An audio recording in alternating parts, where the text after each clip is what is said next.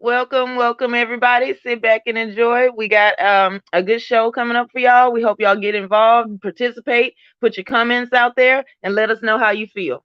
Yo, what up? It's Kenny Conjo. I'm back with my team. Topaz Presents, Third World Colombian, and Entanglement L. We're bringing you a new channel called For the Record TV. Watch out for it. Let's get it.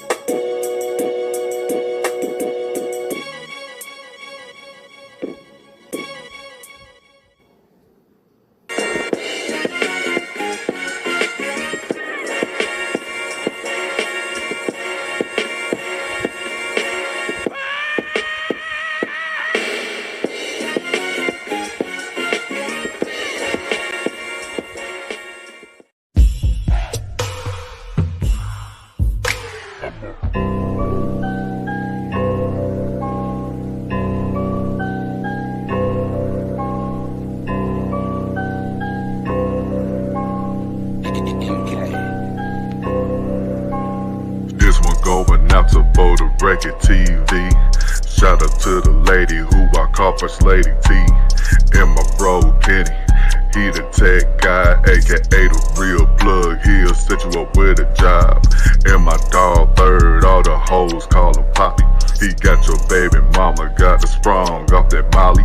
They dumped her for her sister, but she wasn't taking it well. They used to call me Brandon, now they call me Entanglement L. Brandon L can't take no loss. I'm the $40 nation boss. When it comes to the other dude, I ain't got much to say to you. Burning hell if you did me dirty. I done made it to the age 30. Told Pez she the first lady, she gon' let you know if you're acting crazy. Third water enforcer, talk to him wrong, he'll smoke ya. And my brother Kenny Conjo, he just cashed out on the condo. Tennessee to the DMV, all the way to the H-Town. Backstabbing bastards better not ever come around. I'm spending all the squat, all I do is splurge. I'm smashing on the spot, I left her on the curb. This one going out to For the Record TV. Middle finger hit me, did me dirty. I done made it to the age 30. She know I'm 40R, now she getting wet. I'm throwing up the foe, yeah, rep the set. Disrespect the foe, but put a slug in your neck. For the Record fam, let them know we got next. For the Record fam, let them know we got next. Hold up, for the Record fam, let them know we got next. Ballin' in the mall, all I do is splurge. Your lady gave me some pop on December 3rd, yeah. Throwing up the boat, yeah, rep the set. I'm throwing up the boat, yeah, rep the set. I'm throwing up the boat, yeah, rep the set. I'm throwing up the boat, yeah, rep the set.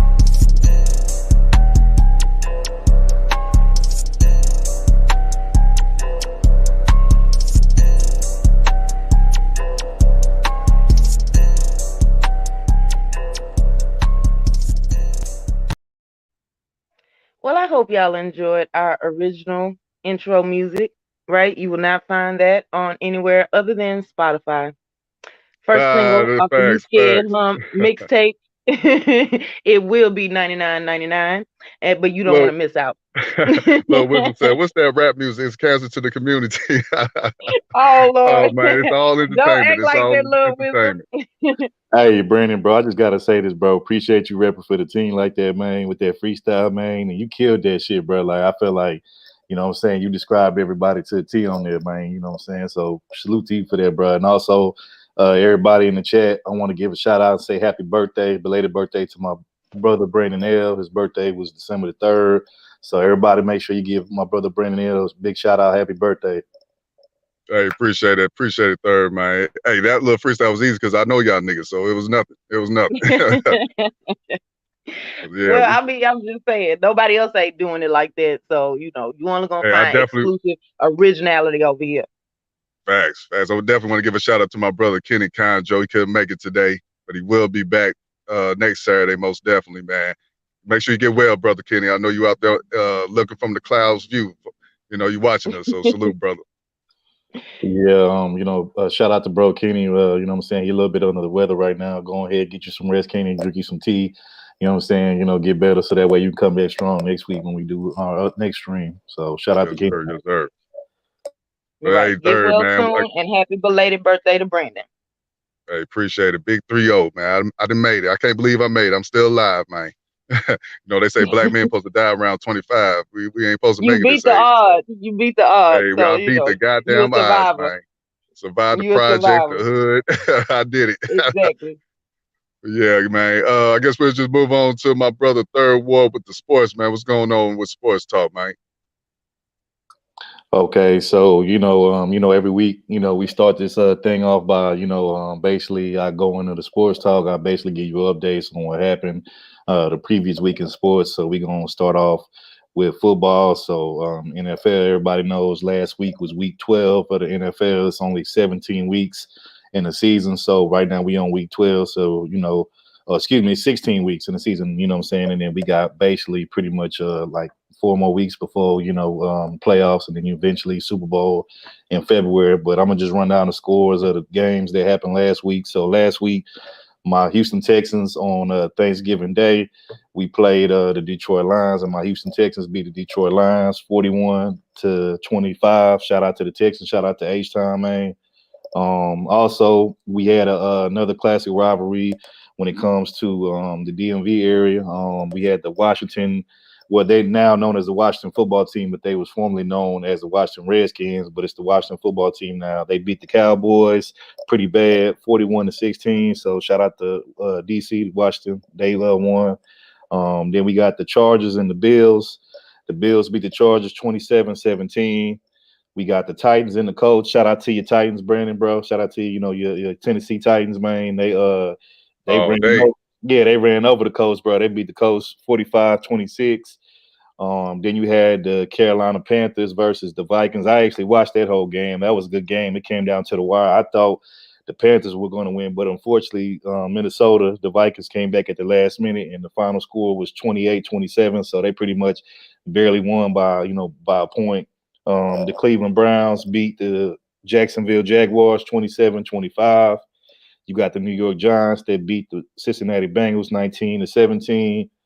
Then you had the late Sunday night, you had the Patriots beat the Cardinals 20-17. Then you also had the Dolphins and the Jets. The Dolphins blew past the Jets 20-3. You had the Raiders and the Falcons play, and the Falcons beat the Raiders 43-6. Yeah, that was an ugly game. After probably wasn't even the second half, I turned the channel because it was that was a blowout. So then we had the New Orleans Saints. They blew out the Broncos 31-3. We had the San Francisco 49ers beat the LA Rams 23-20.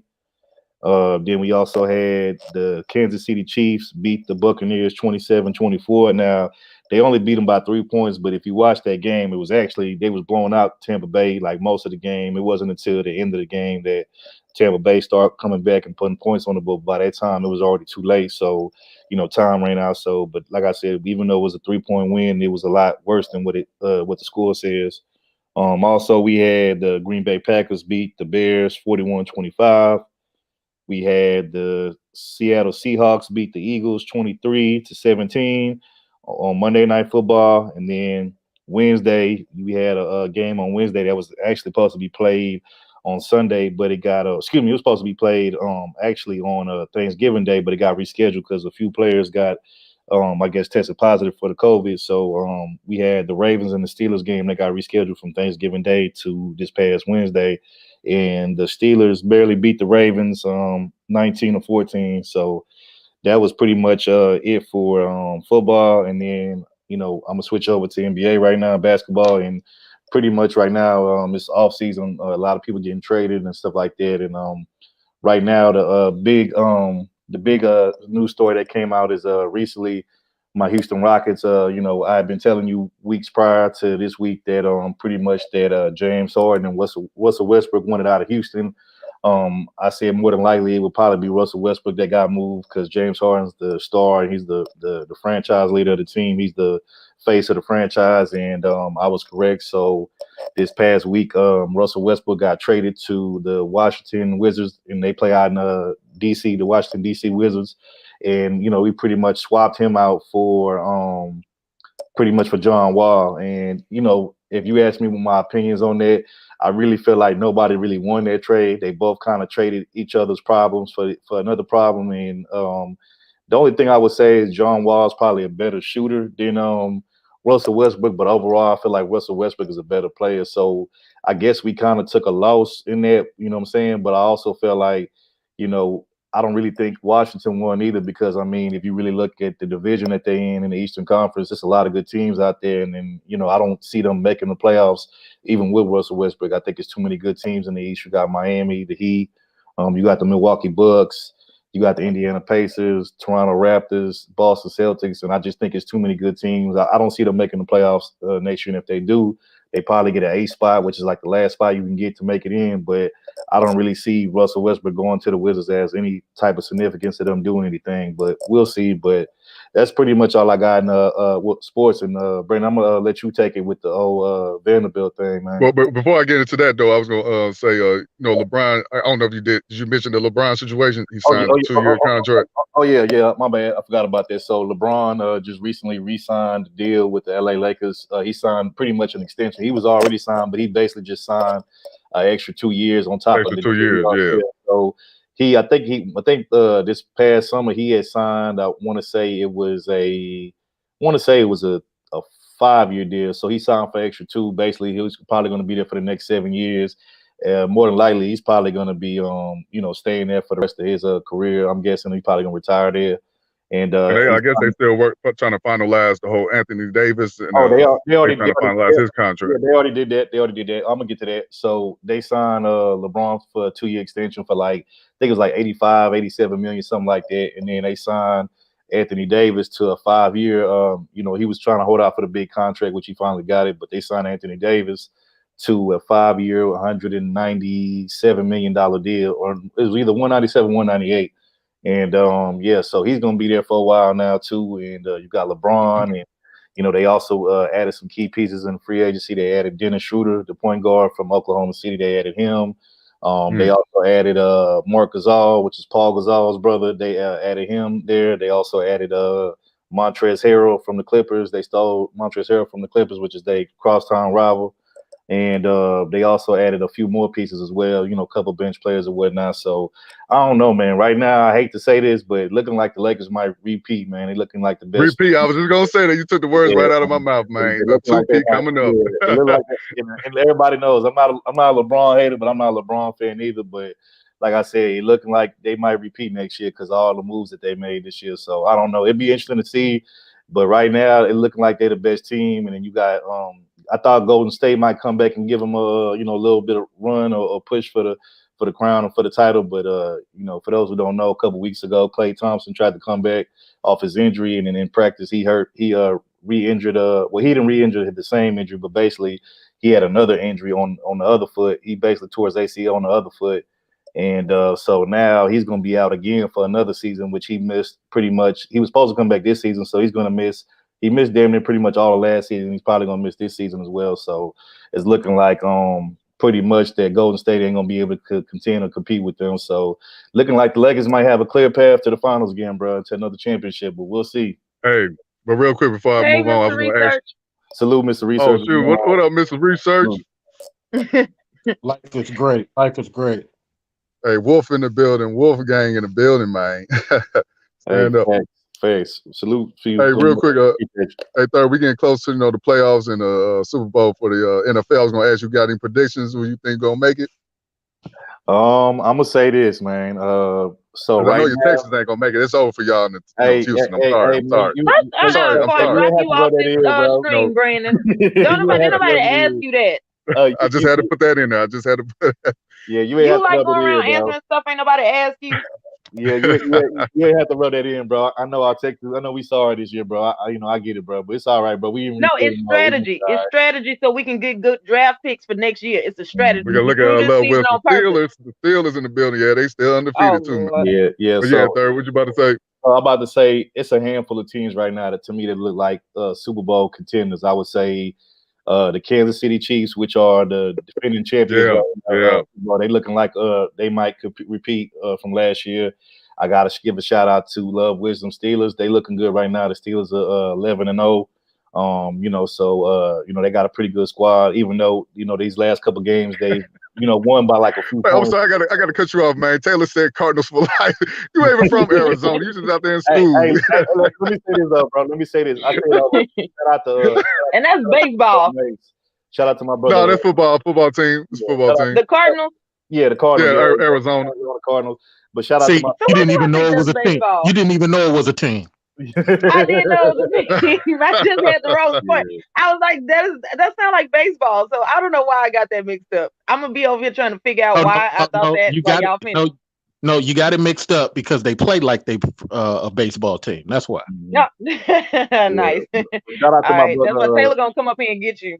Shout out to my brother Mace. I actually told him this when he started his channel. I said I picked the Arizona Cardinals to make a wild card spot, to make one of the last spots in the playoffs because I like their quarterback. And then I sad to say, but they stole they didn't steal him. Our stupid ex-coach gave him away for pretty much like a bag of peanuts. But he gave away our best receiver and probably the best receiver in the league. DeAndre Hopkins. He used to play for the Houston Texans. Now he plays for the Arizona Cardinals. And once that happened, I was like, I was just like, man, we can't catch a break, man. We already have a horrible offensive line. Our defense is probably average. And then now, my boy Deshaun Watson ain't even got a top receiver no more. So he pretty much got to just make plays, just off of his legs now or whatever. So, but we gave away our best receiver to Arizona, and they've been playing pretty well. But I expect them to make it in the playoffs as a wild card spot.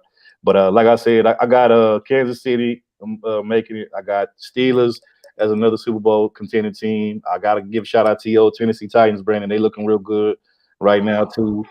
And then the last team I'll probably say will probably be I'll probably say Seattle. Them like my top four teams right now. And then I throw in. Okay, hold on, y'all. Let me just say this. Welcome, Love Wisdom. I want y'all to know we got a new person on the panel. Yeah, I'm guessing you coming up to talk about sports too. So y'all have at it. I'm gonna go on mute. What's up? Silly. What's going on, man? What's going on? Third, stop taking shots at my team, man. I'm not taking shots.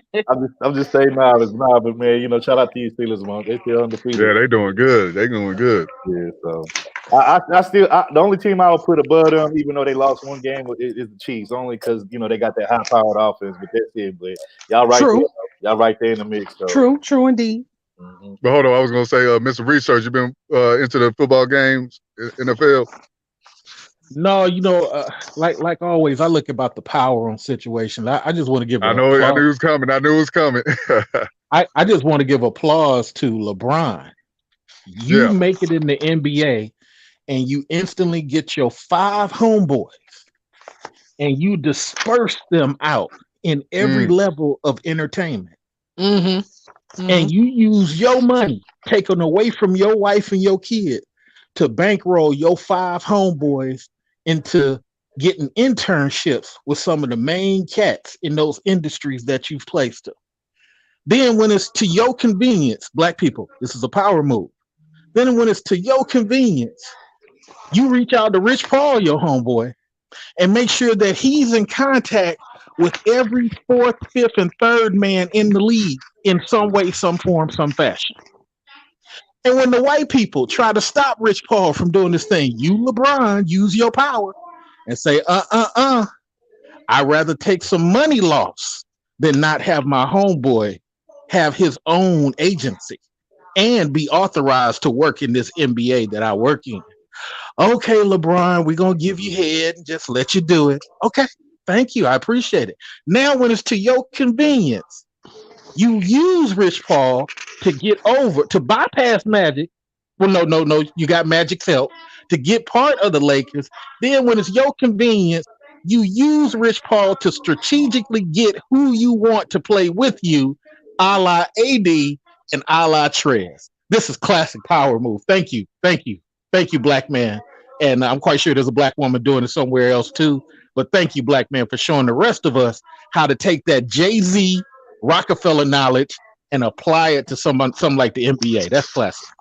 Hey, let me say this real quick before we let Love Wisdom get up in here. Let me say this. Everybody knows I'm not the biggest LeBron fan in the world as far as his game, but I will say, LeBron definitely do be making a lot of power moves behind the scene. He do got a lot of influence, and so for that, I definitely got to give that brother some credit, and I got to give kudos to him. You know what I'm saying? I'm gonna be honest. I don't really think we've seen anybody have that kind of power or that kind of pull and leverage as far as in the NBA. I mean, Jordan, he had some pull, but he didn't really get like his pool of like power like that until he got out of the league, until he retired. You know what I'm saying? But LeBron is actually in the game. He's been in the game for a while, and ever since he came in the game, he's been making power moves. So I got to give him credit for that. You know what I'm saying? He definitely he plays the game, at least the political game of sports the right way. He be moving a lot of pieces off the chessboard. So like I said, I got to give him a shout out for that. Even though I'm not his biggest fan as far as him on the court, but I got to give him his credit, man, when it comes to the moves he be making behind the scenes. Like you said, he put his people on, he put his his A1 day ones on, and I got to respect it. That's commendable. So salute to him for that. Yes, sir. Yes, sir. What you got for us, Love Wisdom? I agree. That's a power move. That's how you use your celebrity to put people on. And LeBron has always done that. So, he's always had my respect in bringing his people on so everybody can eat. So, I agree with what everyone has said. Facts. So we got a new person over. Who's that? This is Jay Ruhouse, or I may be saying it wrong, but welcome to the stream.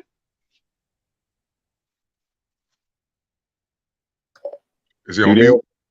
You might be on, bro. Oh, okay. I don't know. Maybe he's having problems. Maybe he'll come back. Maybe he was having right. Yeah, he'll probably. Yeah, I guess. Hey, so did everybody on the panel, did y'all get the chance to see the fight? Not Mike Tyson. Yeah, I'm talking about the whole Nate Robinson versus what's the white boy name? Joe Logan.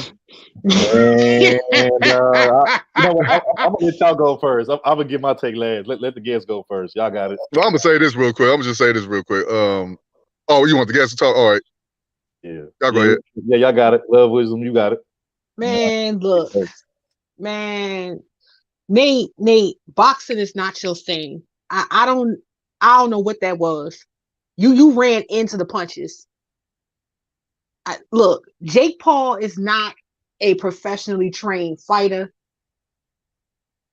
But that right there, it's like, Nate, man, come on. That was embarrassing. That was it. He put you to sleep. But the memes was terrible. they was letting him have it in like the little social media memes. Yes. And Snoop Dogg's commentary was like classic. Like, I need Snoop Dogg to be like a color commentator, because his commentary on the whole thing was just classic. Nate, don't ever do that again. Like, don't ever do that again. That's all I gotta say. Don't ever do that again, Nate. You got to miss research. Well, I'm gonna be a little fair to Nate. Number one, Logan Paul had more ring time than Nate. I agree. Yes, sir. So he had more ring awareness. It's like the last time I went toe to toe with some dude who was taller than me and a little bit more stouter than me. I was quicker than him, and he didn't realize them kidney punches do hurt. And so Paul was just able to use that ring and space to where, and he had longer arms, to where every time Nate came close, he took a step and a half back and wound up. So it was like Nate was pretty much defeated because he didn't understand positioning. You know what I'm saying?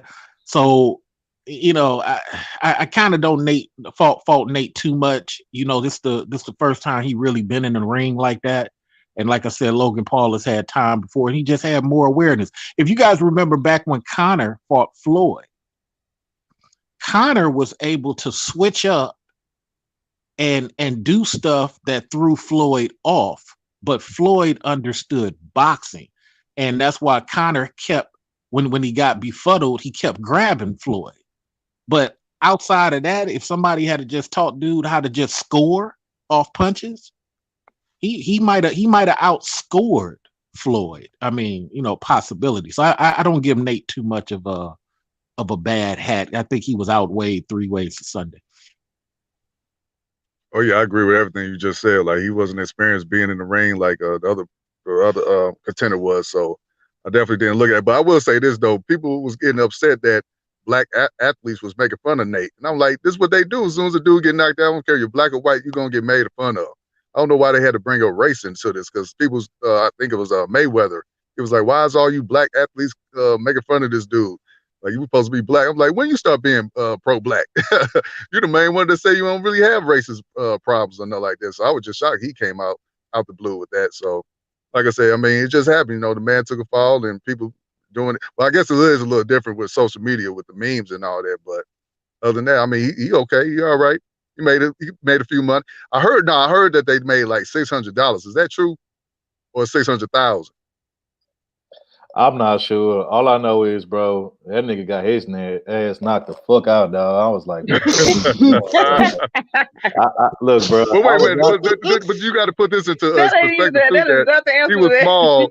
He was like the dude. The white boy was way bigger than him. Like that was just out his weight class. It's not even about that, bro. I agree with Love Wisdom, bro. Like, at the end of the day, look, I get it. When you're an athlete, a lot of times if you're an in-shape athlete, and look, I'll say this, a lot of professional athletes, they do tend to play multiple sports. Some of, a lot of football players, growing up, they play, baseball, whatever, shout out Russell Wilson, Kyler Murray, and, even, you had other players that played baseball too. Then you even had other, I think Bo Jackson, you know what I'm saying? It's a lot of different players that play multiple sports at one time. And look, whatever sport you're good at, cool, play those sports. But like, let's just be real, bro. We all got limitations. Even some of us professionals who do this shit for a living, we all got limitations, bro. All of us ain't good at everything. So, I just felt like Michael Jordan sucked at baseball. Yeah, exactly, bro. So I remember that. I just felt like, bro, like, mate, bro, like you walked yourself into that ass with him, bro. Like, you walked yourself into getting knocked the hell out. You know what I'm saying? Like, and then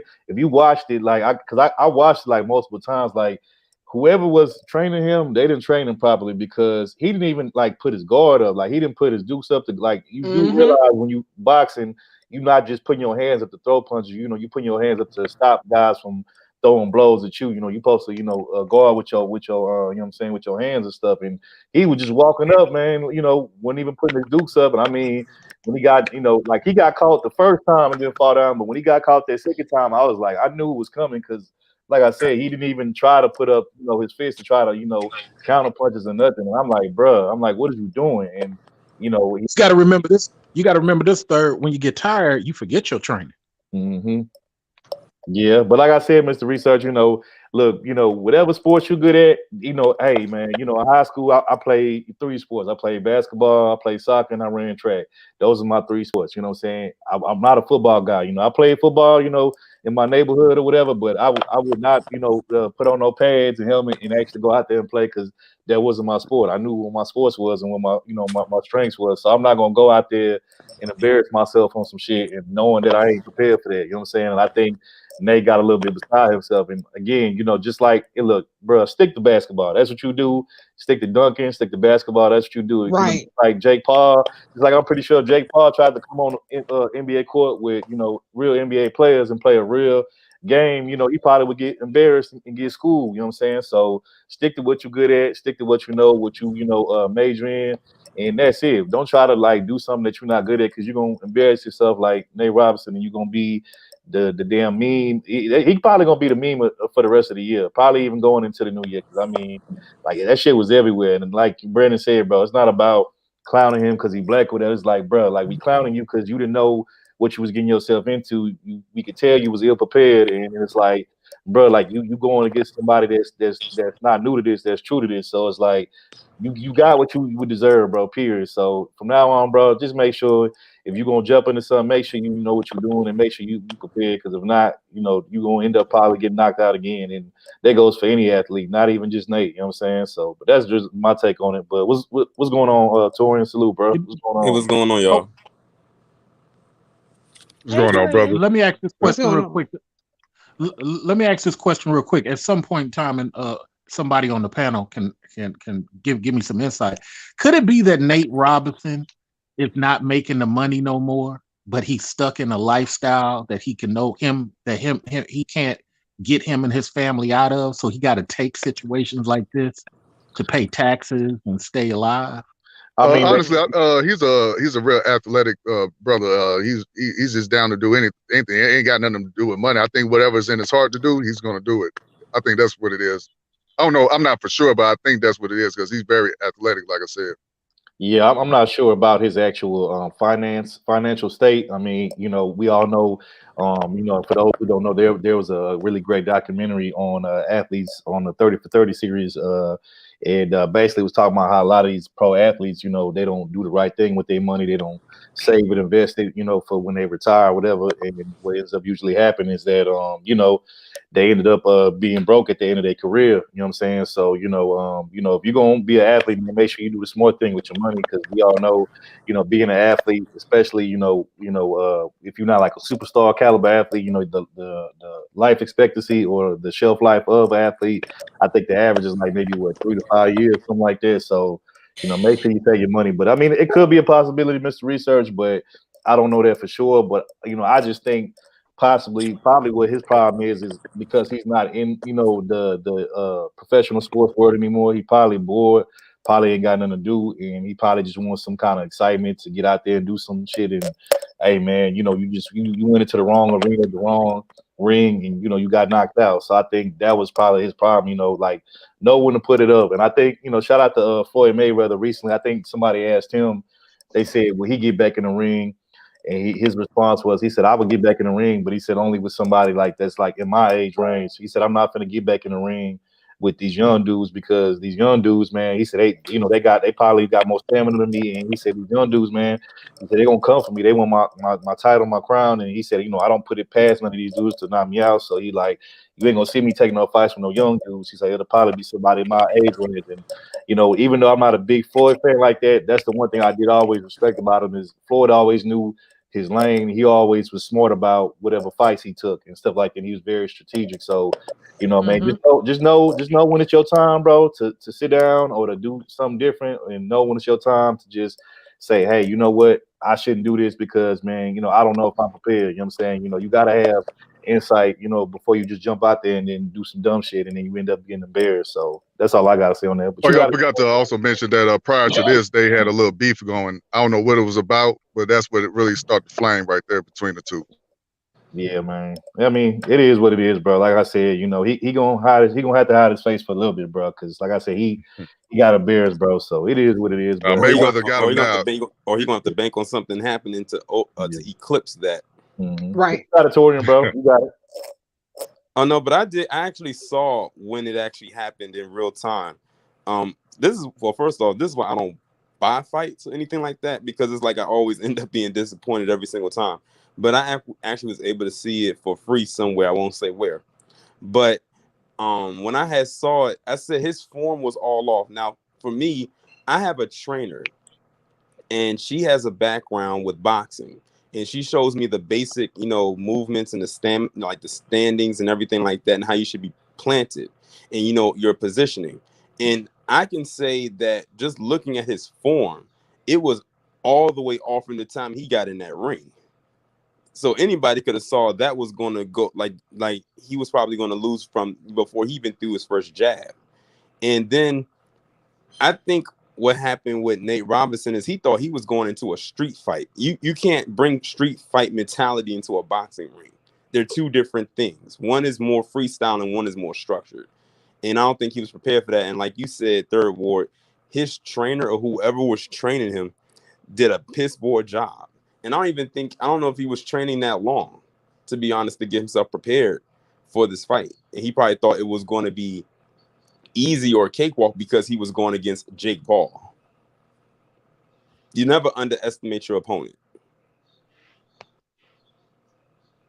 Yes, Nah, indeed. that's facts. That's facts, bro. You know what I'm saying? Like at the end of the day, like I said, man, know your limitations, man, because you, like I said, you don't want to get embarrassed out here like that, man. You know, don't be taking no fights or no situations where you kind of unsure. And like I said, like you were saying, bro, this is not a street fight. You know, this is not, you see somebody on the corner, you whoop his ass on the corner. No, this is like real professional boxing. This is stuff that people, train for their whole life and take seriously. You just, went up in there off of ego and thinking, oh, because I'm a professional athlete, I could just do what I wanted with this dude. But, again, this dude showed you like, man, like, your profession is basketball. My profession is, knocking motherfuckers out. And, that's where you went wrong at, thinking that you could just hop over in a different lane, in a different category and just, dominate somebody, bro. Like it doesn't happen like that, bro. You got to be prepared. You got to be, trained for this. So, just to anybody that's any other athletes that want to do that, you better come prepared. You better come correct, because if not, you're gonna be laying out on that floor just like Nate Robinson was. So,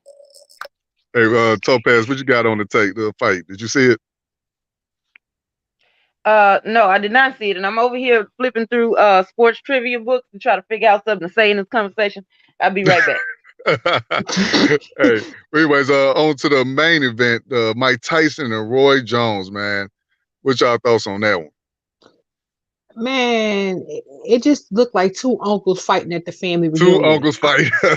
I mean, like with respect to Tyson and Jones, it kind of reminds me of like wrestling. Like you got the Ric Flairs and the Stings, who just because you still got the body and you still got it, that don't mean you still should be out there wrestling. And it's kind of like, y'all shouldn't be out there boxing. Like, pass the torch. Like, y'all still got it. But, Tyson did beat Roy, but I think they didn't want to hurt Roy's feelings. And Tyson was he was a little upset because he wanted to really fight. But I'm like, bro, this ain't like 1991 when you was like at your prime. And what was funny was that they was asking Roy would he want to fight again. He was like, I got to talk to my family. I was like, that's cold word. I ain't getting back in the ring with this man. Right. Like, I ain't getting back in the ring with this man. So it's kind of like, y'all prove that, y'all are legends in the boxing ring. It's kind of like, let it go. Pass the torch. Like, y'all can be boxing trainers, but I don't ever want to see y'all get in the ring again.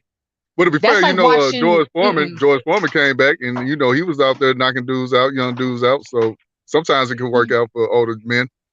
It can work out, but it's kind of like at a certain point in time, it's like, man, pass the torch.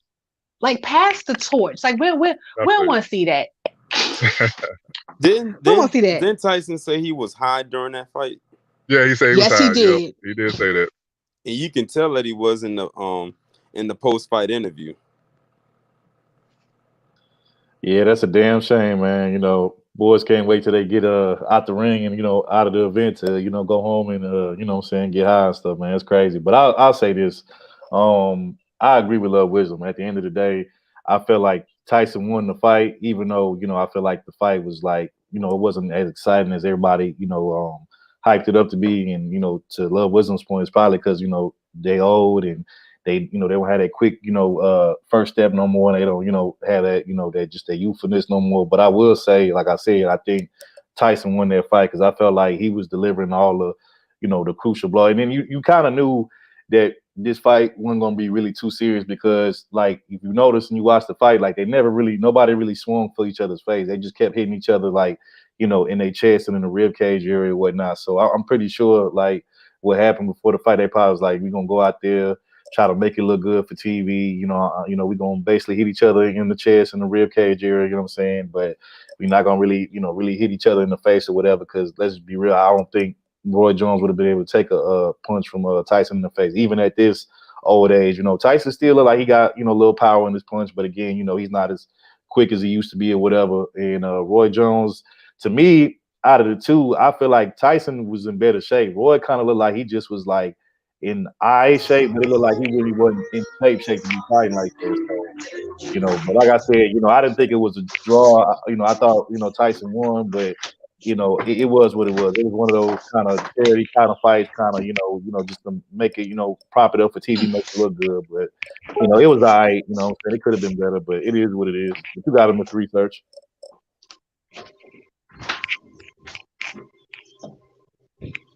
It's research.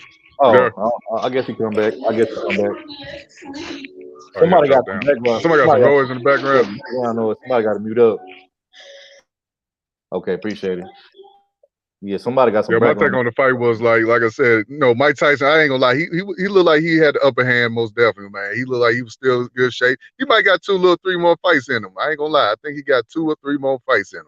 He wasn't looking too bad, like you guys said. He was high, so if he was focused, wasn't high, he probably would have knocked out Roy Jones. But I think he still got it though. I agree. I mean, I seen one of Tyson's training videos, and I was like, wow. That man still got that power, but it's kind of like this is not the era of Don King. Like when you was knocked the dudes out, like in the first to second round, like Tyson, because my fear is like if he get back in the ring, kind of be like that Buster Douglas fight, or even as far as that Lennox Lewis fight back in 2000. It's kind of like, all right, bro, just stop, please. Call it a day. You still got it. You ain't got nothing else to prove. Let's move on. Let me say this real quick. I want to give a special shout out to the people that's supporting the channel. They hit the Cash App. So I want to give a shout out to Celeste. What's going on, Celeste? Appreciate you for the Cash App. Shout out to This Beach is Better. Appreciate you for the Cash App. Shout out to Door Flow. We appreciate you for the Cash App, for the support. Shout out to Taylor Scott for the Cash App and the support. And shout out to my bro, Kenny Conjo. I'm pretty sure you watching from the clouds, bro. Get better, get well soon. And we'll see you on the next stream. But appreciate everybody that hit the Cash App, though, so far. We appreciate y'all. Hey, shout out to Kenny. I told you to stay better, man. You had to send me nothing, man. I appreciate it, though, brother. Hey, I'm sorry. The white man was holding me back. I see. Very, very quick. I just want to talk about the power aspect one more time, man. To what Love Wisdom said, which is factual, but the problem with the sport, there's not enough exciting fights because the people that are promoting it, which is why MC Hammer got into the game some time ago, the people who are promoting it are underpaying fighters and causing fights, public verbal spats with fighters to the point you can't get a fight done. I mean, this is what made the Conor situation a big money grab, because what's the Jewish guy fighting with the middleweight right now publicly? And the middleweight's like, well, release me then. Oh, I can't make no money off you. It's these situations. So unfortunately, until black men or black women get into the promotion game and take over and maybe give these fighters a 70-30 or 70 or 60-40 split and start leaving it to these promoters that are causing all the problems, because it just seems like they don't want classic fights. They're going out of their way to try to stop classic fights from happening. So that's kind of why the Tyson thing was attractive. You actually get to see some boxing without all the promoter hands all up in it. Good points, brother. Anybody else got something to add on to the Mike Tyson fight?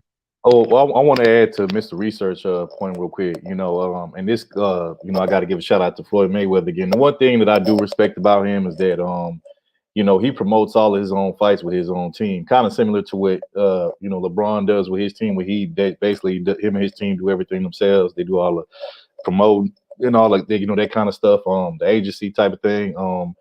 Floyd does the same thing, and this is why Floyd demands so much money for a fight, because it's not just him wanting to get paid, but he wants his whole team to get paid, and they do a damn good job of promoting his fights, promoting everything, all the little headlines and stuff that he gets. And so, I think going forward, a lot of these athletes, especially, these guys who have, more of a bigger following, the LeBrons, the Floyds, pretty much anybody that's in that like upper tier, that tier one category of a celebrity athlete, you're going to start to see them, promote, have basically they're going to have like their own agencies. They're going to have, their own promotion companies or whatnot. And because, it's more money to be made that way. And, you get to cut out the middleman. And so, shout out to those brothers that's doing that, because again, a lot of these athletes, they just go sign with, whatever agency, the league, offers them or, accommodates them with. And a lot of you bought some cup or something? You sound like you got a straw somewhere. You know what I'm saying? Can you hear me? I hear you. It's just a noise. Keep on going while you're talking. Like, are you by a cup or something? Nah, bro. Shit, I don't know. You still hear something? You good now? Now you good now. Okay. Nah, like I was saying, a lot of these, athletes, man, they get a lot of times they don't, start their own, promotional companies or agency companies or whatever the case may be. They just go with whatever's offered to them by the league. And a lot of times, if they're not smart about they handling their business and their money, these same people that get promoted to them to handle their business or whatever, they end up screwing them over in the end and taking a lot of their money. You know what I'm saying? And then, we already know a lot of athletes don't do the right thing with their money. They blow it on, a bunch of BS. And then on top of that, they trying to take care of everybody, and their family, their friends or whatever. And so in the end, when your career is over, especially if your career wasn't a long one, you end up being, broken. Ain't nobody there to really, help and save you. So, people got to be smart, man. Start your own companies, your own agencies, promotional team. You get all the money. And like I said, you cut out the middleman doing that. Facts. Anybody else got something to say about this before we move on? Got one more topic about sports. Hey, this is just a joke. This come from my old this come from my. Is he Borgen? Is that me? No, it's skipping. Yeah, Mr. I don't know if anybody can hear. This is just a joke. Yeah, we can hear you because I'm from the streets and I kind of feel this Peter Parker vibe. Third, you might want to pack. You might want to pack up, Third, because it sounds like the feds is tapping your phone, bro. I hope not. No, it ain't him. Shit, I ain't got nothing for them to be tapping me with, so they ain't gonna find nothing if they come here. So okay, y'all ready? Yeah, we ready. For this next video, I was gonna say, this is a history in the making for the women. No. A little she said no. A little female was I guess she was one of the players for the Vanderbilt, Nashville, Tennessee college football, and she did a kickoff. So this was history in the making for the ladies. So I want all the ladies to check this video out. Yeah, no, but all right, hold on. We are about to witness history in college football. Vanderbilt Commodores coming back onto the field. They will kick off to start the second half, and Sarah Fuller will kick off for Vanderbilt to become the very first woman to compete in the Southeastern Conference in a football game and a Power 5 football game. And there she is, wearing number 32, her soccer jersey number, and just 6 days ago was winning an SEC soccer tournament championship in Orange Beach, Alabama. And wouldn't you know it, history is on the field in Columbia, Missouri, as Sarah Fuller is about to put her right foot into a football, speaking volumes to women ladies, stand up. Around the Here world. we go. Awesome moment. You can hear the crowd. Everybody understands what's happening right now. This is a pretty cool moment. She kind of thick too, by the way.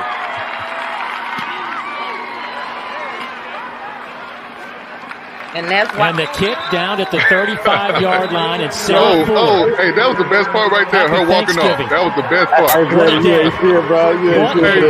thick, man. In college football. Her mom and dad on hand to witness it. YouTube is. Yeah, Hey, see, and but Brandon, what you said just right there is exactly why she was allowed to do that debacle. That is not no. This ain't history for women. I wasn't even thinking about wanting to be a kicker on a football team. So That that was is a just her horrible own kick. thing. Did you notice how the crowd was out cheering? As soon as she kicked it, it got real quiet. Didn't nobody say nothing. Mm-hmm. Yeah, I but So was wait, expecting because this is actually my first time like seeing it. Oh, you And I don't was you didn't hear about expecting her that? to do. I was expecting. No, I had heard about it, but this is my first time actually seeing a video for a kick. Okay. I'm expecting the ball to go all the way, All the way to the end of the field, like almost out of bounds, but it didn't even make it there. Exactly. But this is my thing, though. You know, women want to, for some reason, women want to invade in men's sports. I would never understand it. I think they should just stay in their little league. Women should stay in their league, men in their league. But here we go. I just got to say this, add this on. Now, notice that, you know, women can come into our sports, but notice that they get mad when the Transformers, you know, the LGBT You join just their, took the words right out of my head. when they join their I athletes. was just getting ready to say that. I'm just saying it's a double standard for some reason. The men are okay with it. I'm not okay with it, but I want women to stay in the kitchen, but that's another story. But men are for some reason, men are okay with the women joining their league. But why is the women not okay with? It's not even with them being okay with it. It's basically they're shoehorning them in. I don't know if you noticed this, but it's not even with just the sports. They have literally shoehorned their way into the Boy Scouts of America. Mm-hmm. Yep, I heard about that. Let's be real here. What are the Girl Scouts really known for? Them Girl Scout cookies. Cookies, yeah, the cookies. That's about it. That's all I know them for. Yep. Facts. What you got on the third? I mean, I will say this. I mean, it was definitely surprising. I wasn't expecting that, and I'll say this. Look, shout out to her for her making history when it comes to that. But I mean, my thing is like, what's gonna happen? Because like I'm thinking to myself, so like, okay, she on the team, like, okay, so they do she like dress up like in another locker room? I'm pretty sure because it's like to me that just seems like that's a waiting lawsuit to happen, you know what I'm saying? So I don't know, but all I can say is shout out to her for making history. But again, I definitely agree with y'all. I think why it's like why is she doing that with on a team full of dudes and stuff. And my thing is this, why don't they just let why don't these colleges and stuff like that, why don't they have like a female football team where you can just have like none of the females, like hey, they got lingerie football. I like LFL. I mean LFL. I knew he was gonna go there, but I mean, I'm just saying they good. I mean, of course they be looking good in the thongs, but other than that, they really play good. Yeah, they really play good. Yeah, no, I'm being serious. Hey, so, right, Mr. Research, right? Yeah. Wait, okay, so you know what?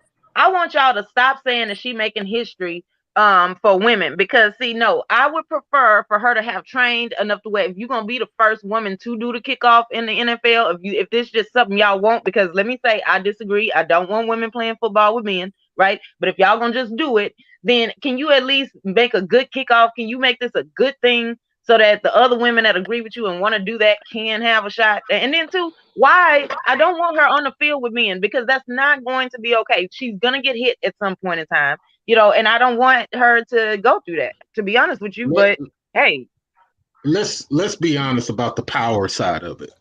Unfortunately, you got a bunch of dudes. And women, I don't mean this a bad way. I'm just talking power.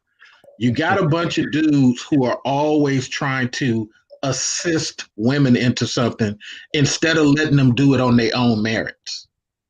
And then what they'll do is they'll tell the dudes or they'll make these restrictions for the dudes operating in the same position, playing the same game. You see what I'm saying? So it's like, look at the military now.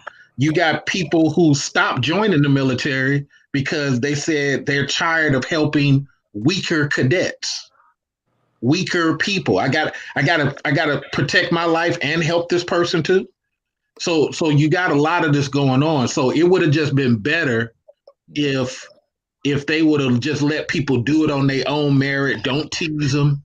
Don't hold them back. Let them do it on their own merit. And if they're able to do it, do it. But if we're going to keep creating systems across the board that keep helping and then telling the guys, hey, when it comes down to her trying to tackle you, you need to slow down 8 paces, or you need to make sure you Right. don't injure her, or so Hey, let her score, man, let her score.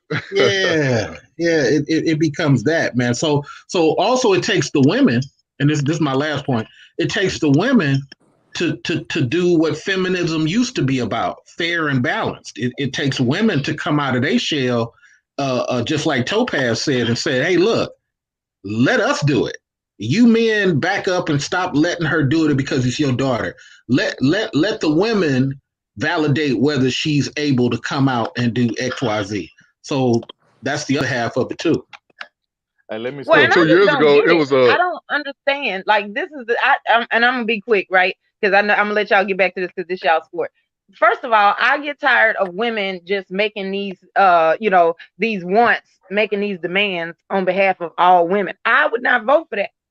If I'm getting ready to ask for something out of society for women, I'm gonna ask for something else. I'm not gonna ask to play football. You did that for yourself. You didn't consult me, so don't say you're doing it for all women. You did that just for you, for whatever reason you want to be on a football field. And then, if you get hurt, now we all as women are supposed to support this decision.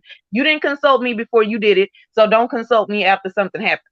But that's how I I feel. was gonna say, I think a year ago, 2 years ago, it was a lady named Tony Harris. She was a sister. She was playing football for a college team. I forgot the name of the team, but I wonder what happened to her. You heard about that third? Did you hear about her? No, I'm not sure what happened to her, to be honest with you. But let me say this. I want to give a quick shout out to D Real. He hit the Cash App up. We appreciate you, D Real, for coming through, watching the stream and supporting the stream. We really appreciate that, man. Yep. Level Wilson, what you think of that kick? What you got on? You feel good as a woman? Look, if she wants to be on that China, don't treat me like a woman, treat me like a man, have at it. You want to get sacked, have at it, because I'm gonna be honest with you.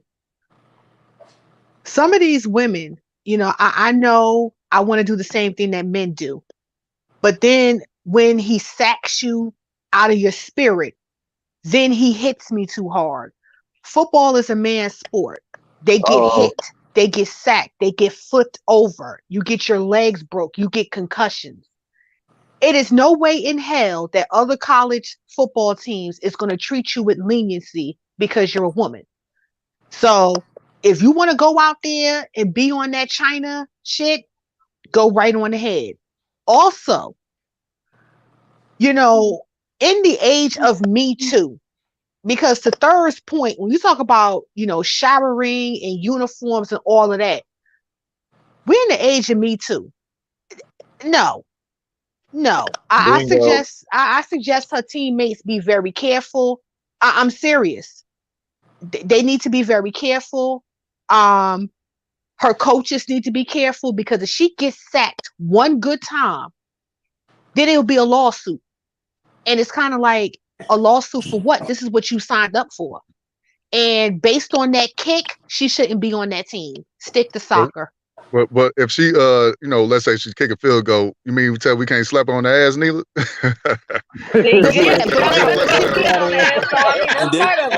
I'm just saying. Equal rights, man. Get out of there. No, but no. Actually, no. Don't tell him to get out of there. Let him stay in there, because that's a good. But that's a serious. We're laughing, but those are good questions to ask, because look, these are things that men do on the football field. By you doing that, by you wearing the shoulder pads and the helmet, you're saying you're one of the guys. Right. So it's like they have to curtail everything they do, because you got titties in the coochie. So they gotta no, we can't have the football jokes. We can't roast and gag her because she a woman. It's kind of one of those things where it's like, there's a certain place for men and women. Fair. I mean, of course, you got the LFL, to the men's point. Those women do be out there. They be throwing that ball. They be, Yes, they those do. women are They good. do. Yeah, they do. I don't know what Topaz You talking know what? about, but hey. Denial, Brandon. I'm not. No. I mean, but I'm a sports person, so it's like I look at Right, the I've technique. seen it before. So it's I've like seen it if before, and they do get aggressive, but it's And just I've it's seen it not too. great. But it's still not the Thank you. same See, as y'all being seen aggressive it. as men. like I mean, if she That's was all in I'm the saying. if she was in the LFL, I wouldn't have no beef with it. But she's playing college football with men. Like I'm very concerned for her safety out there because she is going to get sacked. Okay, because you might have a dude from Roll Tide. You know what I'm saying? Who might be misogynist and like, you know what? I'm gonna get her just for good measure. Bong. What then? Hey, let What me then? I'm just saying. Yeah, let me Well, say this real quick. Another thing I'll be like wondering about is like, they be having these female sportscasters and stuff, and they be like in the locker rooms with these guys, like damn near right after they get out the shower, walking around with, just a towel on and shit. And I'm like, I'm surprised ain't, none of these athletes called, like you said, like a Me Too charge or, stop. they did. Oh, They did. okay, maybe I Yeah. didn't know about it. Okay, yeah, that's Already? damn. Oh That's yeah. What was this, like eight years ago? The dark skinned lady, and she was in the locker room, and I guess somebody got his penis hard, and she Oh got yeah, I was upset. gonna say this don't sound new. This sounds Yeah. like it already happened before. Like this Yeah, ain't recent. and when she did that, she won some from the NFL. Then they started limiting how much news coverage she got covering the NFL, and then she tried to sue about that. But let me also say this before the microphone get passed. Love Wisdom, you do realize this nice young lady has 40 years to consider how she feels about this treatment, because now that we've passed the Bill Cosby Act, many ladies have 40 years to come back later and with their representative Gloria Allred and say that they really didn't feel comfortable the entire time that they was playing 40 years ago. So Mm-mm-mm. And Me Too already in some hot water because they got exposed recently for basically having salaries and paying millions of dollars to other people, and only a fraction of the money went to actual victims. And when I say a fraction, I mean just that, a fraction. I heard about that too. I heard about that. Before Mahogany, my sis Mahogany come in, I was gonna say, one thing I got to be fair though. Like I didn't like the fact that those two brothers, those another LGBT, they was cheerleaders for the L.A. Rams. Did y'all hear about that? I didn't like that at all. So I don't want this to Christian be Walker, like one of them. I don't know their names. I just know it was two black men. I was mad about that. I'm kind of mad that you just brought that up. Yeah, I was upset. I was just upset about that. Like I said, women just be women, men be men, and that's just how it should be, in my opinion, the traditional way. But go ahead, Mahogany. Okay, but that's a little different. Real quick, I'm just saying that's a little different though, because men on the sidelines with women doing cheerleading stuff, I mean, they can be used to like throw the women higher or catch them or whatever. That doesn't mean that they're gonna get hurt. No, they had the pom poms and all that. They wasn't doing that. They had on it was like the longest yard. Yeah, yep, there you go. The longest yard. Now that's crazy. No, I was thinking like, cause they'll have on their little pantsuits and they'll be the ones that's doing like the lifting and stuff. Like it's still doing but not and cartwheels and all that stuff. Nope. Okay, yeah. So no, good try though, Topaz. Good try. So but I was just saying like it ain't that bad. But if that's what you're describing, then yeah, no, that's not. No, I'm not. That's not okay. Why so they were they the not be black prancing elites. Yeah. I guess they were the prancing elites then. Oh, well, wait a minute. See, I'm gonna wait for you. I'm gonna wait for you black folks to get to the regularly scheduled program. Hold on, let's let Mahogany get in now. Let's let Mahogany get a piece. Thank you guys for welcoming me up here. Happy birthday, Brandon. Appreciate it, sis. Yeah, I didn't even realize it was your birthday. Yes. But not today. It was December 3rd, actually. It was December 3rd, but my team forgot about it, so it's all good. No, we didn't forget about it. You just never make a big fuss about nothing. So we're doing it now. That's why this whole stream is dedicated to Brandon getting older. Come join the team. Come sit next to me in the 30 club. Come on. And we Hey, saved you a 30 seat. Club, hey, man. me and Brandon Well, part of the I'm gonna 30 make sure I Club, put bro. something in there for since it's his birthday. Yes, but what was I going to say? I wanted to respond on that. The thing, I'm all for female excellence. I'm big into that. But the thing is, I think women get it misconstrued when they think female excellence means they have to compete against men. Because physically, on average, there is no comparison. There's just no competition. We're not made the way they are. And I use myself as an example. I love to use myself. Being in the military, when I first went in, I was all gun ho. I'm a very competitive person. I love sports, been in sports my whole life, track, yada, yada, yada. Very competitive person. And I said to a friend of mine, he was, what do you call it? He was actually one of the guys that, like, I'm medical dental field. He was actually one of those guys, like, on the ground, infantry. And I was saying to him, because I was wanting to compete in something, and he was talking about how he goes out all this often and does training, and they're out there for weeks at a time. And he corrected me. I'll never forget this. He said, "Do you really want to be out there in the field with no way to wash, no way? And do you think about the infections you can get?" And once he started breaking it down to me like that, I was like, you know what? I don't think I want to do that. So I think sometimes some women get so gun ho, but it's like you can be excellent as a female, but you don't have to compete against men physically because really you're not meant to do Good that. point. Good point. Yeah. Yeah, nature has Right. limitations for a Right. reason. We can't overcome every single thing. Some things are there for a reason and it serves a purpose. So, within reason. You know what? Let me use this opportunity to remind our beautiful, beautiful ladies of something, though. Outside of America, what you guys are saying right now is the way it is amongst women who even serve in the military. They don't have this anti-male approach to things to the degree that the USA does. And what's really confusing for us as guys, I know we kind of scared to say it to y'all sometime, but thankfully we got the 20%, which is you guys. The other 80% of women are on this concept to impress upon us as men that y'all don't need to be looked at as nothing but our competition, because the most vocal people on the mic, that's all they talk about is what the men ain't doing, men.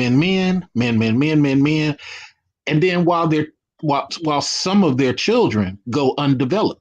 So it's very confusing to a lot of us as sons, even in some of these other communities, how people are very anti-male, but it's the loudest voice. And it's like, okay, I'm going to back up and let her do her thing. But she a woman. Hold on. I thought I was supposed to back up. What am I supposed to do? I'm confused. Okay, well, let me help. Okay, you didn't help her right. So now we're going to sue you. Oh, my God. What's going on? So I just want somebody to speak to that, if you may. Well, I mean, say like what in support, because I personally feel like yes, that's the right answer. I don't know why it's like that here in America. Like, why do the women here want to be, competing with men? This is the thing, is that we're not all made to do exactly the same thing. Like the planet is in life and the universe, all of this is going to thrive with variety. There's a reason why everything exists. There's a reason why everything isn't the same. If that was the case, if we were both equal, and I don't want to say equal, I think that's the wrong word to use, but if we were both the same with each gender, then what's the point of us meeting up with one another? The whole reason why we have to have one of each is so that because that's just how it is. That's what it takes to keep the species going. So you can't just change stuff just because you want to get on a football field.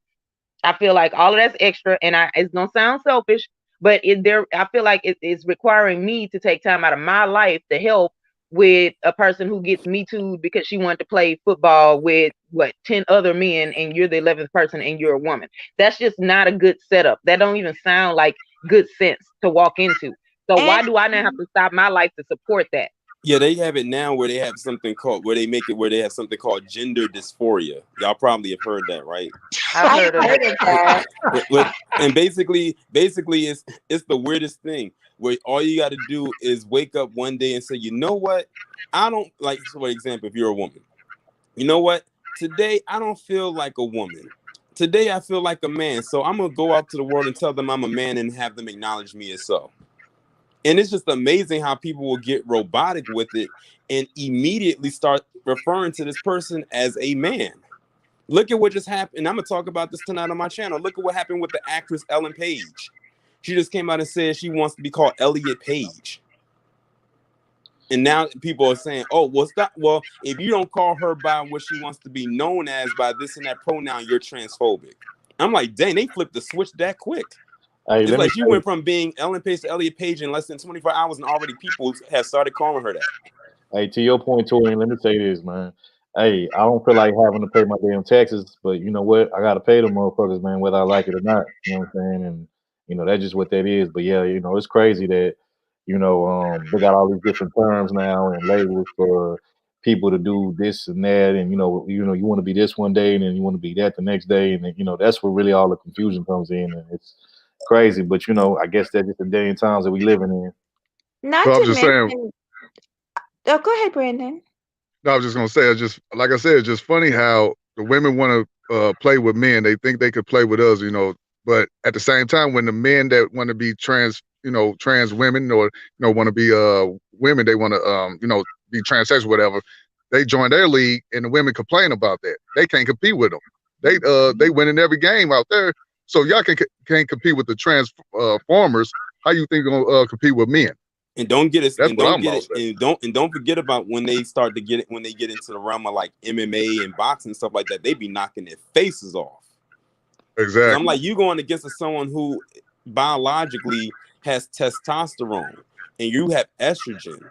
Testosterone is more powerful, and their muscle and density is way more impactful. Is more powerful.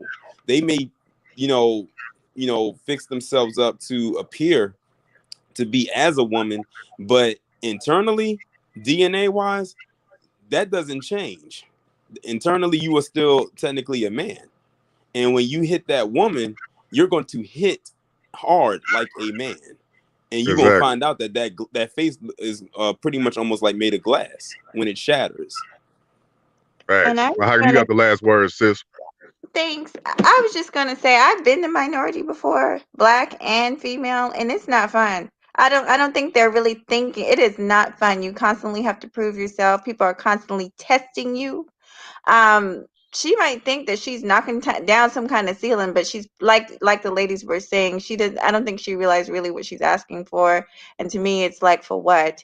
There is no competition, like I said, but it's not fun to be the only female or the only minority. It just isn't. Right. So. She's trying to glamorize it. Yeah. Yeah. So yeah, we're gonna end this topic, and we're gonna go to my brother Third. What you got for the people, man? Shoot, I thought we was gonna talk about we was talking about the rappers, right? We was talking about okay. So pretty much y'all know this past, I want to say it seemed like it's been a month, maybe it's been a little shorter than that, but it seemed like this past month a lot of different rappers been getting shot, killed, or whatever the case may be. Within this past week, you had two popular rappers, G Herbo, who's from Chicago, and then you had this other rapper from Brooklyn named Casanova X or whatever. Both of them ended up getting, I guess, arrested in a credit card fraud scheme, and basically, they pretty much could be serving like Fed time for this. You know what I'm saying? The reports that was out there was that G Herbo was basically, a lot of the stuff that he was indulging in from, flying on jets and, living this lavish lifestyle was off of credit card fraud. So, he's looking at some time. Casanova's looking at some time for the same thing, and then Casanova has gang ties or whatever that's been documented. And so it's not looking too good for a lot of these rappers, whether they're getting killed or whether they're getting locked up for whatever crime. It's not looking too good for these rappers, man. A lot of them either going down, either. And I found it funny they all getting locked up during the Christmas holiday. That's weird. Hey, man. Yep. I said the WOVID-19, well, that's what I call it. The WOVID-19 has literally exposed every type of scammer and schemer this year. I can't count on my hands and my toes and fingers how many schemes and scams have come out of just this year alone. From like all walks of life. I still remember that one rapper, I forgot his name, the one a couple months ago who actually put into one of his songs about how he was scamming people out of millions of dollars or to get I remember that. loans. I remember. I forgot his name. Yeah, I remember how that. dumb could you be? Like, you literally was getting away with a major crime and you exposed yourself by putting it in He got Donkey of the Day, matter of fact. He got Donkey of the Day. There was another guy. And rightfully so. Wait, y'all talking about that guy that was part of that group, Pretty Ricky, from like the mid 2000s? Because he got, I think he going to the feds. I think they said he like embezzled almost $30 million from this whole COVID situation from COVID. Damn, I didn't know about him. Oh yeah, shit, 30 million? Like close to 30 million, like 25 million, almost close to 30 million. It's the dude that's in the group named Baby Blue. I don't know if y'all remember who he is, but yeah. Oh, I know. Okay, now I know who you're talking about. What is this? I didn't hear this. Yeah, this is kind of old. It's like maybe like this probably like 3 months old. But anyway, the guy out of Pretty Ricky named Baby Blue, he supposedly was taking a lot of COVID relief money. He wasn't doing what he was supposed to do with it, and so now he's pretty much looking at some serious Fed time. Like I said, they say he embezzled like close to $25 million of COVID money, and so. It's not looking too good. But like Torin was saying, it's not just him. It's a lot of you got regular everyday people that's taking their money and knowing damn well that they don't have no kind of business, no kind of establishment to where they can use that money the right way. And hey man, the government may be giving people money to for relief for this whole thing, but eventually, man, they gonna want their return on their money, and and if you're not doing the right thing with it, and they see that you committing fraud out here, they will come get your ass. It may not be today or tomorrow, but eventually they coming for that ass. So it's only a matter of time.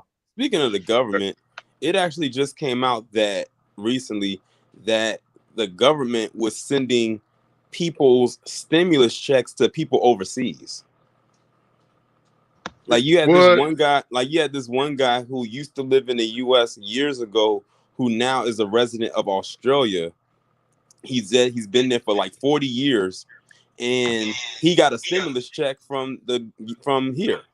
Well, that don't mean much because the government has given Nazis some of Israel's money, and it took them 15 years to find that out. So that actually happens more than you would know with the government issuing out money. So it's sad, but true. I just want to give a shout out to the people that was not on that list of rappers. Shout out to you, Black women.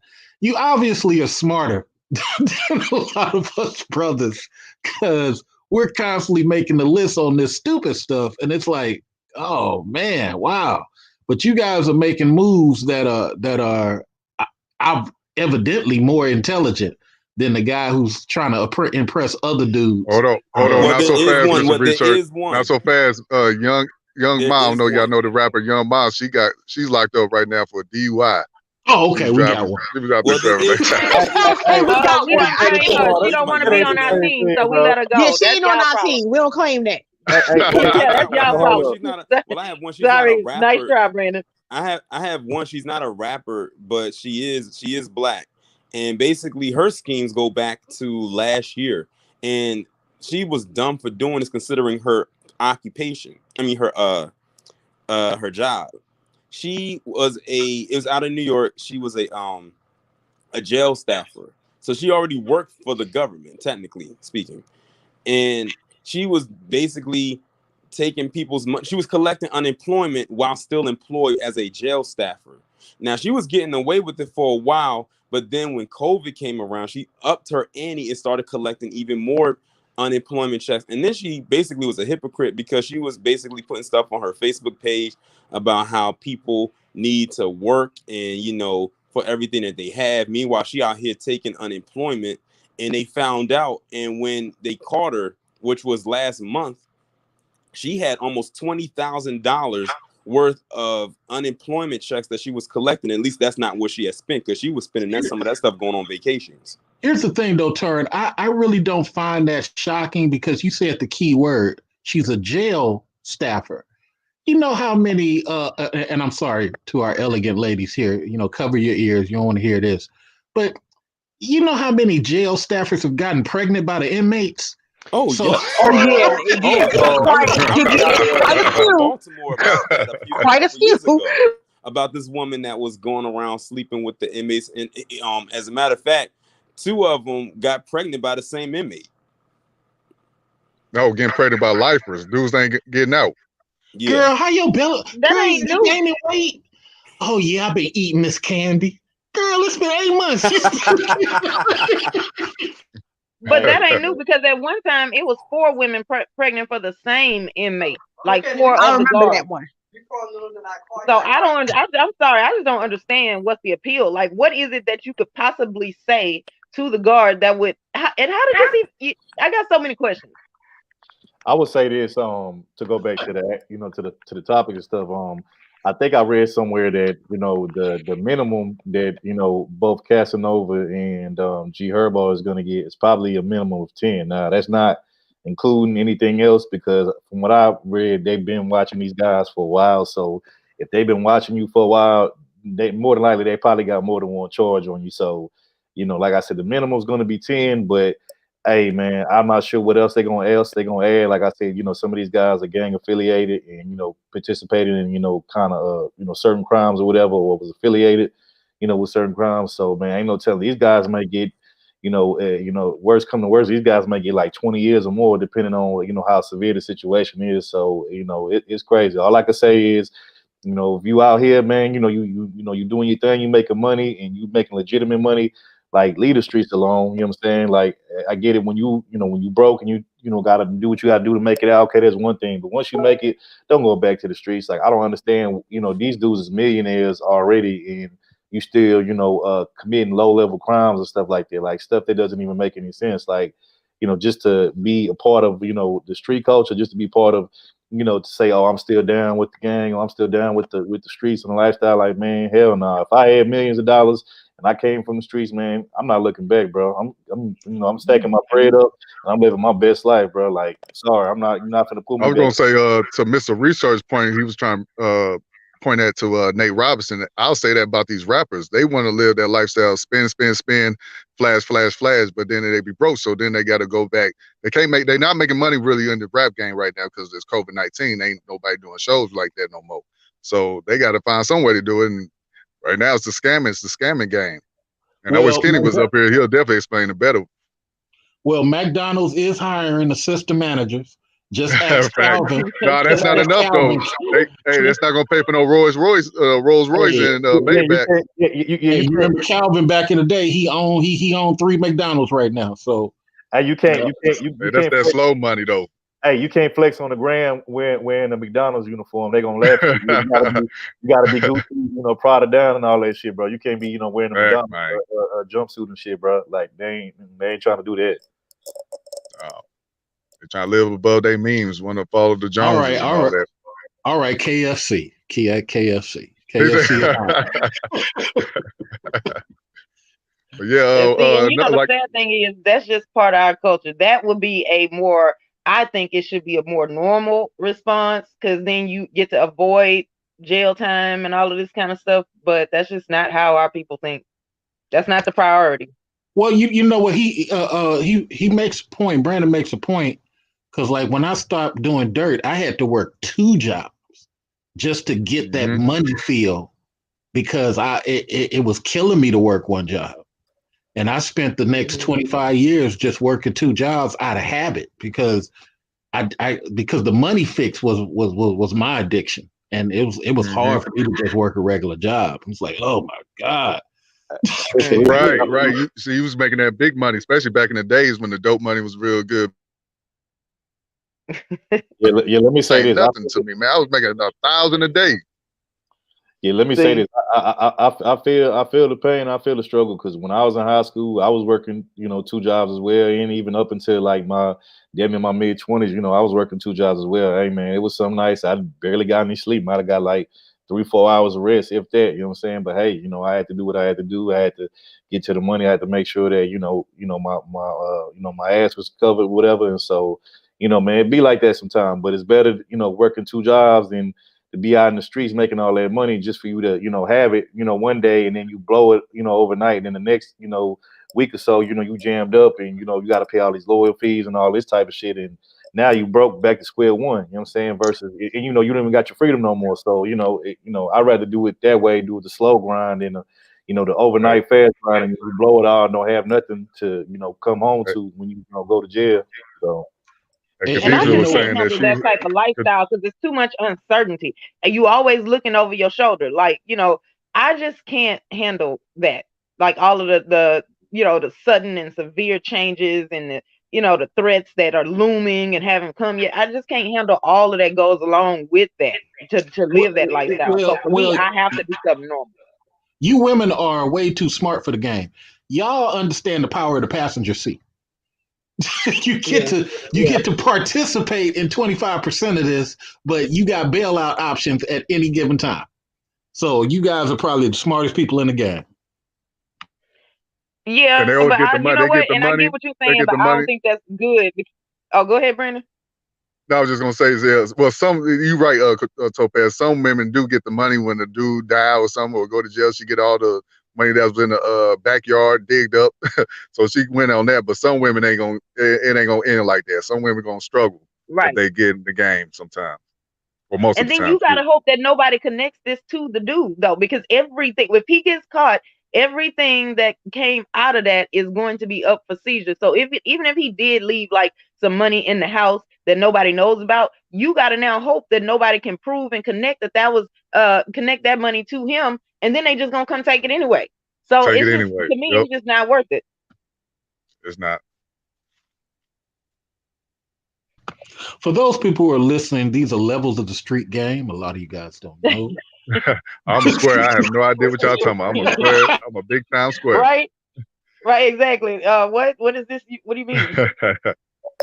Yeah, I'll say this. I never was part of the streets. A lot of my homeboys I grew up with, they was in the streets. I got men in my family who was, knee deep in it too. And, back when it was, on some, real type shit, you know what I'm saying? And, they always told me, man, hey man, this ain't the game for you, young fella, stay out of it. So, I took the other route and I listened to them, and I'm glad I did because, a lot of them didn't make it, you know what I'm saying? A lot of them, not here today to tell a story, and a lot of them, behind bars. So, hey man, I don't care if somebody called me square or you ain't about that life. Hey man, you damn right I ain't about that life. I'm about my freedom more important. Exactly. I'm about making money, staying out here in this free world. You know what I'm saying? And living my best life. You can't live your best life behind bars in the casket. You know what I'm saying? Facts. Hey, Khadijah said, yep, I worked 2 jobs. Girl, I know we came home, your feet was clowning. I know your feet was funky when you got home. Working 2 jobs. Brandon, why? Okay, so why are you attacking people that work 2 jobs? Stop up here acting like that. I'm just saying, I ain't down playing her. I just know she got home, them feet was just funky. I know it was. Y'all so petty. Y'all are so petty together. Salute. Welcome to the panel. This beach is better. So now, guys, I just want to know if y'all are ready to go to the next topic, or we got some more we want to hit with this one. Beach, if you want to get in and speak your piece on this real quick, we can, and then we'll go to the next topic if you the best you want. Hey everybody, hey Topaz girl. Hey, this beach is better. What you up to? Hi, Miss Beach. Yeah, it's 3 women up. Is it 3 on 3? No, I think the men I numbered ain't it. No, they got 1 extra. They got 1. Okay, but still, y'all still Mahogany had to go, but we was okay. I was driving. I said, but I was listening to what Topaz said. About the uncertainty, y'all know fast. Damn, we even. Uh-oh. Okay. What up, Khadijah? Hey, Brady, you in trouble now, man. Be mad about that first comment, Brandon. You deserve all of it. See, when it's your birthday, you start acting up.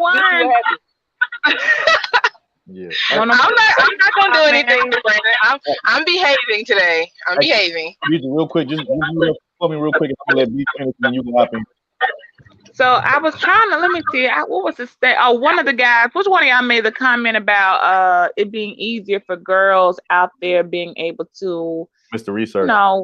grind? Who said that? That was Mr. Research. Do not beat That was me you. up. I You're bruise right. easy. I We bruise easy.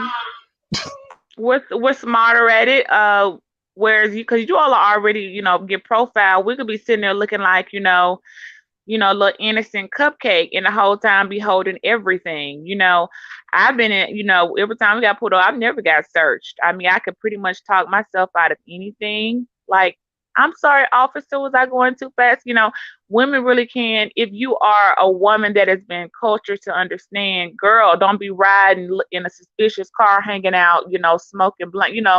If you understand and care about your freedom, we really can get away with a lot of stuff. And when I say a lot of stuff, I mean a lot. Even with the clubs and coming in and me, playing my part or whatever with these rap concerts that want to bring this in, that's fine.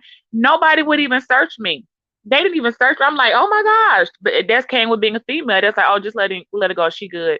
Meanwhile, the guys they searched.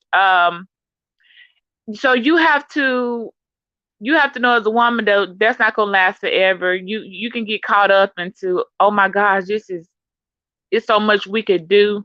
And I'm not gonna give nobody no free game out there. You figure it out for yourself. But as women, you do have to catch yourself. We have to be very careful because it don't take y'all talking us into doing something. We'll be sitting here thinking for ourselves. I know I do, and I can listen to Topaz. I can tell a woman with her type of mind, like, hold on, let me think this out. Well, hold on, I can do this, take that, flip that, work that, and keep that, and I done came up. We think like that Right. on a long That's what term I was basis. gonna say. I'm sorry to interrupt. I just wanted to add into that because you hitting on exactly what I was getting ready to say. You're right. I can think about that kind of stuff, and I've thought about it, but then at the end of the day, it's just not worth it. And there's also another alternative. I had another Right. option. I had a different path that I could go that was better. So I was getting ready to tell Mr. Research that yeah, that may be true, but I don't think it's good to put that out there. I'm not going to tell women that they can get away with all that kind of stuff because I want fewer women to take that Catch path. up. The only It will time catch I'm up. willing to forgive that is if they didn't have another choice. And if they didn't have another choice, then of course they're going to fall into that anyway. And then we can talk to them and figure out how we can make sure that they have other alternatives next time. But I don't want other women who do have other alternatives to just jump head first into that lifestyle because it's just it goes all downhill from there. There's so many reasons. And that was when I was talking to the girls. Like, we got the girls who wanna, let me see how to say this delicately. They want to sell other things. Then you got girls that say, like me, I'm not gonna sell nothing. On my body ain't for sale, but I'll sell this. At some point, no matter how you try to hustle or whatever you selling, whether you out here selling your body or you done got you some work, okay? Y'all know how we all speak the same lingo. Y'all know what work is. At some point in your life, because I may look a little younger, but I mean I'm at 42, and getting out the game, it's like it's going to be like something along the way. It's going to start to get uncomfortable. It's going to be weird things, close calls and stuff that happen that keep just like God tapping on your windshield saying, okay, now, okay, I think you've proved your point. Whatever you needed to do, you don't have to keep doing that, okay? And it's either your choice to ignore the voice that says, look, you're free, you got your freedom, you can go on now and get out of this, or you can try to stay for whatever reasons that you don't have to because there's a better way. It will catch up. And I've seen the best of the best straightly from mostly from Atlanta, coming down at 20. Every last person that did not retire when they should have or gotten out, they doing major time now. I'm talking about 10, 15 years. Like your children never going to see you. By the time you come out, they won't even know you. And I couldn't understand it. Really, first it made me mad. Then it broke my heart. Now I have no feelings because I lost my best friend. She don't want to stop. I'm like, why did you get? You had everything. You had a car. Your parents had money. You don't have to do this. You're just doing this because I don't know why you're doing this. Now you're back in prison. I've lost another best friend. The other one, I'm like, why do y'all, I don't understand, but it's not for me to judge, but I don't want no part. It's kind of like, because you have to think about your life and you can't be attached to known criminals and stuff. So you have to cut contact because you know what I'm saying? Like I got a son wanting to fly. And they do all these research on pilots to make sure you're not out here trying to, do you know what I'm saying, illegal transportation, all the type of transport and export and all that type of stuff. So in the end, nobody I know ended up retired somewhere, living in a mini mansion, driving Bentleys and that stuff. That's not how it ends. They end up in prison. And was it worth it? Your whole life, a whole prison sentence is worth, your whole life. By the time you get out, you're gonna be 60 years old. What you gonna do? Your children are grown. No parent. It didn't produce any fruit. Their lifestyle is not gonna produce any good fruit in the end. Don't let that music fool you.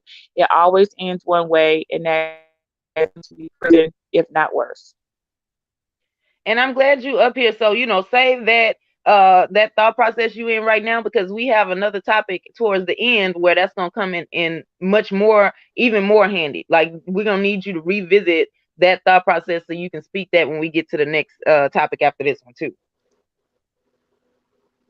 Okay. Khadijah, you got something to add on to this topic?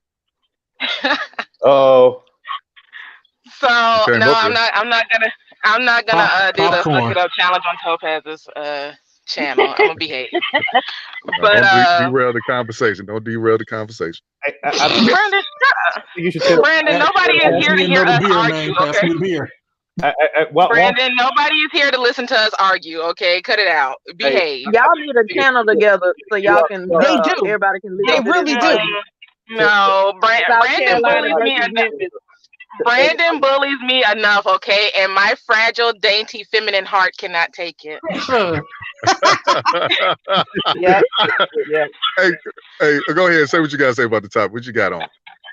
So I was just gonna say I have been working 2 jobs for a long time, and Brandon, because I believe in soap and water, my feet are not stank. Okay, so I just, I've been working 2 jobs for a long time, and somebody said it. You have to work 2 jobs sometimes to make ends meet, and that's very, very true.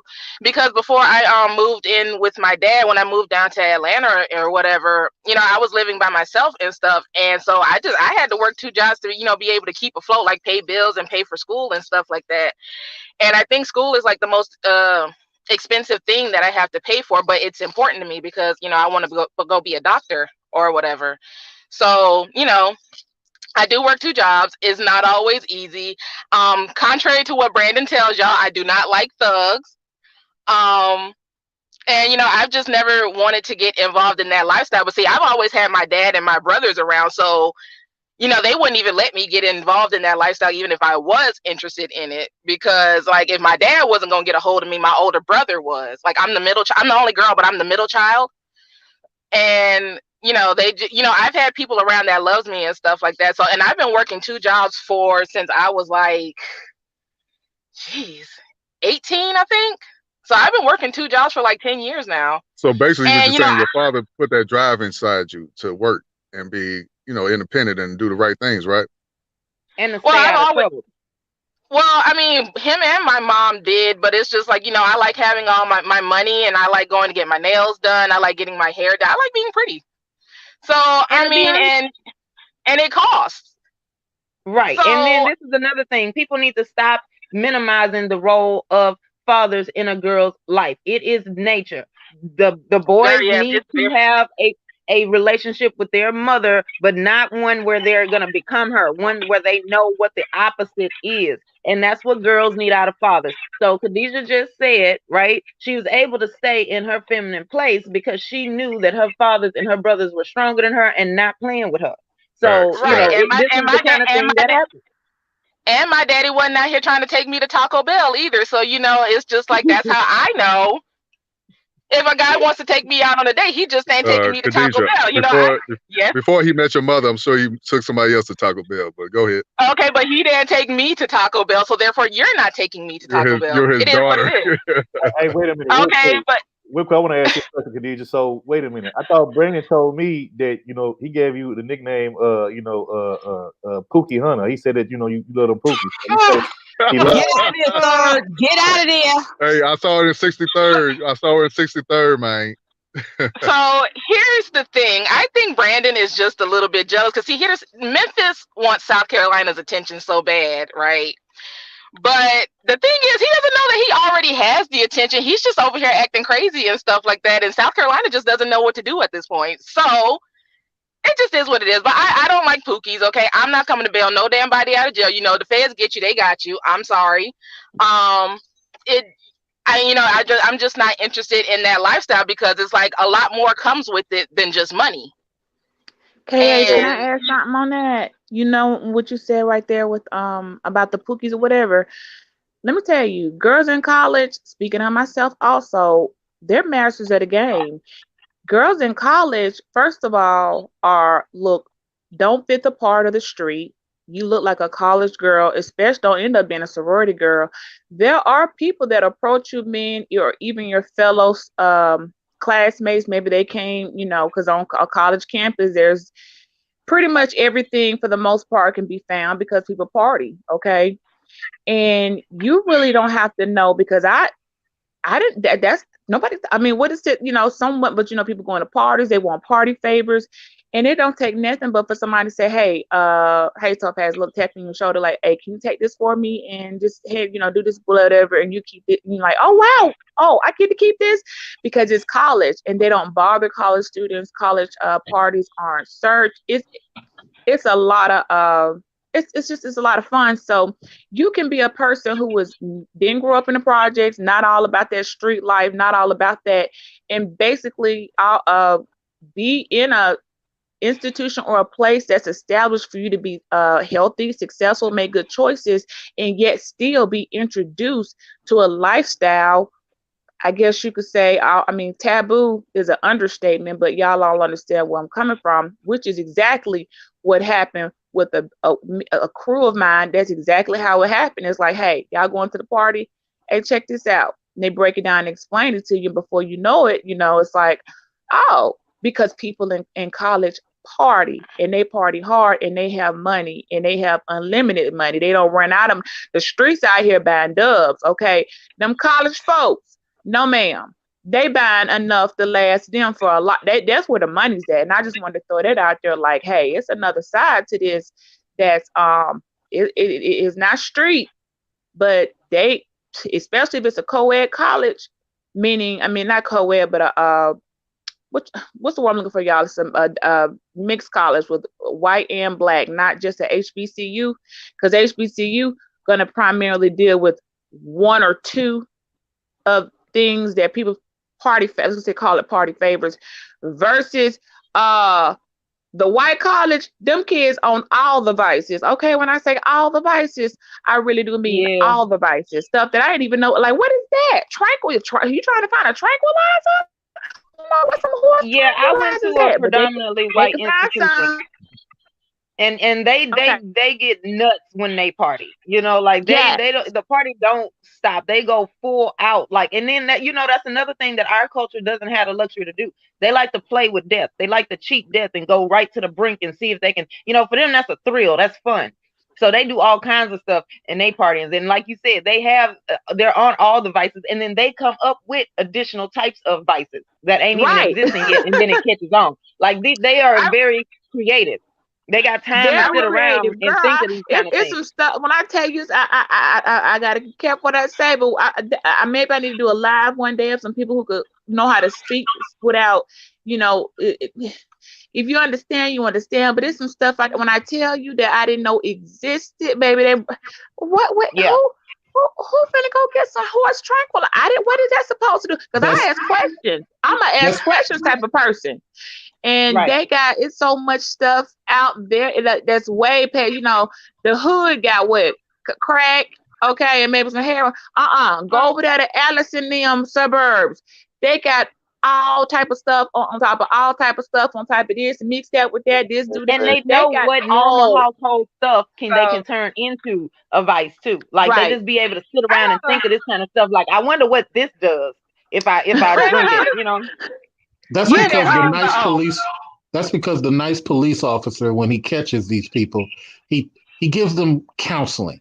He says, "I know your father. I know your family. I know your mom. it's a nice discussion on his fourth time catching this person. Right. So it's a totally different discussion. In 91, I got somebody told me about formaldehyde. And it was the first time I ever heard the word. And I'm like, the hell is formaldehyde? Oh, They you put it in cigarettes, and then I think they use it to embalm dead bodies. Embalm dead bodies. And they said, yeah, you will lace it with the weed. Lace it with the weed. Yeah, whose idea was that? Like, who was just sitting around and say, hey, this weed ain't enough. I know. I want to act like I'm almost a corpse. Whose idea was that? Right. But we got another topic that we got to come up with that I think this is going to kind of tie into. We'll be able to bring this back in there. So I want to go ahead and get us to introduce that topic too. Okay. So, what I'll say before I get ready to go, because I have to go do something. But I will say, like, as far as school goes, in college, it's very easy to get caught up. I will say that, because with partying and stuff like that, and then you're out by yourself for the first time, and a lot of teenagers aren't really, because me personally, I had my own place by the time I turned 18, so it's just like, but a lot of teenagers are like experiencing their first dose of freedom at 18 when they're getting to college, and you're by yourself. You don't really have as many rules as you used to and stuff. So I mean, it can be very easy to get caught up. But I think what also helped me was that I always had to work. So like, while everybody was out partying and doing all this other stuff, I was at work.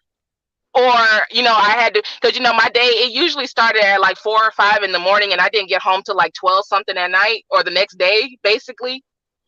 So, I mean, I think that's what kept me out of a lot of trouble. That, and I knew my dad would kick my ass if I got it, because, it's like I'm 18, but it's like, I'm not making a whole lot of money either. I'm making enough to sustain myself. But, if something major happens, him and my mom are going to have to come and bail me out at the end of the day. So, I think that's just what helped me stay out of trouble, going to school. And, even when I wasn't working, I had homework and stuff to do, or I had some little project where I had to go sit in the courtroom and watch, a court proceeding or something like that, because I'm doing criminal justice. And then, like, I started out at a PWI, but now I go to a HBCU since I'm down here in Georgia. Like, I go to Clark Atlanta. Awesome. Yeah, it's just, I mean, and and I've had, even without all the partying and stuff, I still had a pretty good college experience and stuff like that. And now that I'm like 28 or whatever, I try to travel a little bit more, because I've never been like a party person anyway. Like, I don't like people all in my space. But, I think I turned out pretty decently. Well, what you're describing is the recipe to well-rounded adult children. I mean, for your children to grow up as well-rounded adults. Yeah. Give them something to do so that they're busy. Give them something that they can look forward to, a goal for them to work towards, so they feel a sense of accomplishment. Let them know that you will and can put a foot in their ass, all through their ass, and kind of let them know that they're supposed to care about themselves enough to care about their freedom and their health. But see, then that's the thing. Like, I told my dad, you have a pretty good daughter. Like, I hate to brag on myself, but I told him, like, look, I could have turned out a lot worse. Because, I know I have friends who got caught up with guys who weren't necessarily in the lifestyle. But, like, I mean, they weren't exactly a good dude either. They done got caught up with these guys. They done had babies and stuff like that. And then they want to sit here and call me all mad at their baby daddy. And say, like, bitch, I got to work in the morning. I'm not trying to hear your issues. And it's just like... it could, like, I told him, like, I could have turned out a lot worse. It's like, I have a little attitude here and there from time to time, but it's just like some of the stuff I could be doing, I'm not. So, you should be happy that I'm working 2 jobs and taking my ass to school, because I'm not even home most of the day. Like, even now, my day starts at, like, I want to say 7 a.m. and then I don't get home till like the next day, because like I work at, like, I'm a waitress at a restaurant part-time, and then I work at a hospital the rest of the day, and so I don't get off until like 11:30 at night. And then even when I get off from my part-time job, I have to go right to my full-time job. So it's like, in between all of that, I don't really have time to get in trouble and stuff like that.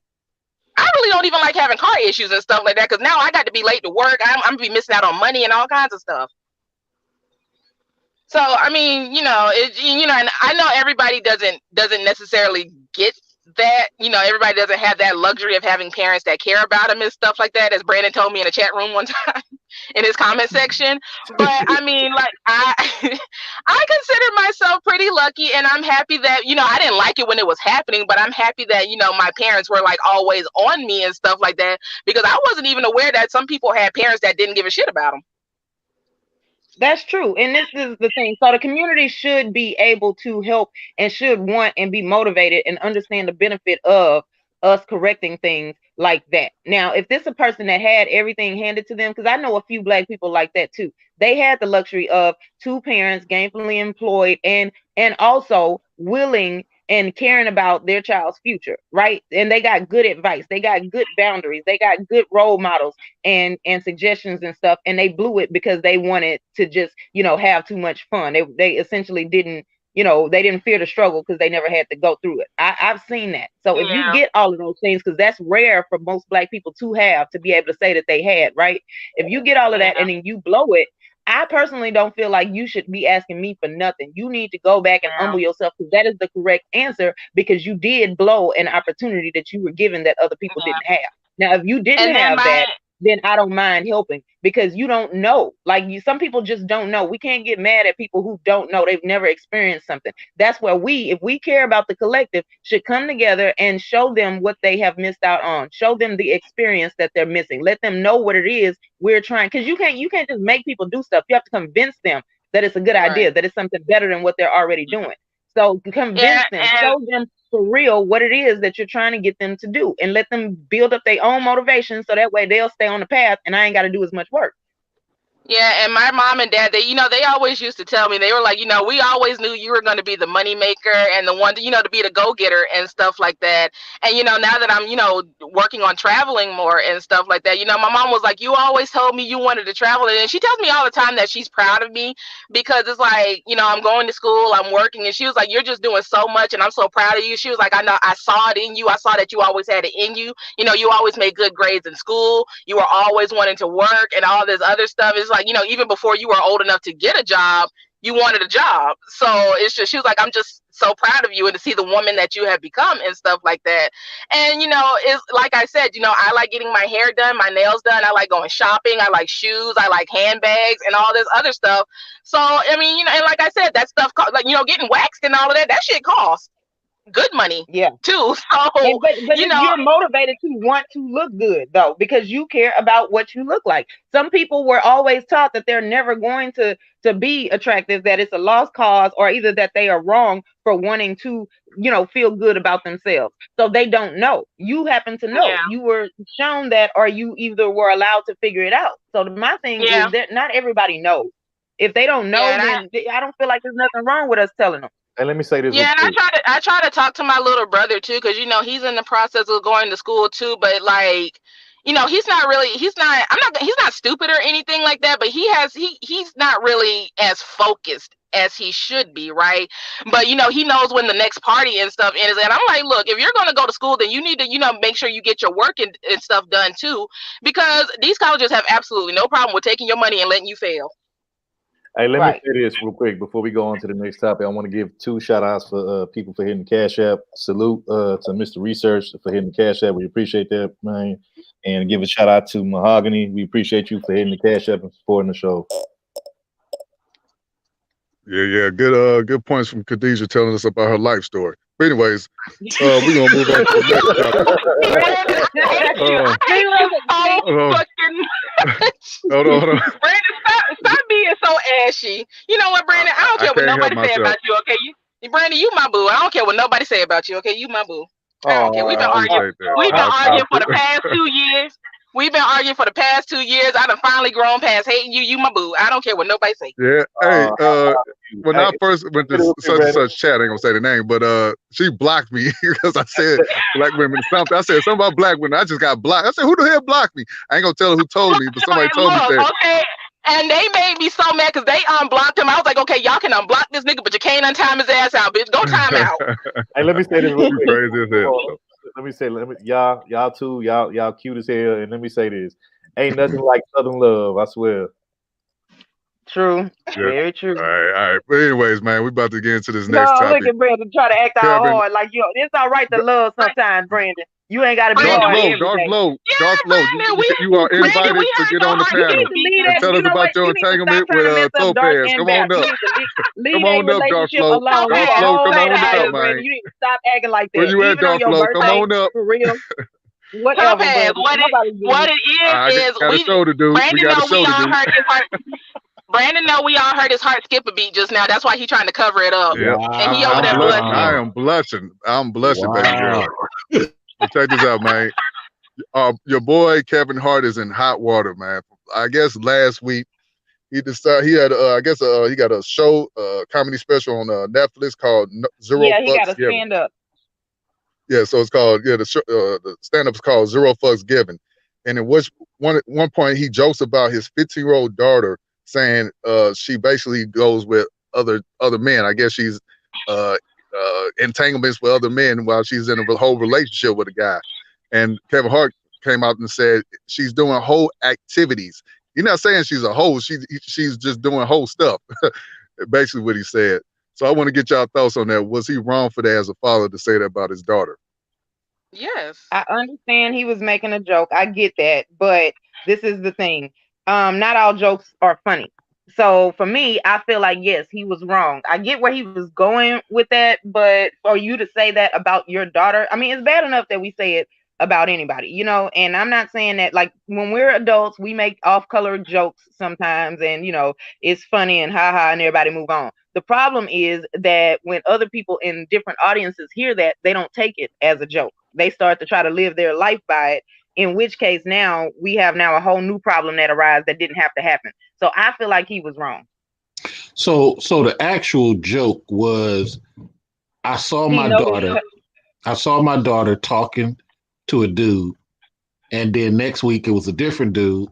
And then the week after that, it was a different dude. So I called some of my friends who are hoes, and I had to ask, is this hoe activity? Mm-hmm. Now, at what point did I call my daughter a hoe? Thank you. I'm He trying to did figure that not out call her. myself. Okay, he didn't call her a hoe, but he was alluding to it. A reasonable person can make the jump, because what he said after that part that you just mentioned was they said, yeah, that's how it starts.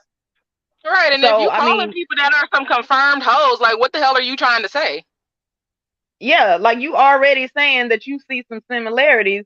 So like you may not have said my daughter acting like a hoe, but you led people down that thought process, and then you just kind of like didn't control where they went with, like you gave them half the directions and you didn't control where they went. And most people are going to end up at, oh, his daughter's a whore.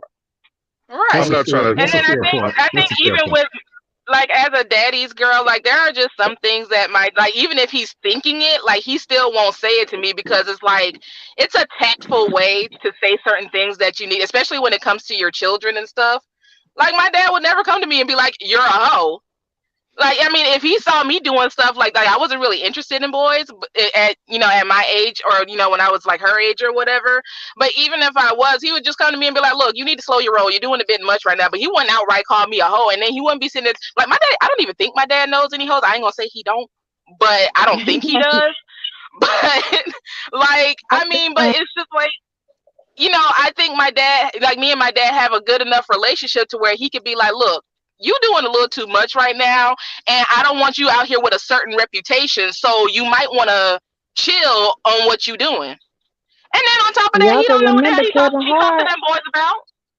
Y'all know Kevin Hart has he has an open marriage. He's into this. He's got a little sexual deviance going on with him, and they wife swapping and all this extra stuff. So for him to say that and not have a filter, I kind of would expect nothing more of him, because you can't live a lifestyle open out there, hoeing, sharing your wife, you're doing all this stuff, and it's public knowledge, and you're not ashamed of that.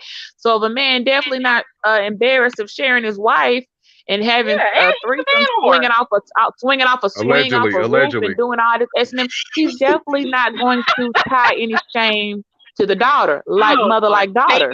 So he married into a loose marriage, and for the most part they're accepting, but like mother, like daughter it is. So if he know his wife, doing whole activities and he allows it, so his daughter doing it, it's kind of like he doesn't have a filter where I'm embarrassed. Oh my gosh, I want more for her. No, she's doing like her mom and like you've been doing. So That's how I look at that. The beach is I better. just You do know she's talking about the daughter come from the first wife, right?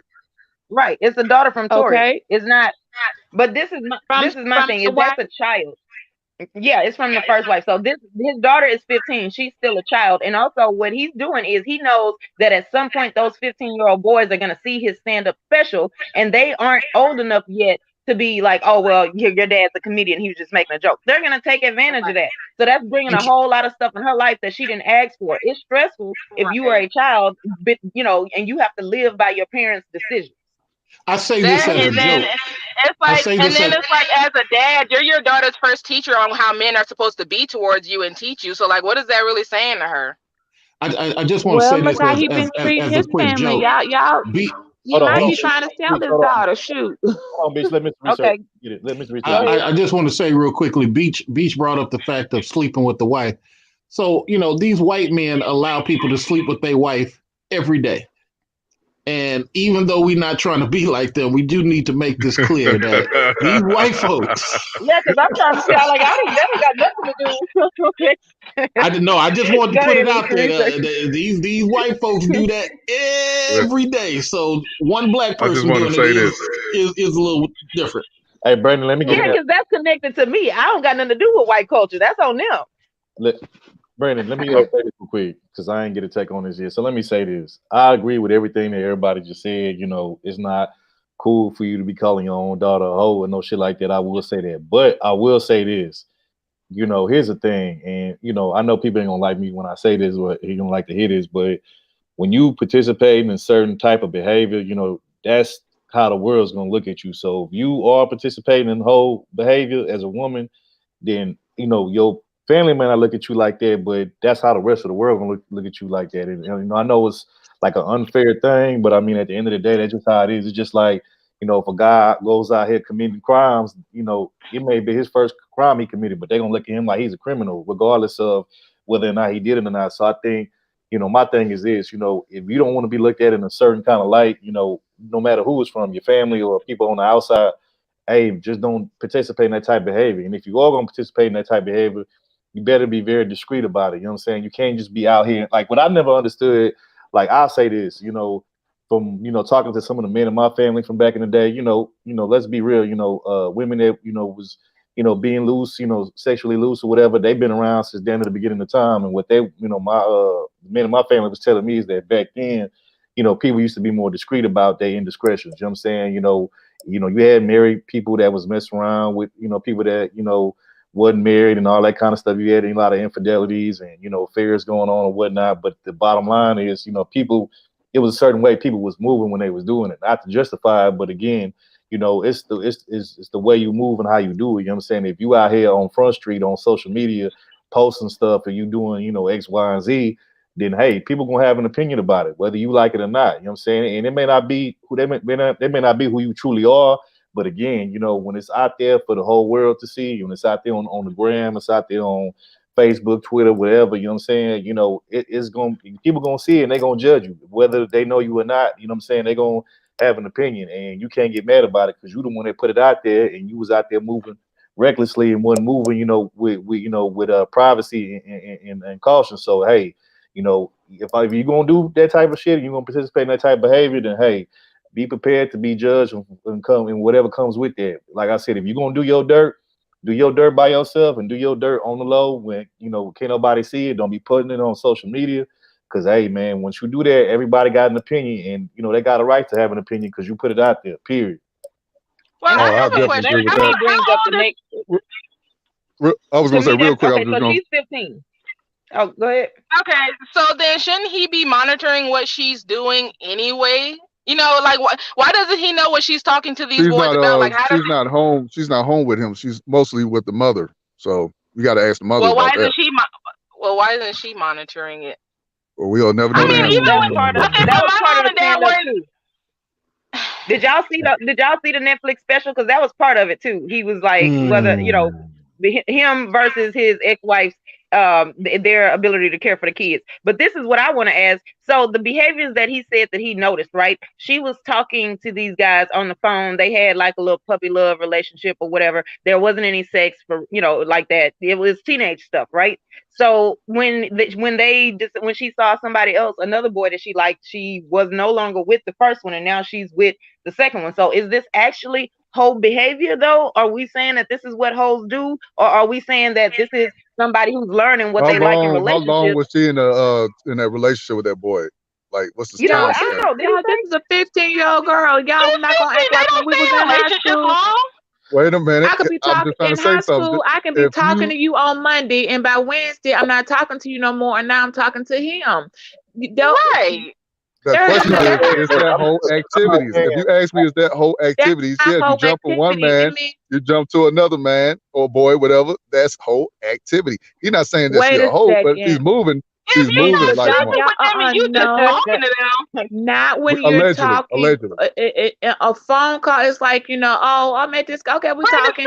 Now he pick up the phone. You're not talking to him. You went, you met somebody at the football game over there, and you got his number. Y'all know in high school you got more numbers than numbers. It's just something you did. None of them. You end up sleeping with any of them. It was more of a talking versus sleeping with. She said she's 15 years old. What did that got to do with 15-year-olds out there having sex? Shit, 13-year-olds out there having sex.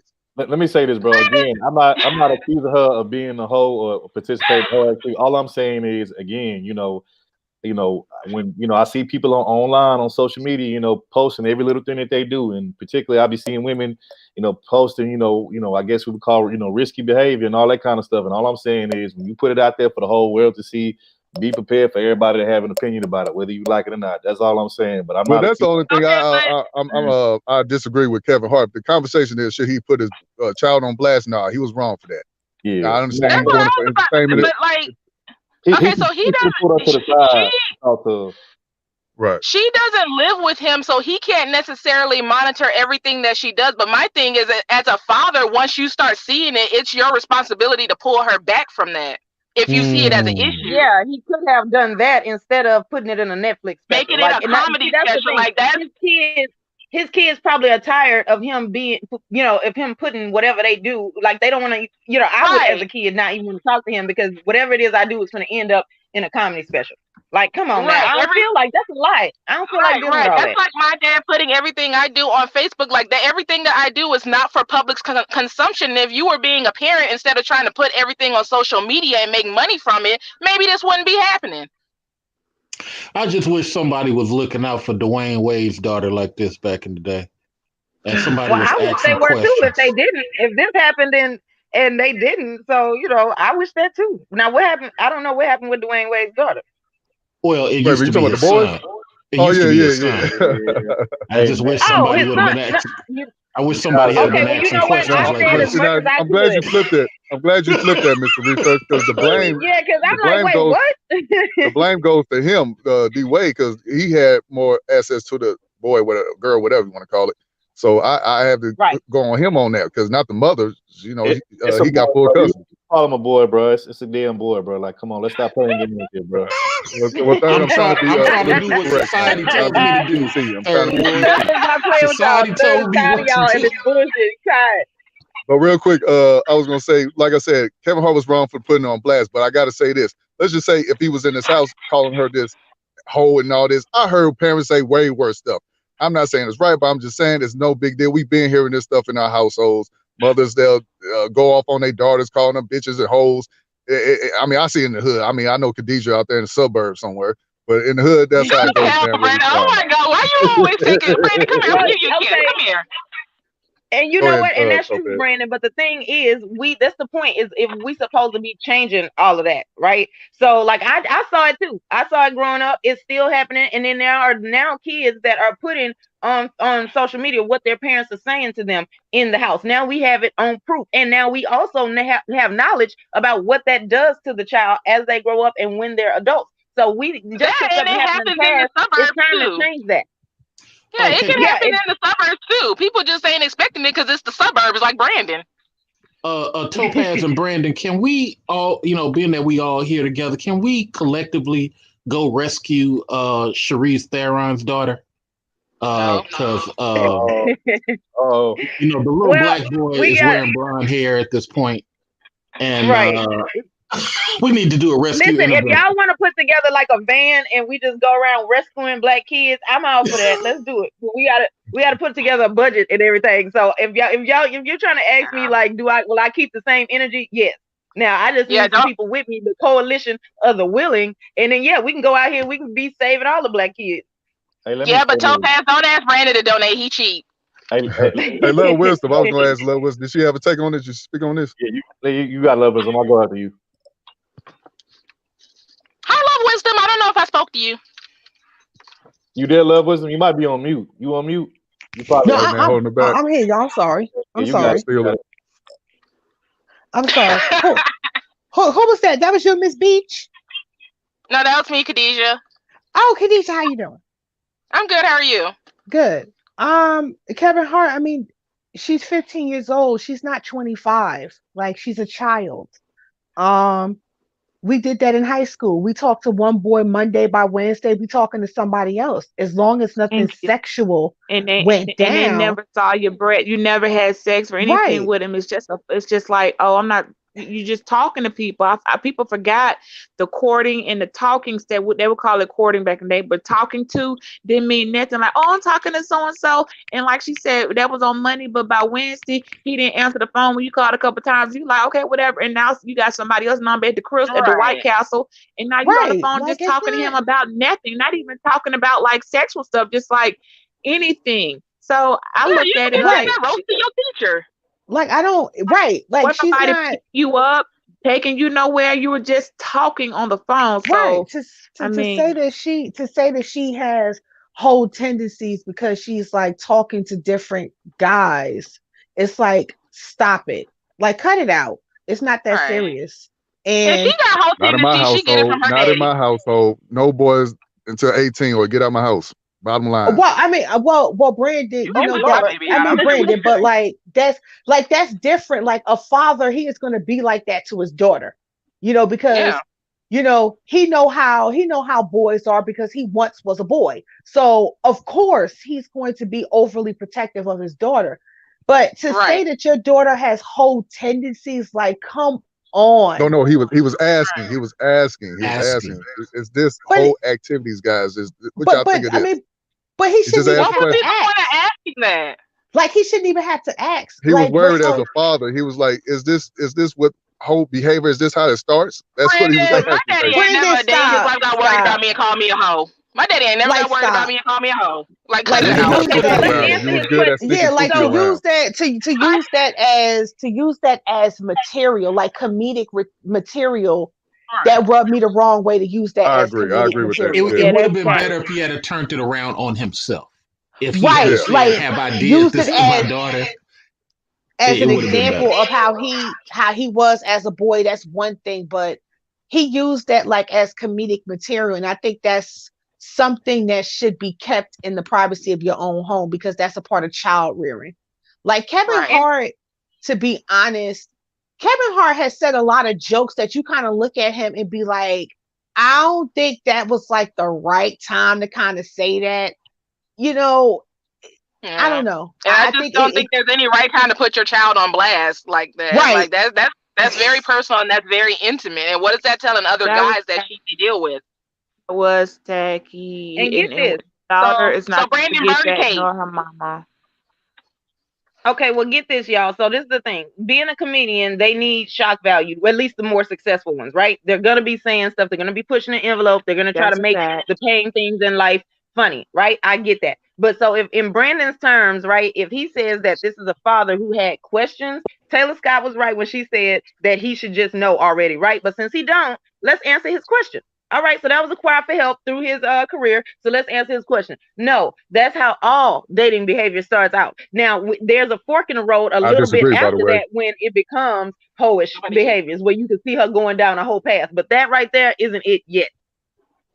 You should not be thinking about boys at the age 15, in my opinion. So, I mean, it's starting off bad. Now, I agree with that. If you guys will let me finish real quick, I was just gonna say it's not a good start. It's not a good look. If a man came up to me and asked me, man, my daughter's talking to multiple dudes, and pop.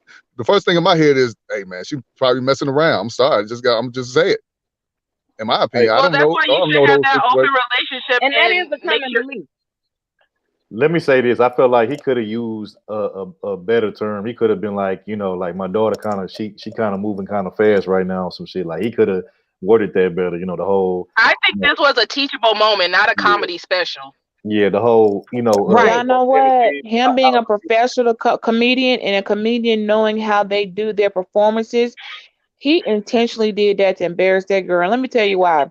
He could have did that same way, did that the same joke and pretend, I was with my guys and we was talking, and we all got daughters and we trying to make sure our daughters don't end up on a stripper pole. You know how they say, Chris Rock used to say that all the time.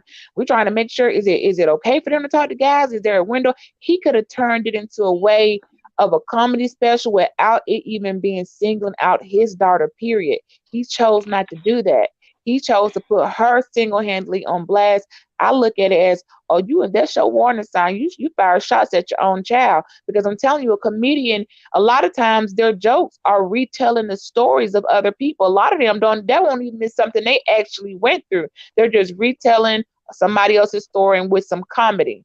So for the fact that he's a seasoned comedian, well vetted, and he couldn't figure out a way to say, with my partners and we was drinking and we all got daughters about the same age and we trying to make sure our daughters ain't don't end up getting on the whole train. What's the signs? We don't know. We asking each other. He could have his delivery could have been where he wasn't talking about his own daughter or anybody's daughter. They were just having general conversations of what's the rules these days for young people for hoism. We don't know. We got the city girls playing. We don't know what's going on. He could have did a delivery far better than what he did to single out his own child. That shows he intentionally, because he could have done that. And the reason I know he could have done that because I've heard him before.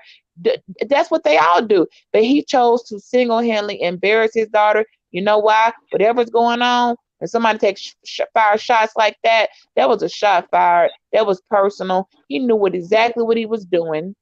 He wasn't trying to follow the in my opinion, you fire shots at your daughter because she's doing whatever it is she don't like, or the mom, whatever it is. He worked it in his comedy and he embarrassed her. That's exactly what he did on purpose. I'm gonna show you how to rework that. Maybe. In the future, there's going to be a female comic or a female entertainer. They're going to do the exact same thing to their daughter or son. And we men are going to step back and we're going to say, now keep that same energy. Facts. And I will. I will because I know it's not okay either way. It's gonna be quiet. It's gonna be real quiet. We got Mr. Research prophecies up here, and that's cool. I get it, and I'm gonna keep that same energy. Like that's what I do all the time. I don't like research. When that happens, we make sure you bring your ass back up here on this panel so we can put out information about it. So make sure you come back, bro. Make sure you come back. Hey, let me say this real quick before we go on the next topic. Do what we're gonna do next. I want to give a shout out to Bap in the chat. Bap, appreciate you for hitting the Cash App. You always coming through, hitting the Cash App supporting. So we definitely appreciate you for that. Appreciate that. Topaz, I'm about to go. I'm about to go in Walmart. Okay, we appreciate you, Khadijah. All right, thanks, Khadijah. Bye, Khadijah. Okay, bye, baby. Bye, Brandon. You know you my boo. Bye. So I just want to end with this, right? What Brandon is saying is a common thought process, right? Brandon's not the only person who's thought of it this way, and I get that, right? So this is the point that I'm making, though. That doesn't mean that we should keep going with that line of thought process, because in my opinion, it depends on what she was talking to these little boys about. Now, if they sending her, dick pics, or they talking to her about what they want to do to her, they're convincing her to try to sneak out the house and all of that kind of stuff, and she's cool with it, she's with it, that's a problem. But if she's just talking to them like, oh, well, what do you like to do? What she's learning is, she's learning about boys. So when she gets 18 and it's time to date, then she'll have some, I don't want to use the word experience because I know y'all gonna jump on that, but she'll have some understanding of what it is that, that she's supposed to be doing, and what it is that men would like, or what they think is a good thing or not. I'm not saying they need to be talking about relationships and getting all deep into stuff, but they can be talking as like just understanding that this is a human being and this is how this person feels. These are the things that upset them. These are the things that they like, blah, blah, blah. and such. So for me, it's about what she's talking on the phone to them And about. Topaz, I'm glad you said that because you saying that and them not living together, how does he know how deep their combos are going? How does he know what they're even talking about? Right. If he had looked at her phone and seen nudes and seen inappropriate sexting and sexual conversations, then you I put think her he on said, blast like that seems to me a little bit unwarranted. You ain't looked at her phone. You have no clue what she's talking about, but you're saying it's her activity. So how? What did she do that show her? I mean, where? Are you just trying to embarrass her? You trying to make a point? You trying what is it? Because like you said, all of that stuff is on the phone. You don't know what she's saying or talking about. So just because you find her having several male friends, that's not enough for you to even throw that out there. And whether or not it's tacky or not, where is his proof of evidence that what she's doing qualifies as whole activity and not just talking about random gossip or anything or nothing. okay, so in Where the is this, special, I think he said that he got to the phone because he got the boys' names and he went up to the school to see what they look like. And then the rest of the joke was even he was impressed. So he can see what she saw in him. So for me, I feel like, he's overreacting. My question is, how many but that's boys what was it? fathers How do. many They boys flip out was it? because at the slightest hint. It was He about mentioned 4 three. boys. He mentioned three. He mentioned That's a three, lot. but That's a lot. I That's too many. understand That's that as just a too many. father, She he got is full. looking for. Yeah, exactly. She does need to be focusing on her books. I get that. So it depends also if she's talking to these dudes all throughout the night, if she's talking to them during class time, if she ain't got her classwork done, she ain't done her chores in the house and then she laid up on the phone. But yeah, that kind of stuff does matter. So I think that he jumped the gun, but that he could still, like, there's still a fork in the road that she hasn't come to yet, where she could still be innocent or she could be going down the path of hoism. Like we don't know that yet. All I'm saying is what he mentioned so far isn't enough. Let me say this. And I don't want parents to be jumping to these conclusions like that. Let me well, say he this. nervous because on the swinger parties he go to, and I don't know. I'm sure his Why she keep daughter bringing up heard swinger about parties? that. He nervous that she might be getting invited to a couple of little orgies and stuff like that. He's worried about it. I mean, he does, but Allegedly. he's admitted to going those parties. He's admitted to going to swinger parties and participating in that. Okay, whatever floats your boat. Okay, I mean, I'm not with all that, but Right. Let me he's say admitted this. that. So that's why I'm like, is that why you're so nervous? Because you know what go on in these parties, and these are y'all's children of Hollywood, so yeah, she might very well be getting tag Yep. team. I don't know. You going to swinger parties and acting like it's nothing and putting it in your comedy specials, talking about it. Hey, So let I me mean, say she this may real not quick. feel like getting tag team is a bad Hey, you idea. got the last word, third. You got the last word, man. Let me say this real quick. Hey, Brandon, look, I feel what you're saying about her talking to three dudes or whatever, being so young. But look, man, I ain't finna be a hypocrite, bro. I know when I was that age, bro, I had like 10 different chicks I was talking to at the time. So I ain't gonna even comment on that, bro. I ain't gonna even say no. I'm gonna just get out of there, bro. I'm gonna stay Okay, third. Let me ask you this real quick, third. What about if it was your daughter? Yeah, bro. I mean, look, I that'd be hard, bro. Exactly. Hey, that's what I'm trying to say. That's what I'm just saying. Here's the thing, bro. I can't be a hypocrite, bro, because I know when I was that age, bro, I was wild back then. It's different with boys, man. It's different. I'm sorry, ladies. It's just different with boys. We like, are made to be with multiple women. Y'all have to be with one man. I'm sorry. I'm trying not to be a hypocrite, dog. It's Brandon. hard to be in. Boy, I met a ninth boy today. He cute too. I can't have no conversation with my daughter, man. My son come up, man. Dad, I got this fine little chick. Hey, right on, son. My daughter come to me. I met this fine boy. What? I'm ready to punish her. Like, I ain't trying to hear that, man. Well, I think what you objecting to is the use of the word fine. Because if you think about, like, if somebody's fine, what are you thinking about utilizing that for? She didn't say I met this funny guy. She didn't say I met this, cute dude or this sweet dude. She said fine. So that's to me that would be the problem. And come on, and speaking of, your daughter would not say that to you. She's not gonna say, "Daddy, I met a fine dude." She's not gonna talk to you like this. She might like, "Hey, Dad, I met a guy today. He seemed pretty nice. He was pretty cool." That's how she's gonna talk. She's not gonna give you a reason. She's not gonna give you more reason. to be side. I heard talking about, Daddy, I met this fine ass nigga today. Your daughter is not gonna talk to you like that. So you know you was reaching. I'm just saying that's why it's kind of a double standard. That's all I'm saying. Like that to me, I'll be like, oh, it's definitely a double standard. Yeah, so you know, hey man. Hey, we're gonna move on to the next topic, man. Because all of that you saying, Brandon, gonna have to have its own topic. One more thing, we ain't got enough time today. One more thing, let me say that. Hey, Brandon, bro, I get all the vision in my mind, bro. You gonna be that damn daddy, bro. With, you know, you go in your daughter's room, she gonna have like them little posters on the wall, like her favorite. You gonna get that shit off the motherfucking wall. Get that shit down, right? Yeah. But anyways, man, hey, I'm just gonna tell the truth, guys. The reason why my brother Kenny Conjo's not up here, I'm just gonna be honest with you, because Gabby Sidibe got married. He's very upset about that situation. Listen, I told Kenny, man, get over it. Kenny, get over it. She moved on. She just took the pink pill. She's done with brothers. She's done. Get over it, man. Hopefully we'll see you next week. But anyways, real quick, I'm just gonna say this real quick. The whole Gabby Sidibe, listen, congratulations to that lady. You know, she seems like a sweetheart. She, you know, found a good guy, whatever. But I just got to say this. Now, people on Instagram, Facebook, YouTube, they cracking jokes about her.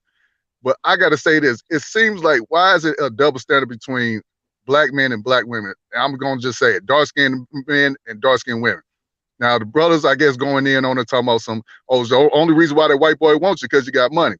And women are getting mad at the brothers for saying that. But do y'all remember when Flavor Flav came out with his reality TV show? What did all the women say about him? You're black, you're ugly. The women only want you because you got money. So it's the same situation. It's the same situation, man. Well, he was and still is ugly as hell. And I still wouldn't want him. I don't care how much money he got because I can't roll over looking at a damn, you know, somebody look like a goddamn California most raisin. Most women can because he got that bread. Most women could do it because he got that bread. And the same thing with Gabby. I'm sorry, you know, she's not easy on the eyes. She might be nice, but some guys not gonna like her. They clowning her. So the white boy, he's trying to secure the bag. That's what a lot of brothers are saying. But it just seems like a double standard. Wait a minute. You like bringing up double standards. So to me, I'm finna say the following. Yeah, Brandon, all that's true, but it's still a double standard. See, women can date an ugly dude because he got money, because we supposed to think about whether he can take care of us or not. A man is not supposed to do that. So that means he's less than a man if he's dating her because she got money? No. My point is, why is it a bad thing for the brothers to make jokes about her? Well, because it's mean. Like it's not mean, nice. But that's why I said that's why I brought up Flavor Flav's situation when everybody's going, any dark-skinned brother. Every time I know, but I'm saying, but I'm not hearing. I wasn't hearing nobody say, "Oh, that's mean. Why y'all talking about that man? Why y'all doing him like that?" Nobody. Everybody, black men, black women, we all was clowning Flavor Flav. But now that the shoot, now everything went to Gabby. Now it's colorism. Oh, you guys are just jealous. She got a white man. No, people are just having fun, making jokes. I'm not saying it's right or wrong. I'm just saying nobody was on Flavor Flav's side saying, "Hey, stop this. Leave the brother alone. He's happy, finally trying to find love." Brandon, no, he's dark skinned. He's ugly. He got. Wait. Because God plays a practical joke every 10 years where he creates the same situation on the other side, and folks are keeping that same energy. And I'm gonna just say this: I got cut smooth out one day for saying that people was mean for the way that they talking about Flavor Flav, that he deserved love too, and that if the women are there for the money, they stay for his personality. Like I got cut smooth out for everything that I was worth by some people that wanted to fight for their right to call him ugly. So I am keeping the same energy. So I just wanted to put that out there. So Taylor Scott is in the chat. She said he is ugly and he got a big ass clock and all this. So you have no problem with people clowning Gabby, calling her big and all this name calling. You shouldn't be upset about it. That's all I'm saying. Keep the same energy. Which I got on it, man. Well, yeah, that's my point of view. Is like I do keep the same energy, but in this case, to be honest with you, I would need to know like how they met and what they talk about or whatever. Listen, all other celebrities know that we finna be nosy and we finna be in their love life. So if she don't want people saying that he's only with her for her money, which it is mean, it is, but it's the way of the world. People got their opinion, right?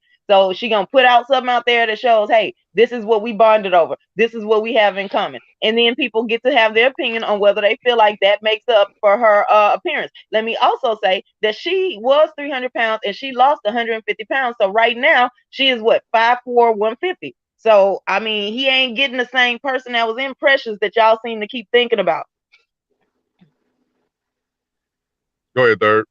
Okay, let me say this. Me personally, bro, I don't care nothing about I Gabby need to see the new Silver. pictures of her. You know, I really don't care nothing about her, getting married, nothing like that. I'm happy for her. Shout out to her, you know what I'm saying? If, old dude love her, if he love her and want to marry her, then hey, Carry the I love, bags. Carry the bag, white boy. hey, you know what I'm saying? Hey, man, if that's who she want or if that's who make her happy, then hey, more power to her. You know what I'm saying? I really don't care. But I will say this though, I do kind of agree with what you and Mr. Research was saying as far as the fact that, like you said, when it's somebody that's a dude that's not necessarily like a heartthrob guy or whatever, they be going in on dudes like that. They be going in on Right. Flav and other dudes. It's like, so, if y'all gonna, I'm just saying, keep the same energy, you know what I'm saying? But I agree with what y'all was saying. But like I said, I really don't care, man. I mean, if she, if they happy together, then hey, do your thing. It ain't, hurting me either way. You know what I'm saying? Like I could care less. You know what I'm saying? But that's just how I feel about it. Here, I keep this in mind. I'm not trying to hurt anybody's feelings, but some women with that have lower self-esteem, and it's hard for them to get somebody. They're willing to compromise, and they may know, you know what? I know they're around me. Oh, you making me FaceTiming and shit, and I'm on the damn thing. Hold on. Okay, sorry about that. She may be very well okay with that. Like, I got somebody with me every day.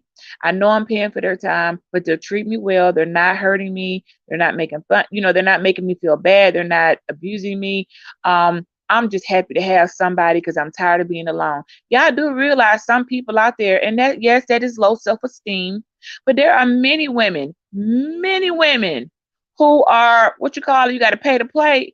They are paying so the men will play with them.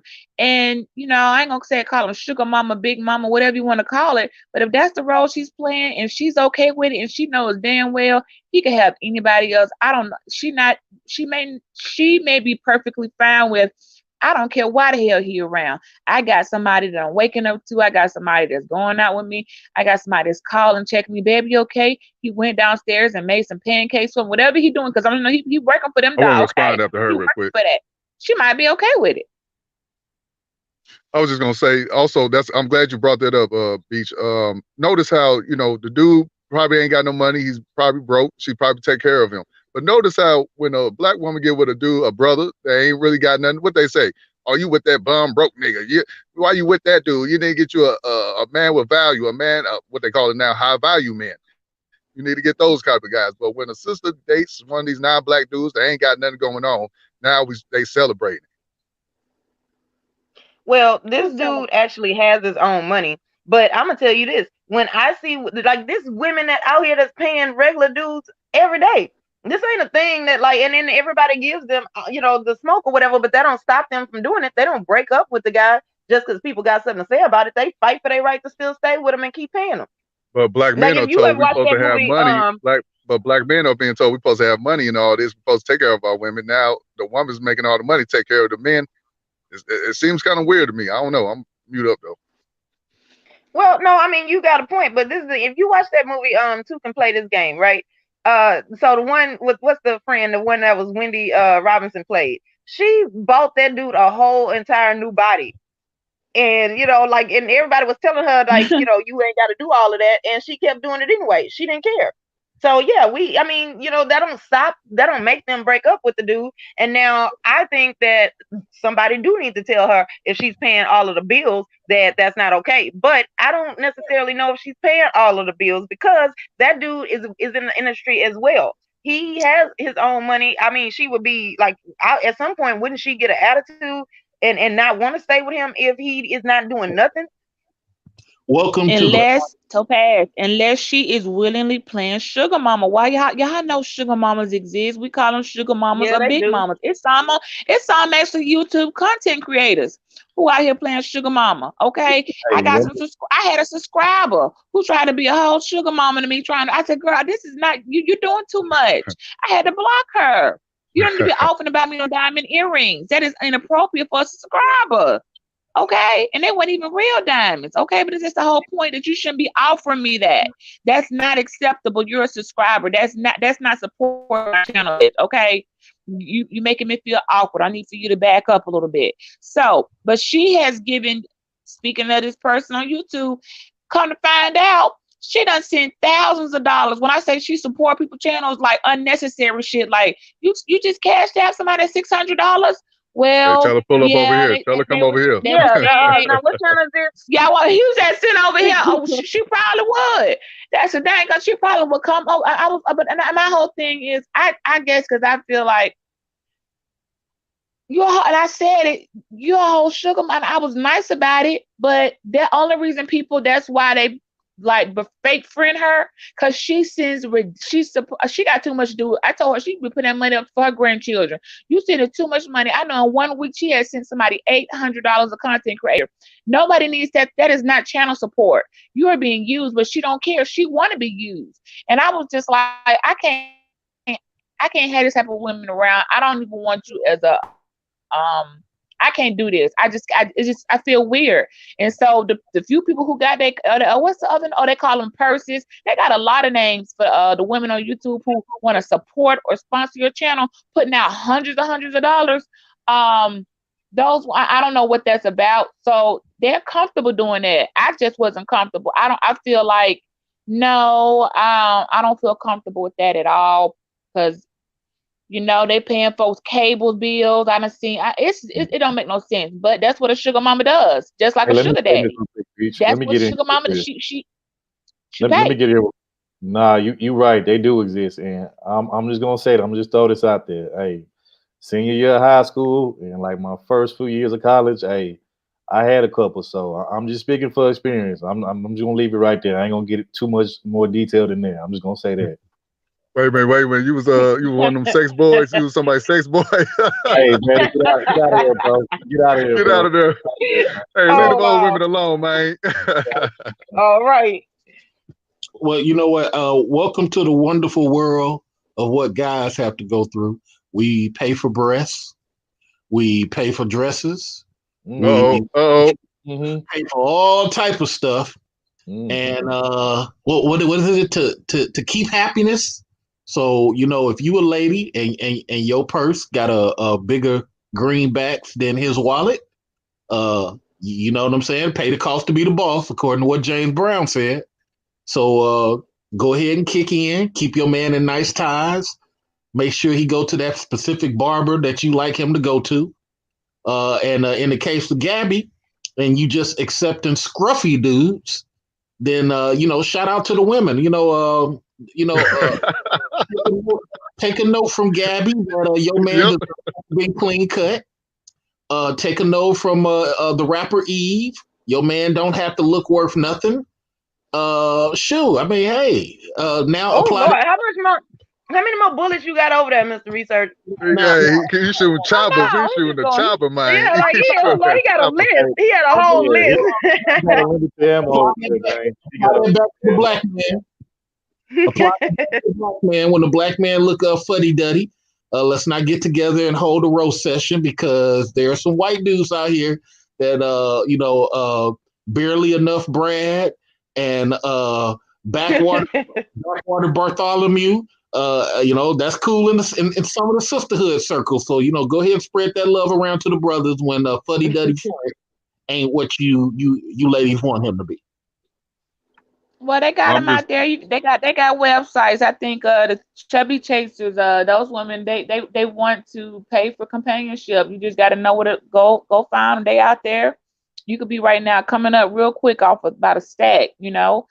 I mean, and wasn't it love. Always like a running joke if you see a black dude dating a white chick that she fixing his credit? Like, this is not new. No, this ain't new. Hey, let me just say this. Go ahead, Third. Yeah, let me just say, shout out to all the sugar mamas out there helping them, brothers on the come up. There you go. There you go. For a meal for the night. Giving them money for the meal for the night or money for the weekend. Shout out to all them sugar mamas. Well, and let y'all sugar mamas know, y'all, all that money y'all giving him, they giving to us the woman they really want to be with. So yeah, keep on giving them money, sugar mamas, so they can break us off. Ain't that what they say about the woman they really want to be with? Don't they say that about the sugar daddies, the one that's taking care of the sugar little girls or whatever, and then they Yeah, give it hold, to the man they want? yeah, hold on, real quick. Hold on, one motherfucking minute. So it's bad for a young dude to have a sugar mama, but you know, young girls be having sugar daddies. You know, Come on, man.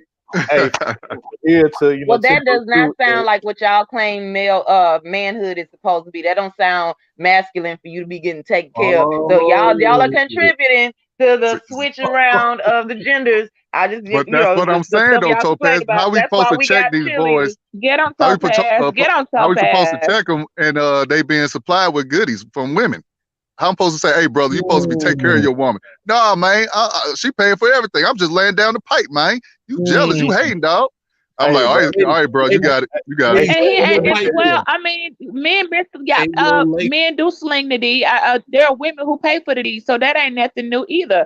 Don't make me start calling out people. I mean, there's some rappers who will tell you that in some of their lyrics, it's like, yeah, I make them pay for it when they first started off trying to get their studio money up. So slinging D ain't nothing. Like, hey, you going to pay me for this?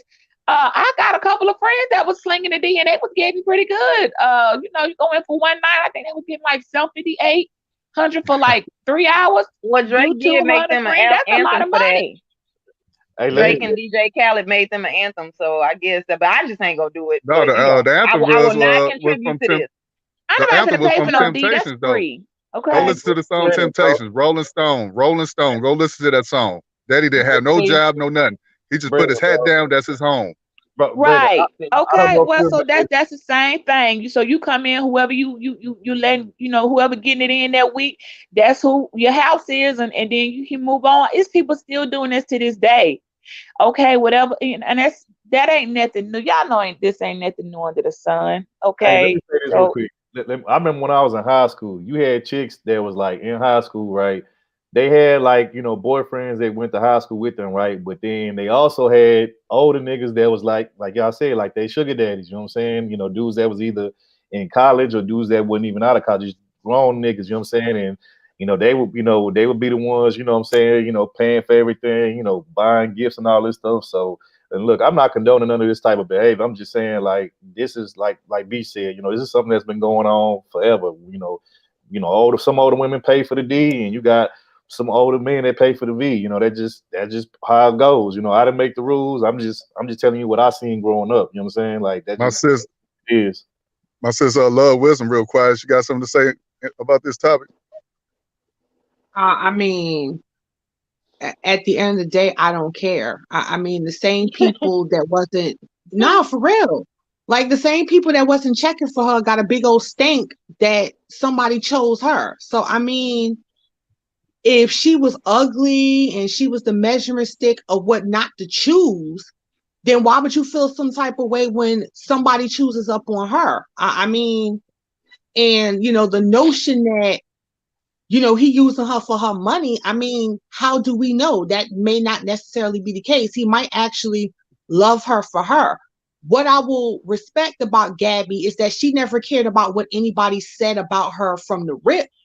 Like, she will tell you she's comfortable with her body. She's comfortable with who she is. If she decides to do something, it's because she wants to.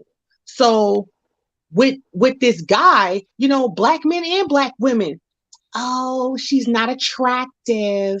When you're not attractive, you got to do more. And dudes will be like, well, she ugly, she fat. Now she gets engaged.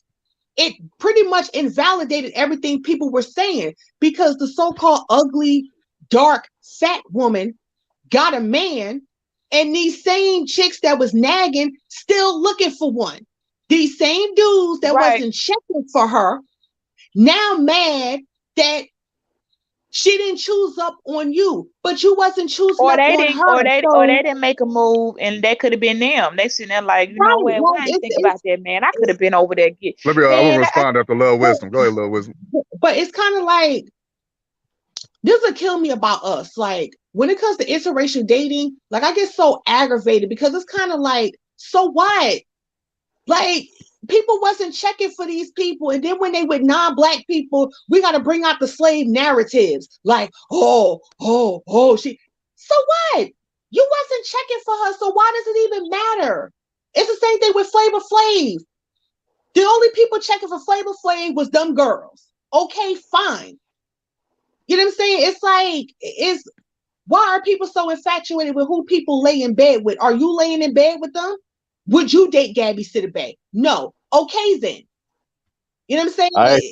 That's how I kind of feel about it. Like, okay, you ain't marrying her, and if the dude is using her for her money, then that's a bridge that she has to cross. You know what I'm saying? Like, when they're only giving her a hard time because of her looks. I was gonna say real quick. I was gonna say everything. Terry McGraw did that on how Stella got her groove back, and of course she left without her money. Let Brandon go first because he was gonna add on to what Liz Wisdom said, and then we're gonna come to you after Brandon. No, I was just gonna say everything Lil Wisdom said was dead straight. It was right on. Like, you guys are not doing this or that. Like, I'm not with the whole bashing people because who they date and leave people alone. But this is my thing. Like, I'm glad she also brought up Flavor Flav situation. I was just bringing up the fact that everybody's getting so upset, outrageous because of what the men are saying about this girl, but there was nobody giving pushback to the people that was making fun of Flav or another dark-skinned man that happens to be like Seal. When Seal got with Heidi Klum, whatever her name is, people was dogging him out like, oh, she only with you because you got money. You got all them scars on your face and all this, just flaming this dude, roasting him. Nobody was there to back him up, but all of a sudden now we talking about this dark-skinned girl, Gabby situation. Now it's wrong for brothers to do the exact same thing. I'm not saying either the situation is right. I'm just saying, where was the energy towards the men that was being roasted? Here's my thing. Here's my thing real quick. Like, well, we all know colorism. I don't even want to get into that conversation. Like, we all know what that's all about. Like, Gabby doesn't fit the societal standard of beauty. She doesn't. And especially in our community where we just like, good Lord with it. It's annoying how she's ugly. She's this. Flavor Flav is ugly in this. But when these quote unquote ugly people get chose, that's where the problem come in. Thank you. When the ugly people get chose, right? Let me just keep it real. Y'all ain't gonna, some people ain't gonna like me, but it gotta be said. To some of these women who got an issue with Gabby, the problem is the ugly girl ain't supposed to have nothing. You supposed to have nothing. The ugly girl got the man, you ain't got no man. So something is wrong here because the ugly fat girl got the man, but I'm cute and I'm in shape. I done bent over backwards and spread eagle and I ain't still got no ring. Your fault, your problem. Let Gabby use. For the dudes. The ugly fat chick is supposed to take any piece of dick that come along her way because she ugly. You want to be glad you got this dick. You want to be glad you get a high from me. Okay? Now that the white boy come in and say, you know what? I actually like you for who you are. Better yet, if you want to focus on your health, let's work this out together.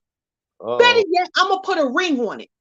Oh, she just using her for his money. No, nigga, you just mad because you didn't get in to use her for her money. Let's just keep this all the way real. Okay? Got a lot of these homosexuals out here mad because that was a lick that you missed. That's all that is. So all this fake outrage because the girl done chose or she got chose and you still ain't get chose, that's your problem. That ain't her problem. Deal with it. Wow. That's it. So she's spot on, but like I said, you had to tell us that was the end of the speech because we didn't know. We were still waiting. Yeah, ain't no lie right there, bro. She spoke facts. I mean, it was all she did. Oh yeah, most definitely, man. Well, I guess we go to our final and last topic after Love Wisdom to drop the mic on us. The next topic, everybody's been talking about this situation. I definitely got good people on this panel to speak about this one. Final topic is the whole. Hold on, you just play the video first. You want to play the video? Yeah. All right, go ahead. Yeah, let's do that. We'll talk about it afterwards. You play the video. Fair use. All right, come on here.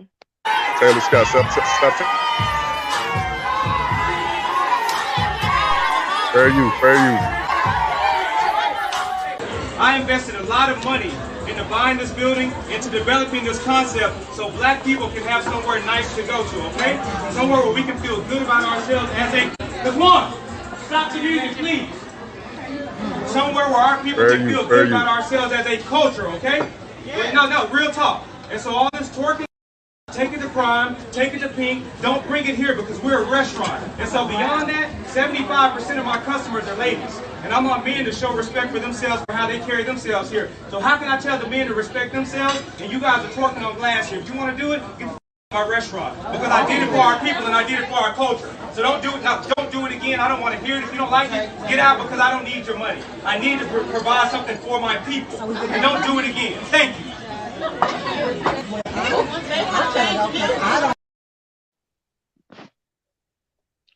Speaking of mic drop, 'tis the season to let the mic fall. Well, y'all, let me tell you this. We got a million places we can twerk. Okay, you can be at a pub, music, little lounge, a lot of places. When someone is eating an establishment, you should conduct yourself like you're coming out to dinner. I don't want to be eating my steak and you over there flinging your ass. Okay, Right. it's just not hygienically the thing I want to see while I'm eating. You might be ruining somebody's appetite. There's sweat, your hair flinging. Okay, you gotta keep in mind, twerk work requires a lot of energy. Okay, so you got weed flying everywhere, you got ashes throwing, and you got people sitting there eating, and folks who didn't come there for that. So in all fairness, if you want to twerk, go outside in a parking lot, but let the people sit down and eat their meal in peace. Okay, because they are paying to eat. They didn't come to pay. They didn't come to see a strip show or twerk and eat restaurant. That's what he could. There probably is an establishment somewhere like that. Twerk while you eat. I don't know, but when we're eating and that's food, and especially with cooking and stuff going on, I don't think you should be moving your ass in generals and gyrating around folks' plates. That's just me personally. I mean, food and twerking don't go together. That don't sound right. Yeah, that's what I was feeling like. Now, how would that even work, though? I just thought that was very disrespectful to the establishment and to the people, because you have children there, you got people going out on date. Like, this isn't Magic City. Like, this isn't a dance hall. Right. And it comes to that's a why point. I'm saying you can eat at Magic City and twerk. They got food. You can go to the Blue Flame and eat some chicken wings and twerk. There's a lot of places you can go and eat and have and dance. This was a restaurant.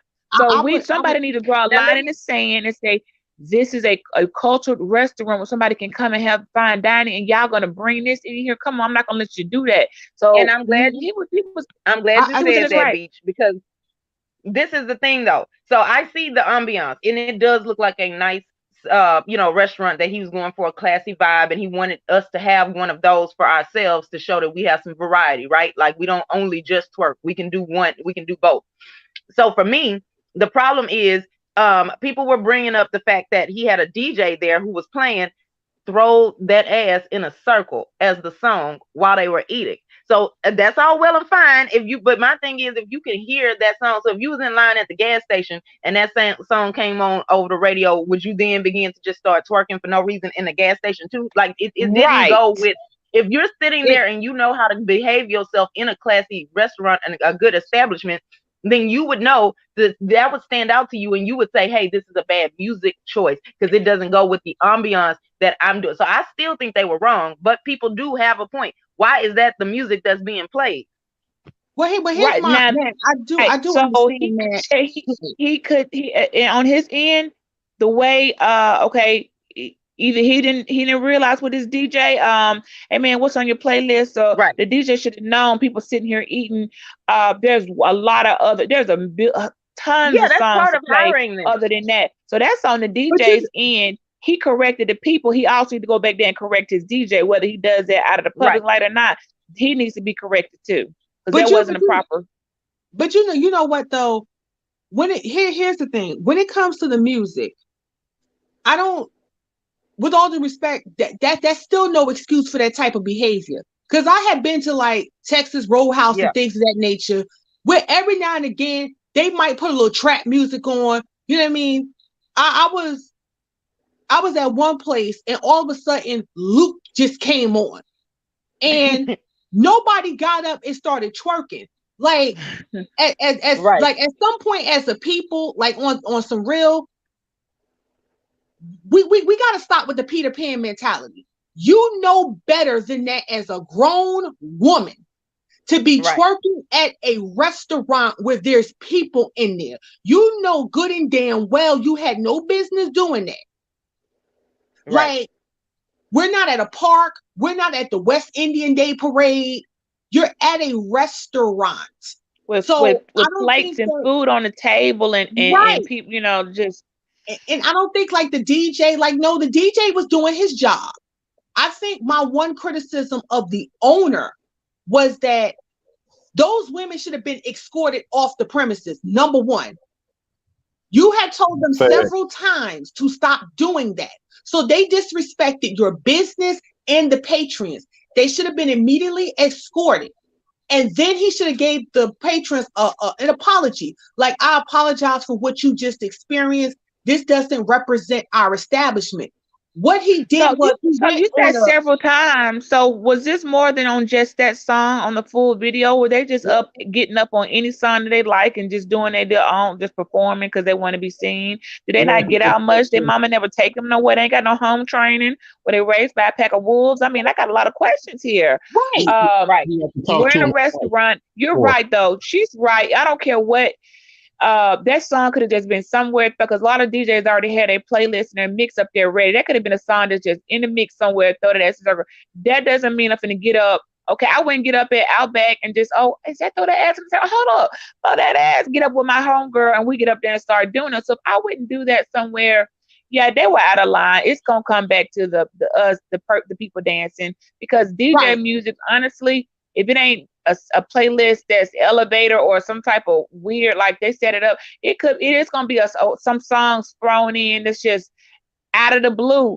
That doesn't give the people the right to get up and start acting like they were raised by a pack of wolves or some wild banjis. Period. It Right. comes back to the people. Yeah, I'm with you with 1,000 on that wisdom. And I don't I mean, agree, and I don't agree with him. Like, he kind of did like the pound cake speech, and I was just like, no. The problem wasn't the patrons, it was them. So Right. they needed to be escorted out, and the patrons should have gotten an apology, not a pound cake speech to where, well, I did all this for us. No. Don't chastise the people who were just there to enjoy themselves. Get the trash out first because that was wrong. And we got to keep it real. When it comes to Black businesses, Black people don't have no respect for Black business owners. They really don't. It's kind of like, well, I can do what I want to do when I want to do it. But if you Yep. was like at Ruth Chris or anywhere else, they won't even let you go in there if you don't dress a certain way.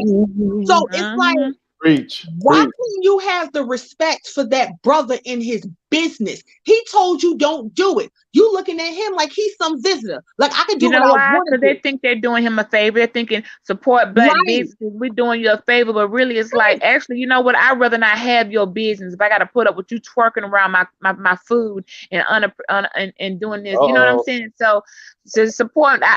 We've been talking about this, supporting Black businesses, and then folks. Either if the business owners aren't slacking just because they Black and they feel like you got to support me in a way to prove your Blackness, then the Black people coming in feeling like they doing them a favor. So you need to appreciate my Blackness coming in and let me do what I want to. On both ends, this supporting Black businesses getting a little bit, we shouldn't have to even put lines in the sand. It should be understood on both ends. But yeah, Let me I'm glad you said that. Go ahead. let me go on here real quick because this was the topic that I particularly chose. This was my topic that I chose because I thought it was kind of controversial and interesting. And let me say this before I even get into my take. Let me give you ladies. Bad third. Let me give y'all a high five and a clap because I'm proud of you ladies because I didn't know like where y'all was gonna go with it because it's been like a big divide on some people feel like they should be if they giving this man business they should be able to twerk, do what they want and blah blah blah. But I agree with what you all said. It's the principle. It's the point of at the end of the day, you know, it's a time and a place for everything. So, you know, if you want to do that, if you want to participate in that type of behavior, twerking and stuff, go to the places where, you know, that is acceptable. You know what I'm saying? Like, for instance, perfect example. So there used to be this place when I was living back home in Houston. There used to be this restaurant / bar I used to go to, right? But it had like a kind of like a club atmosphere to it. They had like a dance floor or whatever. And it was kind of, I ain't gonna lie, it was kind of, I mean, they had good food, good service, but it was kind of like trashy a little bit or whatnot. And, you know, Yeah. they get to playing music or whatnot, you know, you see women up there twerking and, you know, showing their ass and acting a fool, whatever. But that was the type of environment that was you know, that was acceptable for that type of behavior. You know, if you look And that at was away from people's tables. The dance floor was like in the middle. If you talk about the same place, the dance floor was in the middle, and then like that was away from people's plates and tables. Exactly. And then she was leaning on the glass, standing like she was standing in their booth on the furniture, leaning her hands against the glass and shaking ass. Right. So like her ass was literally over Oh my her God. friend's plate. So why were they okay with that? Because I would have had a whole problem with that. I would have clipped her and made sure she fell off that bench. Just saying. Let me finish what I was saying. What I was saying is Go ahead.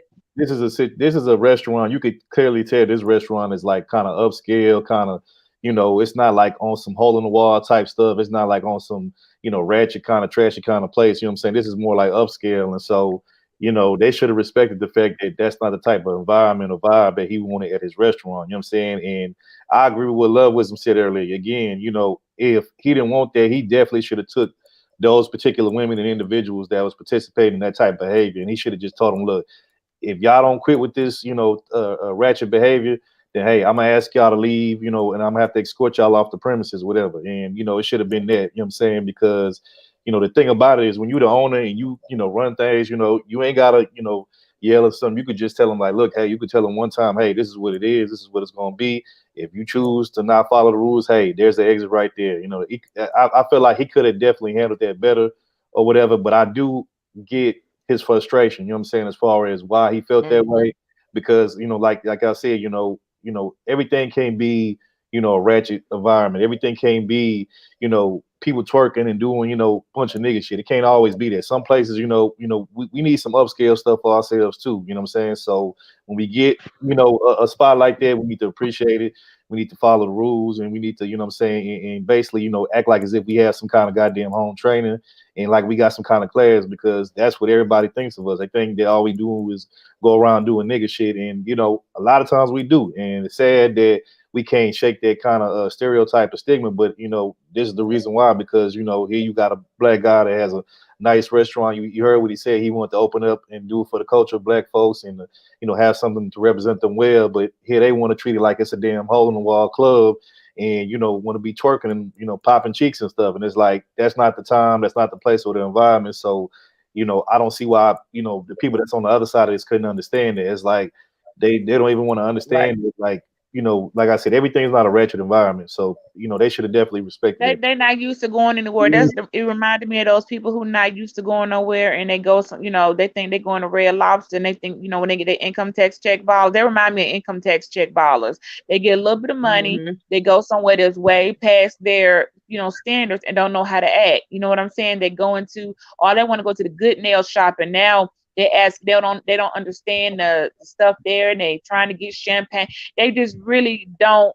They're not cultured in anything that's got a little bit of class. Okay, so they don't know how to have some class. They don't know how to be classy. They really think that was okay to do, and not nobody was gonna look at them crazy, or they would even be asked to leave. So that just shows you the character of. That they were raised, like I said, raised by a pack of wolves, where your mama didn't teach you no better, no home training, and no, when you go to this place, act accordingly. Okay, when you go to this place, you know, turn up. But that was no turn up environment, and they should have known better. You know, so hey, they was raised by a pack of wolves. That's all I really got to say. I was just gonna add this real quick. Have y'all noticed, like, when black women act up, the ones that act up in nail salons or nail shop, whatever, you notice how Asian men treat them? They have them in headlocks. They drag them out they stole. They jump them. All the women jump and the men jump them. Compared to what this man did in that store was nothing compared to what those non-blacks do to black women when they act up. This man, I mean, you could say he cussed them out. He just said, "Get the fuck out." It wasn't nothing bad than what them Asian boys do, them sisters that be acting up. I'm just saying. Hey, But now hey, they want to Well, that's boycott this true. man hold on, let me add to that, having Brandon. a stand. You know what, Brandon, bro? You ain't lying, bro. You ain't never lied on that. You telling 100% truth. And let me also say this. Just go back to Love Wisdom's point not too long ago when she said that, notice that the women that that tried to do that, at that man's establishment, she's right. I don't see women doing that at Ruth Chris. I don't see, women doing that at Del Frisco's. I don't see them doing it, at Houston's or any type of, Benihana's or anything like that. I don't see them doing PF Trans, whatever you want to, whatever upscale place you want to put out there. I don't see them doing that type of shit over there in those type of establishments. You know what I'm saying? And it's funny that they wouldn't even think about doing it there, but yet, like you said, it's a black owned established type of place, and it's like, they think they could do whatever just because it's black owned, but it's like, nah, bro, like you can't be just doing that. Like you got to have some kind of decorum and sense about yourself when you go out to places. You know what I'm saying? Now, like y'all said, if it's a type of environment that caters to that type of that type of time and energy, then hey, do your thing. But when you go into like a more upscale spot, man, you can't be doing that, man. You gotta act like you got some goddamn sense, man. Well, to your point, Third. You got next at the Love Wisdom, Mr. Research. What ends up happening is that like the minority makes it bad for the majority. So what happens is when you start going into other establishments, they're going to look at you a certain way based on what they just saw. So now every woman, every sister that may go into an upscale establishment is going to be put on a specific lens. Like, oh my God, I hope she don't cut up. Like for that brother's business, it's an unconscious thing in his head. Like, I hope these sisters don't come in here and do nothing ratchet. Like, oh my God, I hope. And it's not that he wants to think like that on purpose, but look what he just experienced. Like for any business where they had to escort somebody for bad behavior, being told several times not to do something and they become combative, that does put a stain on people that's coming in. So when you hear stories about Black people, I think it was in Atlanta, Houston's, where they didn't want the Black people to come in there. It was a big, giant issue with that. Oh, but the white people get to come in there and do that, and white people go ape shit and don't nobody say nothing. Yeah, but look who owns it. Like you have a Black-owned business that is catering to Black people, and this is how you treat him. We know for a fact you could not go to a white establishment with that type of behavior. So it's like, how is it that we know how to be civil when it comes to other groups of people, but when it comes to our people, nigga, what? Who you talking to like that? Like, I just felt as though that was very disrespectful towards that brother in his business. Very disrespectful. And I think the next time something like that happens, he needs to escort them out. Don't get no pound cake speech. Just kick them out of there. Well, the next time it happens, I would love to see the nurturing women, grandma, and any auntie in the room step up so the brother don't have to do that. Oh, I would love to see. I would love to see a group of Deltas get together, stand all up all at once. Sister, don't do that in the brother's establishment. See, protect the Black man. See, a lot of times these Black dudes get up here and say, they don't even make no sense. Black women don't protect Black men. But this is a situation where that can't happen, where the brother doesn't have to get vilified. Some sisters of standard get up, right, and they walk over and have a woman-on-woman conversation about how this image is making things look bad, and if the brother have to call the police, then y'all gonna be mad at him. See, that's what we need. We need these beautiful 20% of women to stand up to the 80%. Let me say it one more time. I agree. Say that again. We need 20% of women to stand up to the 80% because, let's keep that same energy, as Brandon likes to say.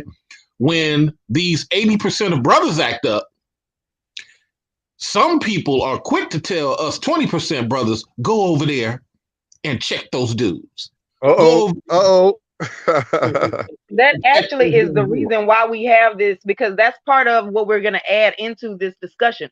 Is it time for Black community to be able to correct our own? Should we say Absolutely. something to people who are doing something that we feel is unhelpful to the culture? Let me say one more thing, because see, we brothers have been policing both genders for so long. We need some help. Nah, I'm gonna be honest. No, it just started. It just started us calling the women out. I'm gonna be honest. Like we try to let the women do it, but not no more. Not no more. I'm just saying we kind of need women to police women, and so one other thing that was said, something got missed that y'all missed in all this. Kevin said this magic word: I can't ask the brothers to hold themselves up to some standard, and y'all doing XYZ. Exactly. Facts. Big facts. See, there was no evil Black man causing the problem to the infrastructure. And for a lot of women, they like to say Black men don't create nothing. Well, every time it's created, here comes some young male knuckleheads. Notice I put the males in there, or some undisciplined women who come in and mess it up or steal. And my last point, we have to get to this thing where Kevin realized, because Kevin is a woman first type of dude, and a lot of people didn't know that. And it broke Kevin's heart to have to chastise the people who, according to him, is 75% of his business. But guess what? It got to a point where you didn't appreciate the first conversation, Miss Beach. They didn't appreciate the second conversation, Miss Beach, with the folded hands as a prayer. So by the third time, he came on Third Ward back to the hood, and he remembered his roots. And he was going to say the B word, but he switched to F. So it was all he could do to hold the point. Go ahead, I'm done. Hey, Mr. Richard, real quick, I was gonna say this, man. Listen, Topaz was on a panel, I think it was yesterday. She brought up a great point. She was saying that men would tell her to check the women. And she was like, I ain't checking nobody, because if I try to, they're gonna be like, well, my nigga, he okay with it, my man okay with it. Yep. She made a good point. That was a good point. And the same thing goes with the women too. Because you tell the brothers, hey, straighten up your pants, man. Stop wearing them skinny jeans. Hey, the women like it. They like it. They like me sagging, showing my drawers. I said, what? So it goes both ways for both parties, Black men and Black women. But I also want to say this. Another point she brought up was the fact that the community would not back them. They would not back the ones that are checking the ones that are being dysfunctional. So you got the people that's supposed to be functional, supposed to be on your side. They said, no, you ain't supposed to talk to them like that, Mike. You the one that went to school. You supposed to talk to them a better way. Your delivery is, your tone is too much firm into it, man. You got to be gentle with them. Hell no. Well, let me say this. Hold on. I just want to put this in there real quick with Love Wisdom, because it may help your point too. So, update on the guy's restaurant, right? So they tried to boycott him. They had a whole bunch of petitions and everything over social media, and some people stopped going. But on the good side is the people who understand and agree with his behavior. He said business has been booming. He's been getting even more business. And I'm probably guessing because now the clientele that he was shooting for is actually showing up because they know about it. And they're the ones that would pay their bill, order, a decent amount of food, tip regularly, instead of the ghetto crowd that was there twerking and not tipping and not paying their whole bill. And I just wanted to put that out there, is that it did come back full circle. That's good news. Shout out to his loyal customer base and clientele. They real for doing that, you know what I'm saying? Because you knew that was coming at some point. So shout out to them. I mean, I hate to say this, but the thing that made me kind of like, I guess embarrassed or kind of disappointed with this whole situation is it happened in my home state of Texas. Now, the good thing is it ain't happened in my city. It ain't happened in Houston. It was in D-Town down up there in Dallas. It's close enough. Hey man, forget you, whatever. Bro. That ain't ours. We got our own stuff going on, and we try to fix. Let Dallas handle that. Where's Ty City when you need them? Yeah, Dallas and your Ty City, bro. If you watching this, hold his L, bro. It's in your city. Yeah, so come pick this L up. They mistakenly delivering it to us. Yeah. We didn't do that. Yeah, but anyway, Houston, Dallas, two different worlds. So anyway, y'all, Dallas people, y'all hold this L for that. But you know what though? that's sad. Like, you're boycotting a Black-owned business, not because anything disrespectful happened, like a fight broke out, somebody got killed. You're boycotting it because the owner, right, who could have kicked them out and called the police, was generous enough to say, could you please stop doing that? And they did it anyway. Well, women come first. But my thing is, that's my thing when it comes to our people, like the blatant hypocrisy. Like, I don't care about what white and Asian folks do. The fact of the matter is, we treat each other like shit. Support Black-owned business. Support Black-owned business. Look at the hell that we get Black-owned business. Look at the hell. Not only do we want to boycott them, we steal from them. We'll burn it to the ground. And some of the owners you'll kill because you don't like what they said to you. You see what I'm saying? Like, we don't see value in each other. So we think we just come up in here, we want to hook up.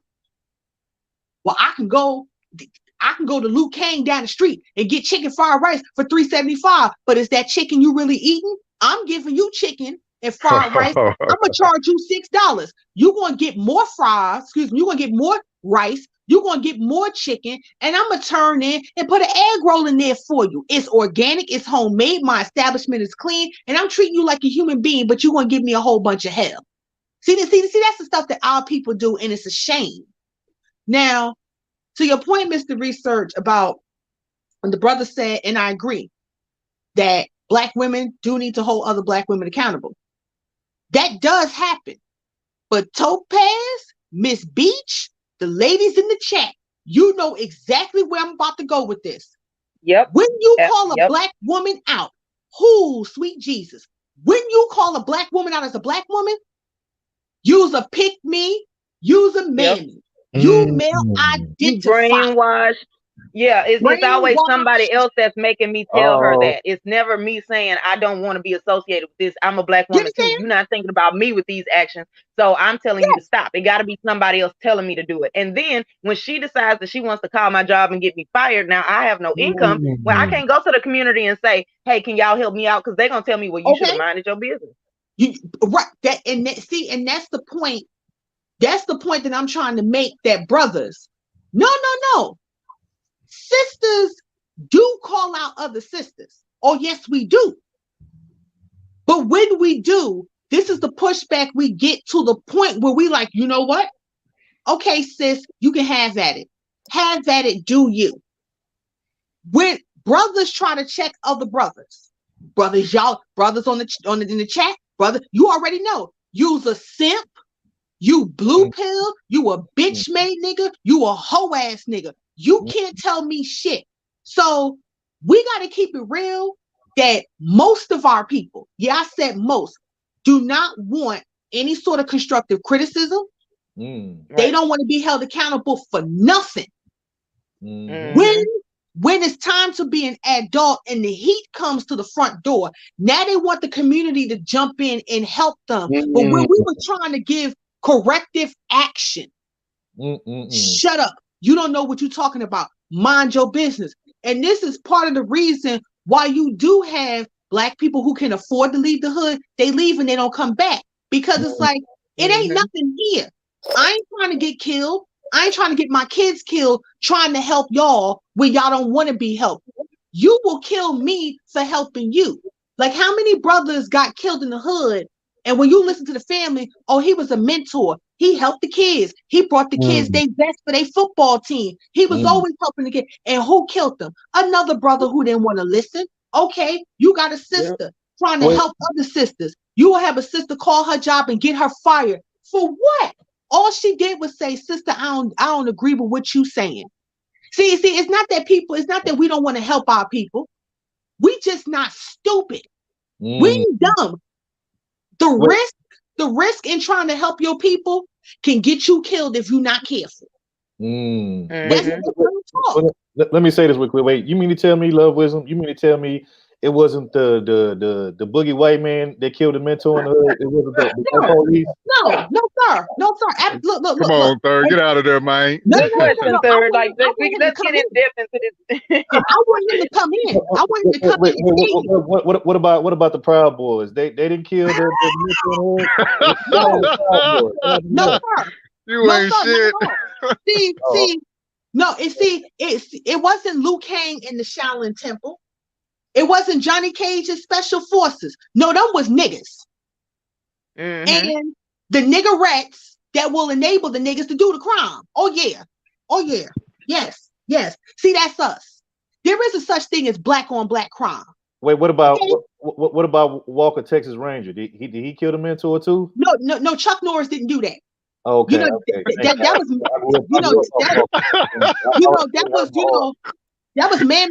was Man Man on 56 and West. That was Man them who did that. You Man, understand what I'm saying? So let me say this real quick, man, to you and Topaz, man. I just feel like, man, y'all need to stop being mammies and let black women do what the hell they want to do. If they want to talk out in the street, if they want to talk in Hey, get out of there, man. Well, listen, I will cut down on my checking of other women because what's gonna happen is, unless and until it comes over into my lane, when it comes over to my lane, I'ma trip her ass and push her off a cliff. So I just won't do it when it's for y'all. If they want to twerk at their sons and daughters' high school graduation, let them twerk. It's just black girl magic. As long as my kid ain't the one walking across the stage, because if my kid is up there on the stage when she up there shaking her ass, I am going to throw one of those foldable chairs at her ass. So yeah. If they want to twerk at their kids' baptism, let them twerk. They just twerking for Jesus. They just praising him. Third, let me tell you something. Let me tell you something. I don't put. Look. I done put my mammy outfit. I done burnt my mammy outfit a long time ago. I done put my pick me wig up a long time ago. The handmaiden's apron is in the garbage. I mean, look. Who sang that song? Don't save her. She don't want to be saved. That is my motto. Don't save her. Hey, shout out to Memphis. Shout out to Tim. No, E40, really. She don't look. No. Don't save her. She don't want to be saved. Brandon. That's Project Pet. That's Memphis. Project Pet.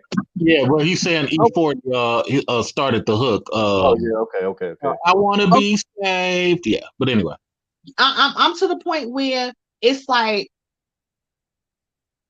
BMT and I did a live about this Peter Pan mentality, and my thing is this: if you can change one person, you done did your job. You done did your job. You can't save everybody. I ain't finna argue with people. I'm not. You grown. Do what you do. As long as me and mines and like-minded people are safe and well, that's all that matters to me. You know what I'm saying? Like, I can't sit here and be like, come on, we got to do this together. Nah, people going to have to want to change. Them women twerking at that man's restaurant, they're going to have to want to change. Okay? They're going to have to want to change. The boys that shot King Von, they're going to have to want to change. Like, I can't do it for them because they'll kill me. I can't do it for them because they'll run me and my family out the neighborhood. Like, no, being cautious and being mindful of what could happen to you does not make you fearful. It just doesn't. Sometimes it makes you discerning. You that's make right. a choice. And sometimes for our people, I hate to say it, but you got to let them cannibalize themselves to see that, okay, I have to make a change. Like, they got to go through it themselves. Like, if you try to lead them to victory, you're going to lose. You good on your own, man. Go do your own thing. Great, good points right there. Let me say this. So I think what should happen, because see, even though I think that we should be able to correct the things that are unhelpful in our community, this is the reality of the situation. The reason why it's the 80-20 ratio that we use is because people who are doing things that could help us are in the minority, and that is just how it works out in nature, because you have to have that illumination day where you get to see what would be better and you get to see the actions and your behaviors and all of that. So they may not know. They may not know that what they're doing is actually a bad thing, because that's the first thing they say when you're trying to correct them is, well, is nothing really wrong with it? What's the problem? What's the consequence? All this kind of stuff. So then you have to go through that long speech, right? So the point of that is, I feel like that if the people who are doing things and they understand what would be helpful to our community, just do it and live the life so that the people can see, oh, okay, if I do what she's doing, not that she came over here to tell me, because I feel like I should be able to come over there and tell them, right? And she would listen and understand, but it's not reality. If they see that I don't have the same type of drama and goofiness in my life, they see what the benefit of doing what I do gets you, then that can help too, until we get to a point where we're not as outnumbered. So that's just my solution going forward. I have lately been getting a lot more discouraged in terms of telling Black people to do anything or helping any Black people to do anything because of that, because of this attitude. And it sucks, but I mean, that's kind of like part of the consequence. That's why we have the things that aren't helpful to us right now, is because people get tired. And you know what? I wanted to bring up, add to a point that what Love Wisdom was saying earlier when she was talking about like the mentors, whether it's somebody, from the church, whether it's, the football, the basketball coach, what was sad about that whole dynamic and situation is, a lot of these young boys, a lot of times they get shaped and molded by the football coach, the basketball coach, the guy at the church, what I'm saying, who's looking out for the kids and has the after school programs or whatever case may be.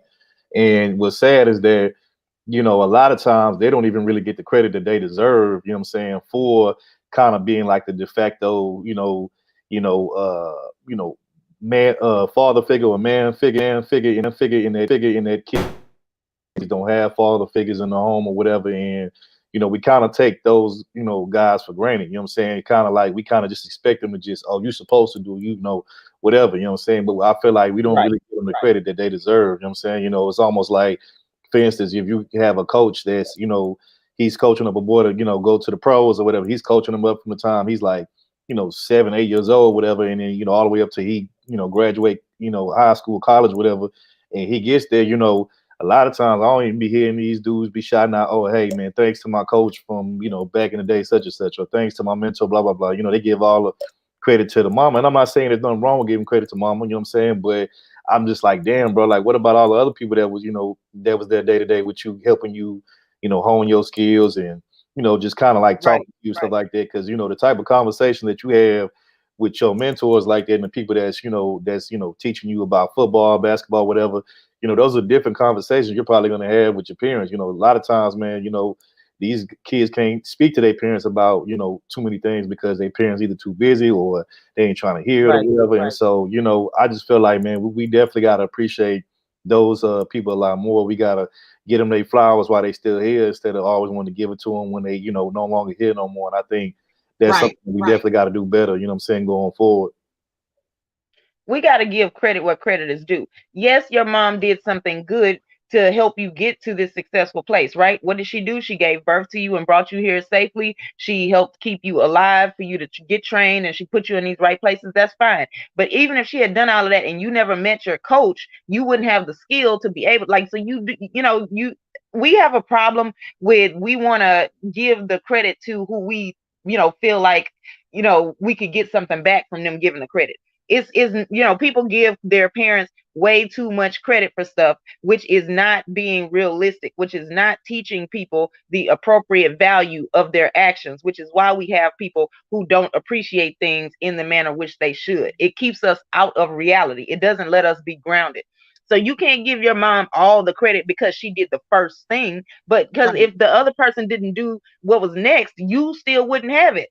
So, like, we just got to get real. I think a lot of Black people, I think, just they are clouded in delusion and they happily content there, but then they want to come. But I'm not going to even say they're content, because they complain about the result of that. And then, why can't I get it? Why can't I have this? Why didn't I know that? Why did it? And the answer is because you're not being grounded in reality. You're not paying attention.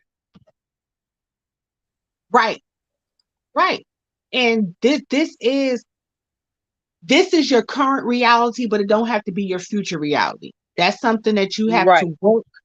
You have to work and make sacrifices for. And it's like certain behaviors that we have in the community is just absolutely unacceptable. However, and unfortunately, the reason why it continues is because our people tend to make excuses for dysfunctional behavior. part of the reason is most of our people grew up in dysfunction, so this is normal for them. And it's also comfortable for them. Anything that's different, a change in environment, some of our people don't know how to adapt. And that whole thing at that establishment was a prime example. That's an environment they're not used to being in. So they're acting as if, well, this is the hood. This is the project. Just a nice form of it. Where in fact, no, this is an establishment where you do have to act accordingly because it's a different clientele. You know what I'm saying? Code of conduct and uniforms. There is a code of conduct for most places in your life. There is a script of acceptable behaviors. There is a dress code for most places in your life. And the key to being an adult is to be able to switch and adapt to those as needed, as appropriate. So a lot of Black people, one other thing that I see that's a problem for us, we look at getting grown as a chance to do whatever I want and forget all of the reasons why you were told not to do certain things in childhood. When you grow up, the first thing you say is, oh, I'm grown, when somebody tells you, hey, that's not a good idea. I'm grown. Okay, that's not what grownhood is. To be mature, to understand what adulthood is for you to be able to utilize all of the lessons you were taught in childhood, not for you to say, I get to just go around and start rumors and gossip. I get to just destroy people's property. Who gonna check me and all of that? I hate that attitude. And I don't hang out with chicks who act like that when it's not warranted.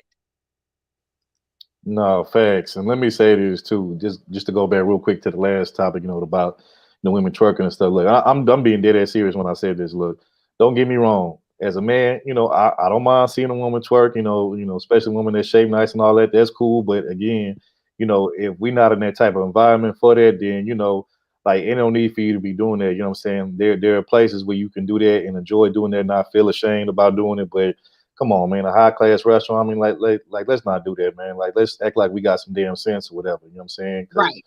We know better than that. You know what I'm saying? Sir, you talking to grown ass people, man. It's too late for them. Man, I'm at a point where I fuck them, man. Let them do what they want to do. They're gonna self-destruct on their own. It's time to get at these kids, these youngsters. I can't help no 30-year-old, 40-year-old man or woman that can't get no job or don't know how to act right. It's on them. Hey, I'm gonna tell y'all what's coming next, bro. Don't be. When it happened, I said it first. So remember Third said it first. Hey, man, what you gonna see next? You're gonna see women twerking at the library and shit. You know what I'm saying? Twerking to Meg Thee Stallion at the damn library on top of the damn. Wait a minute, I worked at a lot. That's too late. They've been doing that. They've been doing that. But see, that's what I'm talking about rule breaking. That is a rule that is it's not even over. It's an overt rule. It's not a covert rule of shh at the library. Why do people think that this is okay to do? I don't get that. What do you gain from that? Why do you need to be loud at the library? If you're not there to read and to concentrate and to learn something new, why do you need to speak at the library? I don't understand that. That's what I'm talking about.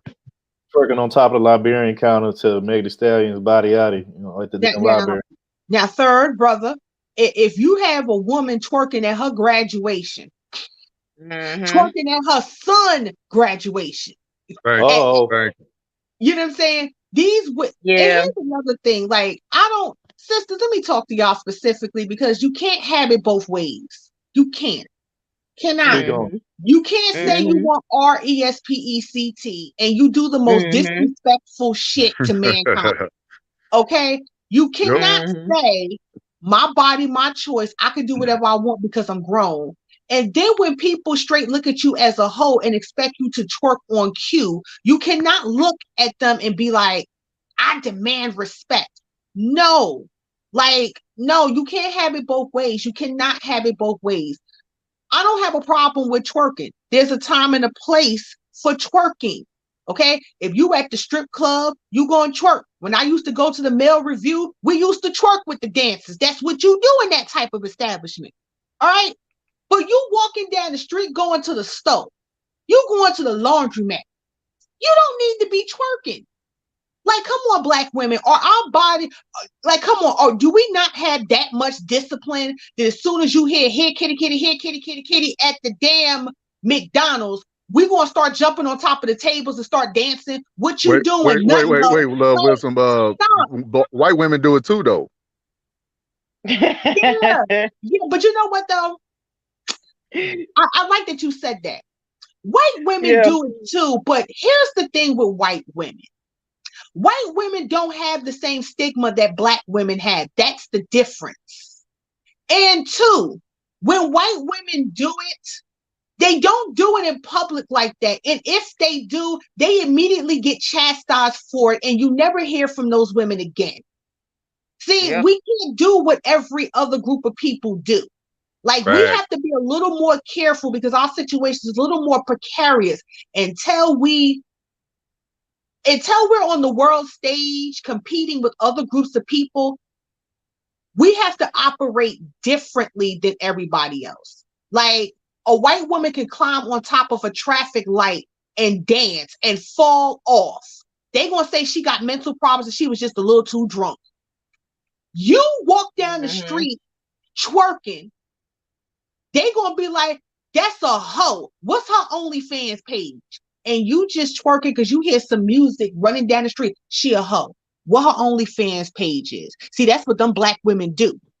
So it's kind of like you gotta operate a little bit differently. Is it messed up? Yes. But people in hell want ice water too. So you gotta govern yourself accordingly in what you do out here, because society has a very bad stigma on black people, men, women, and children alike. You know what I'm saying? So, you know, well, white women do it. Don't nobody say nothing with white women. Yeah, but white women don't have the same weight on their shoulders like we do. And I'm gonna be honest with you. I ain't never seen no white woman just bust out and twerk at no restaurant. I'm sorry, you can't get that. You can't get that. Like I said, so what if they do it? Do we have to do everything they do? They do a whole lot of stuff. They do a whole lot of stuff that I don't want to do. Right. Like, if I seen a white woman like twerk, I'ma immediately like, excuse me, check please. I don't want to be here. Cause like you said, like Miss Beach said, twerking is a lot of energy. Like, your booty all over the place, your hair all over the place. I don't know if you didn't wash your behind that particular day. So the funk is like, no. Excuse me. I'm out of here. And I'm not paying for my food because you ought to know better than to have that here. Like, I'm out. You know what I'm saying? So it's like, if you know how we are portrayed as a people to everybody else, why would you continue to confirm every single stereotype they put on about us? Like, why do we keep doing that? You don't like it when other groups of people say bad things about you, but you're the first one in line to do the bad shit. And make no mistake, it is bad shit. I just want to add this. Okay, that's what happened. Is when I tell somebody not to do something, like if I were to. That's what. Shut up, Brandon.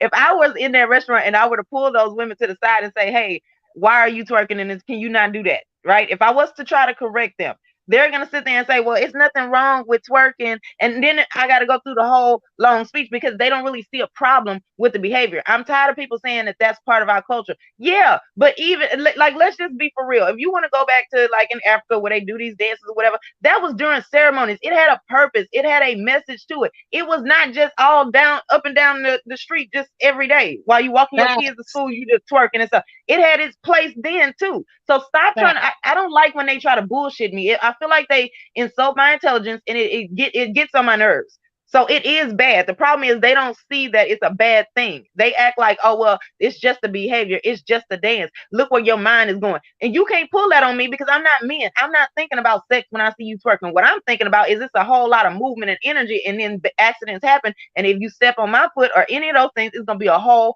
problem. Like, just why are we in line somewhere? We're sitting down at a dinner table. Just sit down. And what are you doing? That's just a behavior that's outlandish. That it's not in line with the environment. So it's kind of, a problem. It's an illness of some kind, I think. But and stop blaming it on the culture like that. That be our excuse, don't it? Well, it's a part of the culture. And my thing is to sidebar, do we have a culture or no? Because people be like, we ain't got no culture. We ain't got no culture. Then the minute something go wrong, well, that's just a part of our culture, though. They love wisdom. They'll say, that's, our ancestors are in Africa, they was twerking. They started that.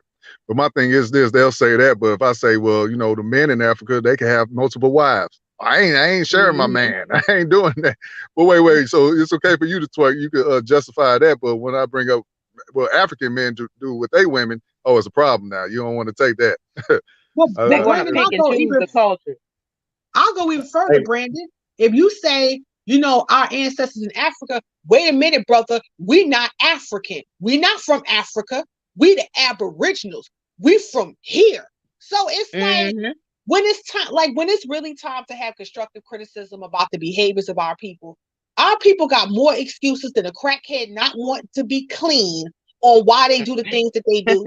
Like, well, it's a part of our culture. Well, you know, our ancestors and like Topaz said, it was a ceremonial thing. This wasn't something that you wouldn't see African women just blatantly twerk up and down the street. It was a part of a ceremony, whether it was for marriage or a rites of passage. It wasn't meant to be what it is right now. And like, the movements had a reason. The movements had a message. It was like, you know, there was a reason why they made certain movements. It was a story behind it. You just doing it in the middle of the store. What story are you telling me? That black women can't sit still? Hey, let me say this real quick. Elevator music make them twerk too. Hold on. Some people will though. That's stupid. Let me say this real quick, and then I want to pass it to She because he ain't got in here yet. But let me say this before I pass it to She. Let me give a salute to Rollo. We appreciate you for the cash air, bro. You know, appreciate you always supporting, sharing our streams. You know what I'm saying? You know, you fam over here, so appreciate that, bro. But you got it, She. Yeah. I'm just sitting back. Like I wasn't gonna jump on, but yeah, like I was on another channel. I was telling them guys, I said, man, it's just behavior like a child. You know, the guy had to end up talking to him so many times, but he had to talk their language because understanding, even though they were grown women, they were running around like kids. It got to a point where he had to talk to them in their language. And you know, and the thing of it was like a lot of guys, we talked about it and we said there was really no men around. So, but the people they said there were couples that was in there, those were the people that were complaining, the couples. So they was like, you know, this is what we signed up for. We didn't come to a nice restaurant to have these women jumping around like that. Cause you know, you can go to that type of environment at a club or a bar. That's what that environment is for. You know, I don't see nobody twerking at the Olive Garden or, you know, pulling up at the Red Lobster, dropping it like it's hot. So I'm like, you know, they just disrespect his whole. Oh yeah, what about Golden Corral? Yeah. Shout out to Joe Whitford. What about Golden Corral? They twerking at Golden Corral? Yeah. You know what I'm saying? They over there in the buffet line.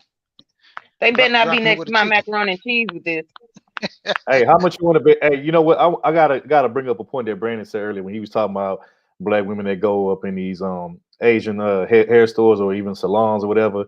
That, you know, if they get to acting crazy, you know, they get their ass up out of there, and you know, they way more, you know, violent and you know, disrespectful to the women.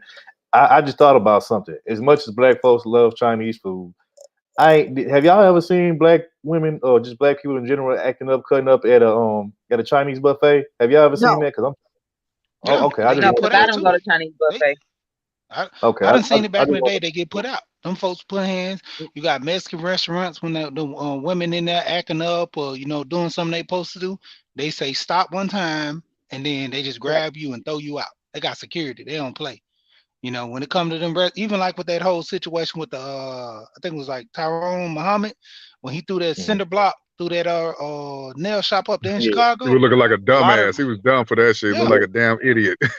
I'm gonna say I was disappointed in those women for going back. That was messed up, and I felt the complete disappointment. I'm sorry. I'm gonna be honest. I was all right with the black women staying in there because this nigga look like a damn fool. Why won't you build a damn nail shop and try to promote it and get them into but he did. His heart was in the right place. You right, Brandon. His heart was that. He looked like an emotional little girl doing all that. You absolutely right. Like an emotional little girl. I'm sorry. Throw a brick.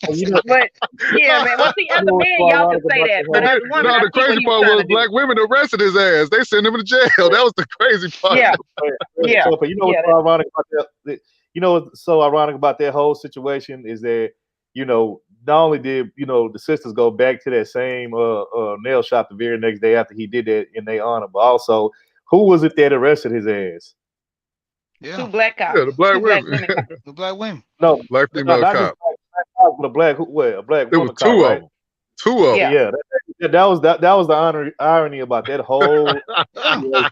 Then the crazy part, when he got out, he bailed out. The same black woman that was sitting in the front, she seen him. She said, "Oh, there you go again." On the next video, he came back. She was like, "Oh, there you go again. Y'all get ready." The same woman that was sitting up in there the first time. So that 2 weeks or whatever week later, he got out, went back there. The same lady sitting in the same chair. If you go back and look at that video, she's like, "Oh, there you go again, y'all." And that nail shop was packed. Everybody was in there, but everybody and their mama was in there getting their nails done. Hey, So remember about the business still weave booming. when the dude had the Chinese dude beat up the lady for stealing the weave, and they started boycotting this spot. Next thing you know, he said, "Hey, 75% off." Them women running in there. Long ass line. Hey, long That little line. red bone cussed them out. The little red bone was cussing out the black cussed the old brothers that head was out. telling them, "Don't go over there." But Yeah. she was mad and shit. She looked dumb too. I'm gonna get my hand in, and if it's at a discount, I'm like, oh man, see this. Man, what that's we why I dealing say with. you That's just got to move with thinking brothers and sisters. Right. Mind thinking like, we can't be out there just trying to help everybody.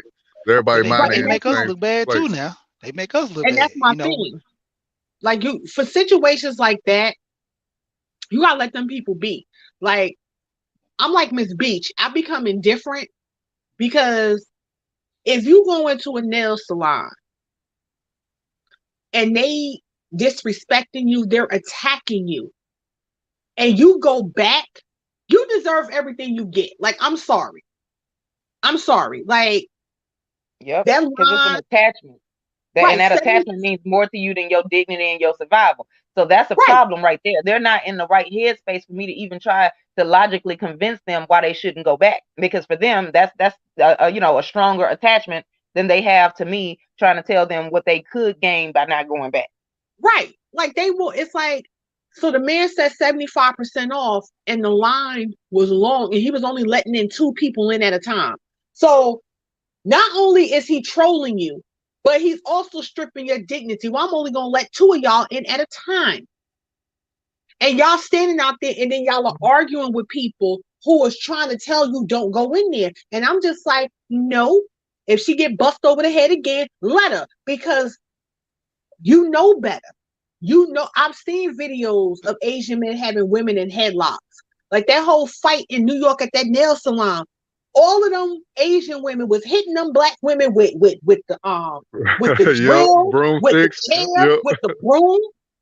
And it's like, why would y'all allow people to do that to y'all? I mean, I don't discriminate, but I also know, like, if I feel that energy to where you don't want me here, I will just turn around and just walk out.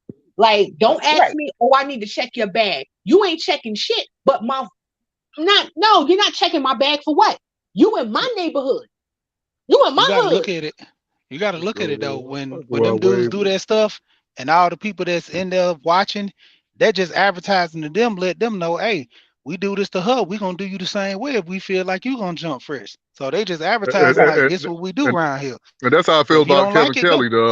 That's how I feel about Kevin Kelly, the owner of that restaurant. But he wasn't even, he wasn't the one that recorded it. It was somebody else that recorded the whole situation. He wasn't looking for attention or nothing like that, no clout. Right. It was just spur of the moment, how he felt. He wanted to speak to his people like, hey, y'all got to stop this dumb shit, man. Stop all this twerking. I'm sick and tired of seeing this. Y'all got to start holding yourself to a better standard.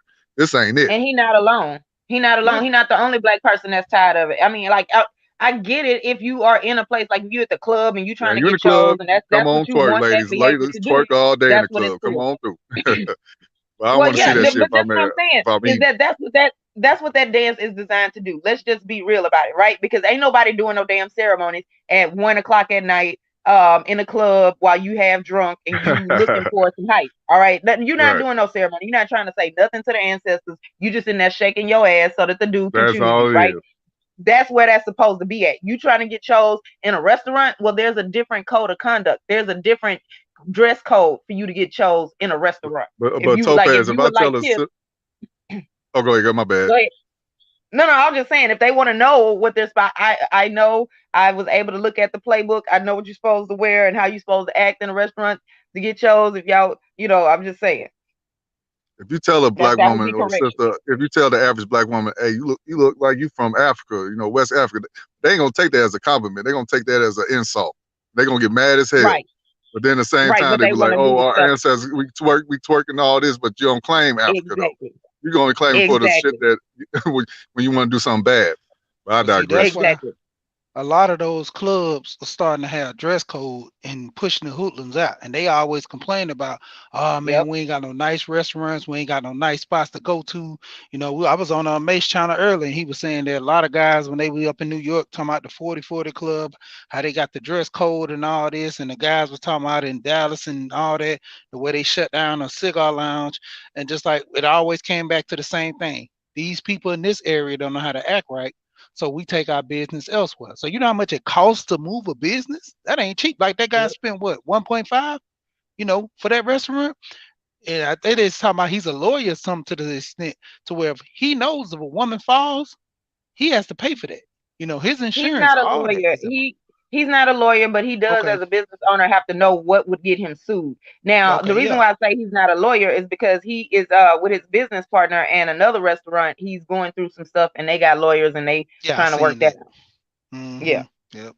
And they So, try to throw but that you in the still mix. They're supposed to trying to put know. shade on them. Right, like the reason why you have rules and stuff when you own a business is for that reason. Like you are supposed to know what would get you sued, and if you fall through the glass, like he said, you're gonna then get up and talk about, well, why you ain't built strong enough glass to hold me? What a glass was designed to do is to let you look outside. It wasn't designed to hold up your weight while you bouncing and shaking and gyrating. Like you were using the glass in a way in which it was not designed. So if I was the judge in that case, I would be like, I'm not paying you nothing. And matter of fact, you need to pay for this business to get their glass fixed. So no. Hey, but on some real shit though, I think we need to have like a holiday implemented, where we have some of these women that want to twerk at these restaurants, instead of them twerking at these restaurants, come twerk at the office. Come twerk at the office for a real nigga. You know what I'm saying? Make my day go by. But office men don't want them type of women in their office. They'll just go to the club and watch them twerk. Because see, that's, and I remember that thing. Come twerk for me in my private office. You know what I'm saying? We can just be me and you while I get this work all right, done. but it's the reason why. Because listen, I remember that thing with the 40/40 club where everybody was mad because he said no baseball caps and white tees or whatever. But the reason for that is because let's just be real, right? We all black people here. Let's be real. If you see somebody where they only have white tees and baseball caps, or either for a night on the town, they feel like that's acceptable attire, what message are they sending you about their behaviors and their tendencies and their preferences, right? There is a connection in all of our brains to what that outfit does, what the person wearing that outfit is like. Sorry, not sorry. So he don't want that type of element in his bar because he don't want what that element brings. It's his choice. Yeah. True. And ultimately that'd be the biggest problem. We want to do what we want to do and act the way we want to act in somebody else's business establishment and say, well, I don't care about your rules. I want to be happy the way I want to. Go take it somewhere else. That's the biggest issue. Go where they be shooting and that's you about that life. Go be about that life. But nah, they too rough over there. Right. Hey, join the crowd. That's what you want to do. Yeah, you just want to be the only person in the club that's willing to shoot. Now, go to the place where people know that shooting is a possibility and everybody's with it. Then that way you ain't alone. Be with your tribe. That's where you supposed to be at. Shoot that gun in the circle. Yeah. Like my uncle say that, shoot 'em up, bang, bang, kill your mama music. Go on over there with them. Yep. All right, we're gonna go ahead and go wrap this up, man. This was a good show, man. Appreciate everybody coming through. And I guess we'll let the guests give out their closing statements. So she in love wisdom. Okay, well, like I always say, basically as the black people, learn how to communicate, work with each other, because always talking about building the community, and I tell them, you got to build everything yourself first, and then you'll go years trying to, because everybody don't want to be. You start something, and that's your project, that's your base. Just like let them know this is my restaurant. Leave, and that's what we got to. It's working together. Is he cutting off or something? Is that me? It's hard. Yeah, you starting to cut out a little bit, bro. You cutting out. You like cutting every in and 3 out, seconds. Cut off. Yeah. But I was saying basically just working together because, trying to build a community with other people, sometime it work, but you're going to spend 10, 20 years trying to get the plans together. So it's best to start something yourself and then go ahead and, bring people in. So if you don't like they decision on what they try to handle things, this your project, this your baby, just tell them go ahead and leave. And that's my closing statement. Right. Okay. Thanks, She. We appreciate you coming up. Miss Love Wisdom, drop some more knowledge. I don't know if we can handle it all in one stream, but we're gonna work it out. We're gonna try. No. As always, I appreciate you guys for having me on. I've been away for a little while. It feels good to be back. Happy belated birthday, Brandon. Hope you have many more. Appreciate it, sis. Appreciate it. Third, I'm sorry. You still look like Habib at the Chicken Shack. I don't care. But it's all love. Wow, love with really. Hey, it's cool. It's cool. I know she mean well. I know it's all love. So Ain't it's nothing but love. But I mean, at the end of the day, on a serious note, for like-minded brothers and sisters, I don't want y'all to kill yourself and run yourself ragged over some of our people. I know that it hurts. It's very discouraging that they don't want to change. They fight you on it. But sometimes you have to let these people cannibalize themselves and each other. And they gotta see it for what it is. You just have to keep doing what you're doing. You're gonna have to leave some people behind, and that's okay.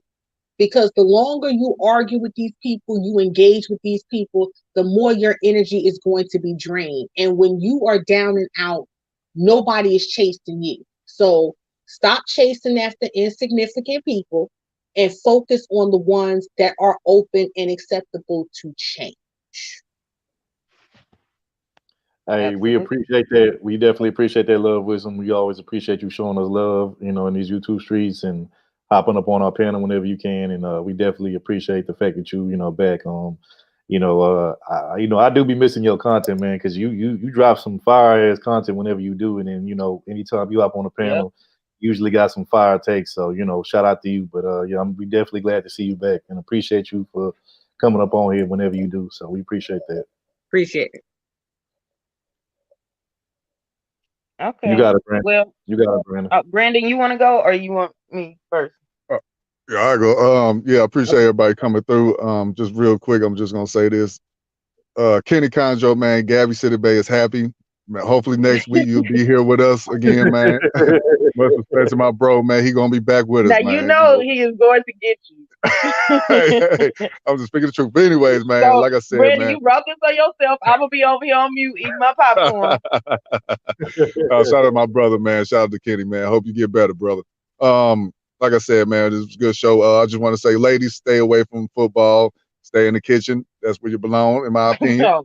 Kevin Hart, like I said, Kevin Hart was wrong for putting his child on blast. But if he would have just did it in his home, everything would have been good. So salute to him. Yep. And I want to say to the women that's twerking in restaurants, you a damn fool. Stop that. Be an adult. Just sit your ass down to eat. If you want to twerk, go to the club. Now I'm out. Right. Well, okay. So my closing thoughts. Basically, I'm all for us as Black people. Like, I'm tired of it always being, oh, I'm brainwashed, or oh, I'm trying to kill people's fun and all of that. I just feel like as part of being an adult, there's a time and a place for everything. And a lot of the problems that we have in the Black community is because we don't know how to have boundaries. We don't know how to separate out appropriate from inappropriate. And sometimes, yeah, you're right. It may not be nothing wrong with the behavior in and of itself, but context is everything. Certain things you can do in one place that you can't do in another. Why do I have to explain that to grown people? And so I just look at a lot of the patterns that I see in the Black community, and I feel like at what point, like, what else do we have to go through so that, like, we understand that there's something better that can happen? A lot of the ways that we get treated, I'm not justifying it. All I'm saying is it does have our actions, our choices do have real world consequences. If we act like animals and we treat ourselves like animals or like machines, right? for me, if you are an animal, you are lowering your species. You know, that's a lower level. You act like you can't fight urges. You act like just because something natural, you ain't supposed to be able to gain control over it. That's part of you elevating, is you being able to control certain things. Everything don't just have to happen just because you feel an urge. That's discernment. That's decision making. That's logic. Why is that so hard for Black people to practice and to master, right? If you act like machines, like you don't ever have any fun, like you don't ever do anything that isn't written down, like you can't think for yourself. If it wasn't told to you already, then you don't understand how to ad lib, how to choose behaviors on the fly.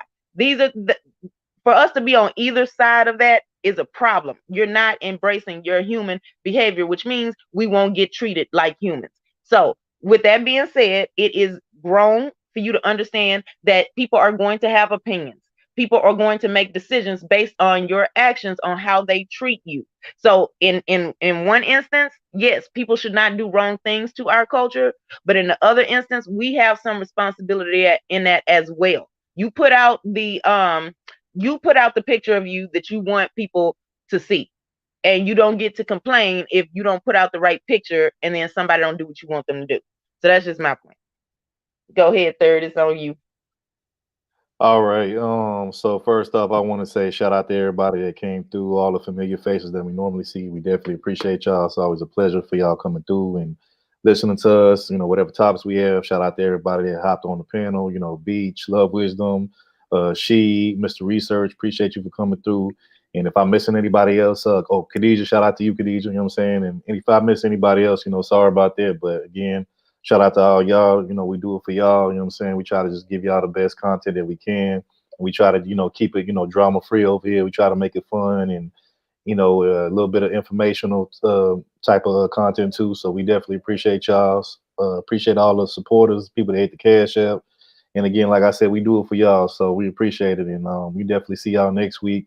And, you know, just make sure you be out on the lookout for us, you know, subscribe to For the Record TV and make sure you hit that bell, hit all. And that's it.